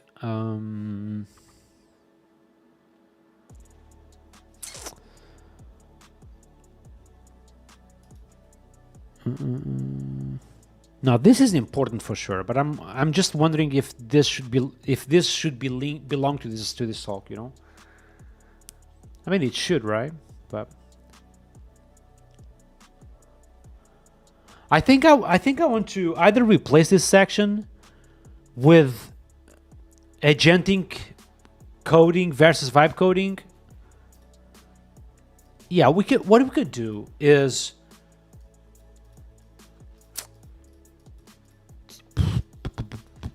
let me see. I'm gonna do this for now and then I see. Vibe coding. Agentic coding is not vibe coding.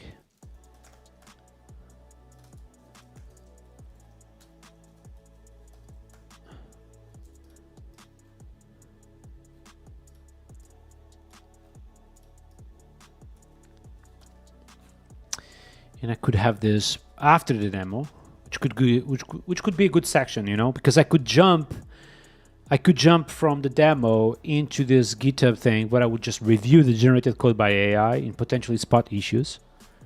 Okay. Now I'm wondering if this makes sense.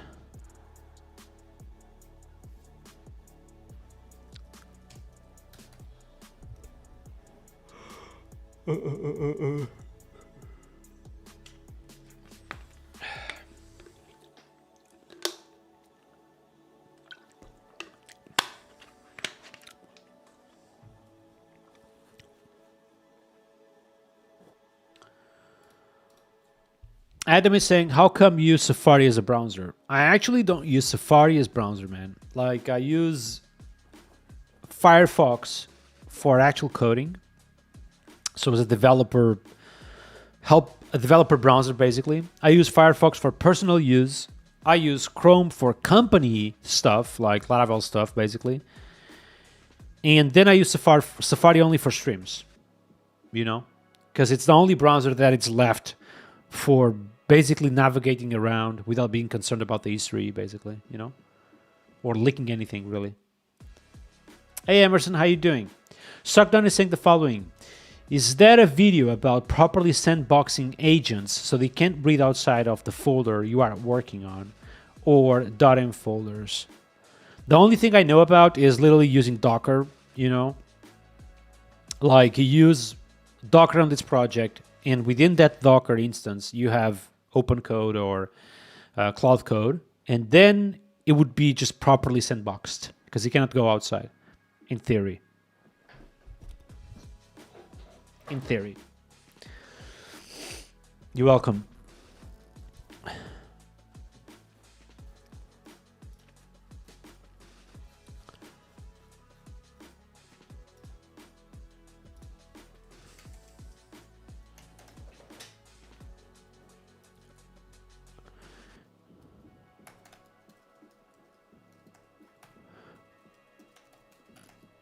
Guide your AI.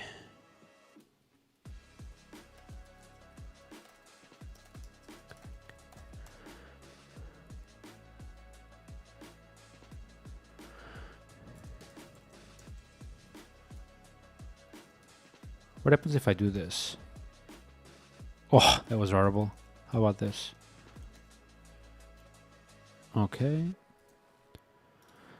And this goes down. Oof. Strict AI engineering, guide your agentic coding. Looks good.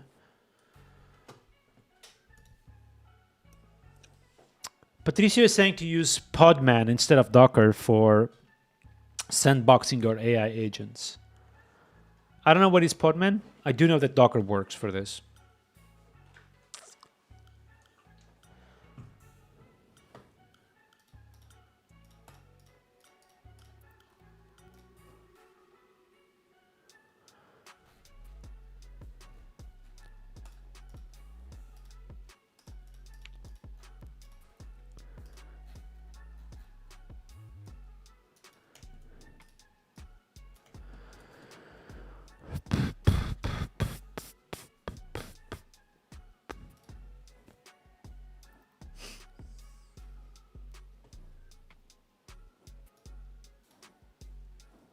Give me a moment, chat. I need to speak with someone real quick.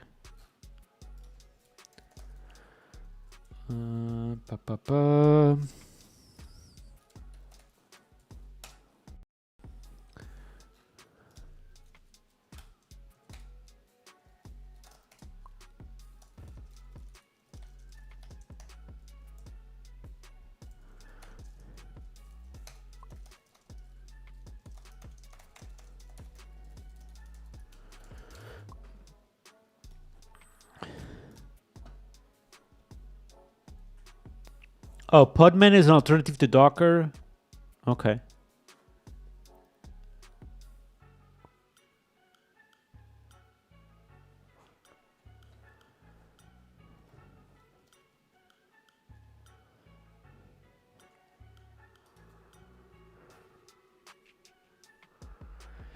I think the very last slide chat will be agentic coding is not vibe coding. And then I will speak that one very important progress or one very important process of using AI is validating the code, meaning that this is exactly what we are going to do. We just prompt AI to develop this feature. We jump then into the GitHub UI and we just review the code produced by AI. And once we are happy with it, we know that it went through the test suite. So we'll be chilling. How is the slide though? Is it okay? Let me see. Agentic coding is not vibe coding. Yeah, this is good. And then I finish with this again. And goodbye, my friends. This trust no input is kind of lame.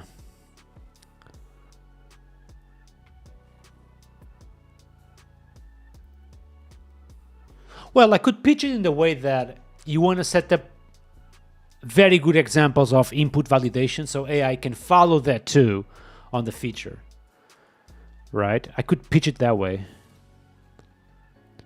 So if I go to update user request, we talk about this and we talk about like emails, blah, blah, blah, blah, blah. Requires string lowercase, needs to be an email, needs to be unique. So very, strong validation here. And here I can immediately go, I think, to the thing. I'm going to just do this. Minimum, maximum, 250, 100 maybe, yeah.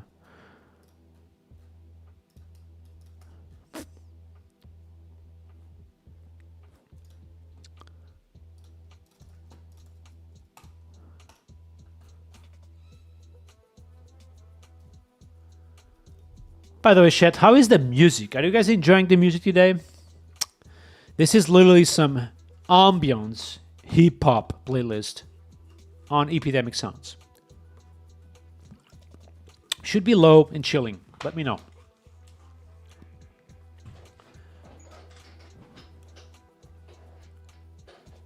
See.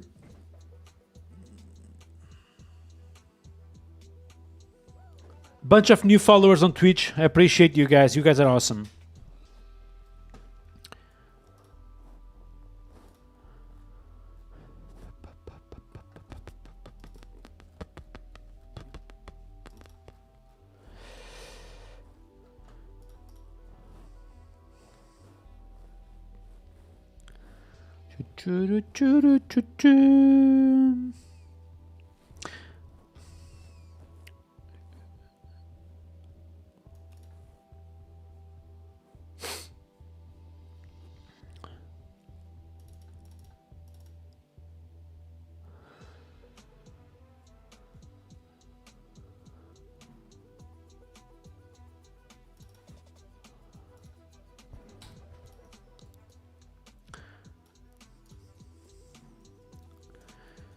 Inputs or form requests are the only thing that prevents bad data in your system. So you wanna set up very good examples of form requests.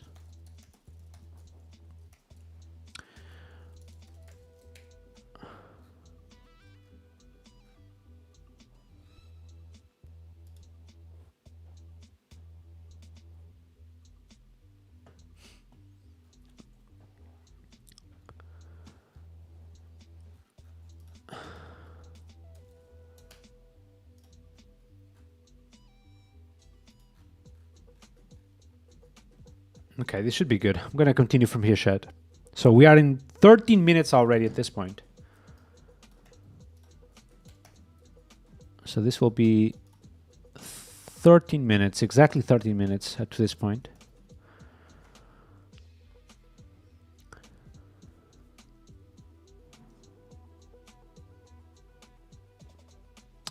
Shifting a little bit into the form requests topic. Obviously, you should trust no input. So form requests are the last safeguard between having, I can do this better. Shifting a little bit, talking a little bit about form requests, you should trust no input. This is obvious, but you should literally set up very good examples or form requests. So AI do it in the same way. In this way, you ensure very good data in your system. Let's take a look, for example, to this update user request form. And something I'm doing here, which is typically not common, is that I'm validating the name into something that fits between 3 and 100 characters. Now, typically, if you go to any Laravel project out there, the something you will see here is something that looks like this. The name is something that should be between 0 and 225 characters. Now, this may look okay, and in fact, this will just work. However, realistically, the UI cannot fit a name that is this size, and realistically, you also don't want names this big in your system. This may cause issues on billing and things like that. So what you can do is kind of be a little bit more sensitive with your data validation. So here, for example, I'm going to set this, into a minimum of 3 characters on the name, but also a maximum of 100, for example. And you can do this all the way. For example, you can have an age input, which is obviously required, an integer that goes between 1 and this doesn't make any sense because we actually only accept users that are bigger than 18 years old. So we can go here to 18 and we can put here, for example, 150. And on the email, we want to make sure this string is lowercase, so we don't have emails with uppercases and emails with lowercase. So everything needs to be lowercase. It needs to be a proper email and the maximum number of characters of 225, of course, and it needs to not be the same as email as other users. So this is literally strict validation of input. And if you set a few examples like this, again, AI will just follow this through the nail for new features, which can be incredibly useful. So I think I can do something like this. It won't be like this exactly, but I can do something like this. All right, so if I were to finish this one, this was 2 minutes, a little bit more than that, but testing, I would be already at 15:14. See you next time, Patricio. Thanks for catching by, man. Appreciate it. All right, testing pipeline, chat. Let's jump into this one.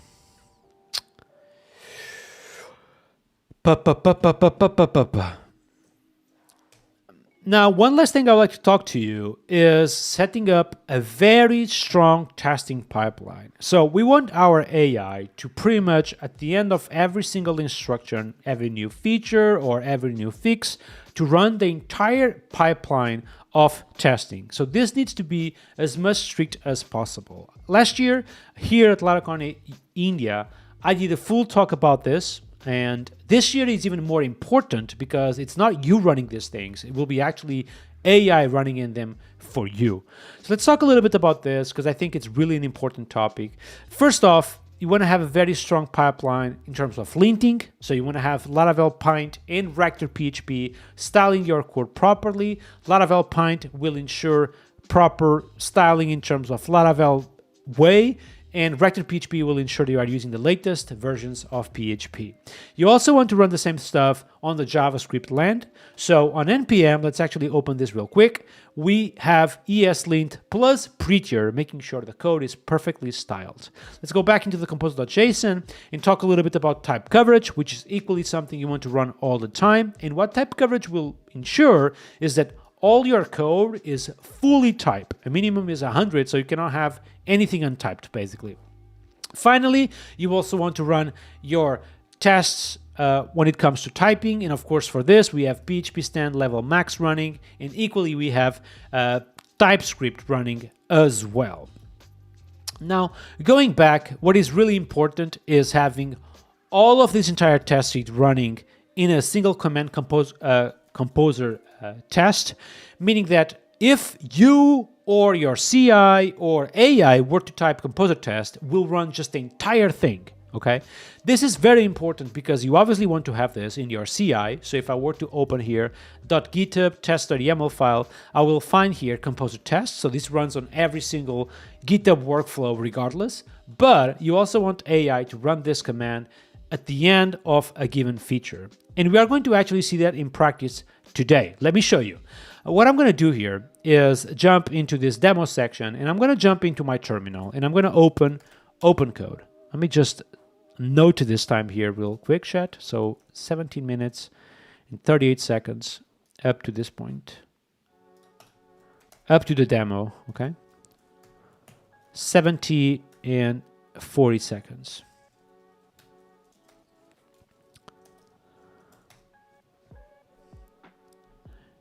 I'm going to open code, and what I will do here, and just note that this is literally a fresh session.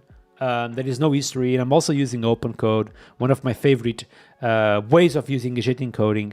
And what I will do here is ask literally to add the field age to the user is settings. Now, this is a medium-sized feature. We basically want to have this optional field, call it age, and we want that age to be added to the user, so the user can literally change his age. Now, the very first thing he's doing is exporting my code base. Now, a lot of things will happen here, but most importantly, AI will get familiar with the code base. Now, because we have a set of practices in place that are consistent, this means having the action pattern being used all the time, having perfect form requests that validate every single input, and more, AI will get very familiar with my current style. And guess what? We'll apply that style on the feature that we are about to build, and you are going to see that real soon. Now, exploring a code base, especially on the small medium project like this can take a couple of seconds, but this is normal and expected, just happens once, and you can just reuse this session in the future if you want to. It should be done real quick, and it's done. And now it's getting familiar with the user stuff before actually designing a plan for us. So it has the complete feature, is now setting up a plan that it will tackle in a second. And the first thing it will do is create the migration for my new age column. And if I go all the way down, I get to see that migration got created. And a very interesting thing that you are about to see is that it will create the migration exactly like I would do.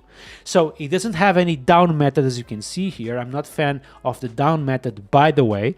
And it's fully typed, as you can see here. It's using the void return type all the time. There is no useless comments. It's just perfect, following exactly the style I like.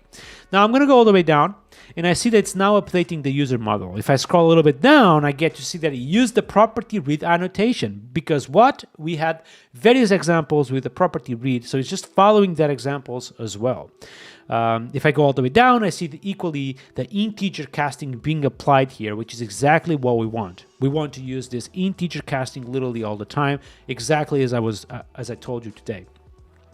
Now, if I scroll a little bit all the way down, I see that we have the user factory being updated, so it gets familiar with my current style of testing. He knows I like tests, so it's adding this new age property to my user factory definition. And if I go all the way down, I see the typing on the front end equally being updated, so my user typing is being updated with a number as well. And if I continue to go here, I see the user form being added. It is interesting because it's literally also being strict on the front end too, with the minimum age 18, maximum 150, exactly like we have specified on the back end. Now it's running the entire test suite, and guess what? It's running Composer Test, exactly what we want. It's running the entire test suite on this new feature is just coded. And if I go all the way down, you will see that it's funny because the test suite literally just failed. There is two tests failing. The user profile controller test and the user test, they are failing. So we will just adjust those tests and kind of fixing them for me, okay? Meaning that typically what will end up happening sometime soon is that the entire test suite will be okay and the feature will be marked as complete. Meanwhile, while it's fixing tests, let me just show you that the UI is actually working as expected, or at least I hope so. So let's go open here this project on the dashboard, and I'm going to open here my settings. And here we have, sure enough, the age. If I try to introduce 2, this should just fail. Here we go. It needs to be bigger than 18. Let's go with 18, and I'm going to save it. And as you can see, it didn't work because I forgot to run the migrations. But I mean, that's expected, right? So let's go back here. And let's actually run the migrations real quick. I can just do this and type PHP artisan migrate. Here we go, just run the migrations. And it should be good to go now if I type 18. Here we go, it's saved, it just works. I can just come back. 18 is still there, which is exactly what we wanted to. Now, the code should be almost done. Here we go, all tests passed, and it's updating the to-do, telling me that this feature got fully completed. And sure enough, at the very end, I should see a message like all the tests are running as expected, and everything is just good. Now, I want to finish this demo by saying something really important. Agentic coding is not vibe coding. Now, there is a clear difference between these two. Typically, vibe coding means that you just ask for a feature, you see that it's working on the browser, and you just ship it. Agentic coding is a little bit different. It's what we do, meaning that we ask the feature, but we also validate the given code. So obviously, we just finished the feature, and something you need to do is make sure, in terms of code, you are absolutely happy with the results. So you go file by file, individually analyze every single change until you are happy with the results. If you are not happy, you can either change the given code on PHP Storm or just reprompt AI so AI can tell you exactly, so AI can do it for you. But this is what agentic coding is about, meaning that you validate every single change made by AI. So that's it for me today. My name is Nuno, and catch you all next time. So this is 24 minutes. Solid stuff.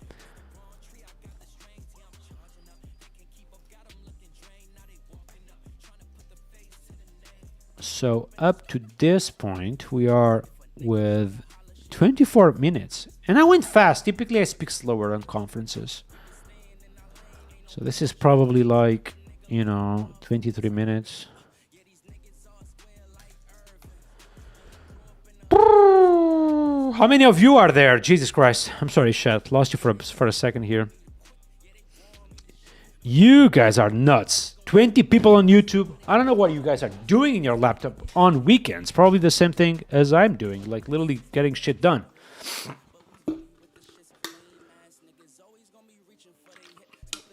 Hey Sonic, how you doing, man? Thank you for being here with me today, by the way. I really appreciate it. So 24 minutes, which I think I'm going to literally master this entire talk before actually moving to something else. I think that's the plan. You like my streams? Thank you, thank you. You are awesome, man. You are awesome for taking the time to say that. I appreciate it. Okay?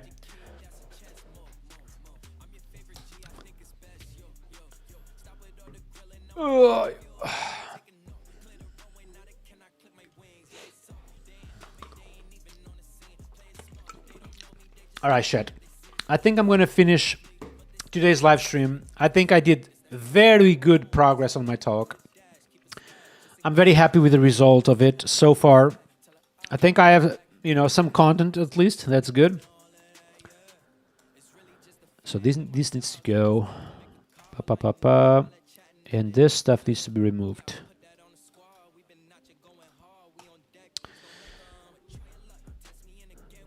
Oh, you're welcome, man. Appreciate it.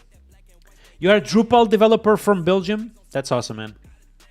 Drupal has a very strong community here in Portugal, by the way. Okay. Chat, let's do the following. I want to continue to stream tonight, but I'm going to stream some gaming. I don't know if you guys are up to gaming. If you are, today I'm going to stream gaming from one of these two channels, okay? So we'll be either Nuno Maduro Gaming. If you are on Twitch, you don't have to move a muscle. We'll basically be here. But if you are on YouTube, we'll either be from this channel, Nuno Maduro Gaming, or Nuno Maduro Clips. Okay, here we go. Subscribe to both if you can, chat. I would really appreciate that. So I'll do some gaming, either from Nuno Maduro Gaming or Nuno Maduro Clips, depending if Nuno Maduro Gaming is already active. I kind of want to have that channel with some gaming there. But that's it. That's it for today, chat, okay? Thank you so much for those who are patient enough to be with me today. I really appreciate this co-working session. I hope you guys get some shit done. If not, I hope you guys have some good time with me today. I really appreciate. Regarding coding, we will be here next Monday for a very, very good live interview. I'm going to literally interview Dax, the creator of OpenCode. Will be so dope, okay? Let me just, Nuno Maduro Dax. Here we go. Next Monday, this will be the one. Click on notify me, click on like button, just click on the entire stuff, okay, chat? I'm going to send you the link. Here we go, here we go. This will be at 4 p.m., okay? The interview of Dax Rad from OpenCode will happen at 4 p.m., chat. Okay, 4 p.m. Regardless, I'm going to have some food, and then I'm going to do a stream on gaming here within probably 30 minutes, an hour. If you guys are here, it'll be awesome. If not, catch you guys next Monday, okay? Love you all. Let's rate someone. Boop. Let's rate someone. We don't have a lot of people on Twitch though, but let's still rate someone. How many people do we have? Well, 20 people. That's cool. That's good. It's good. It's good.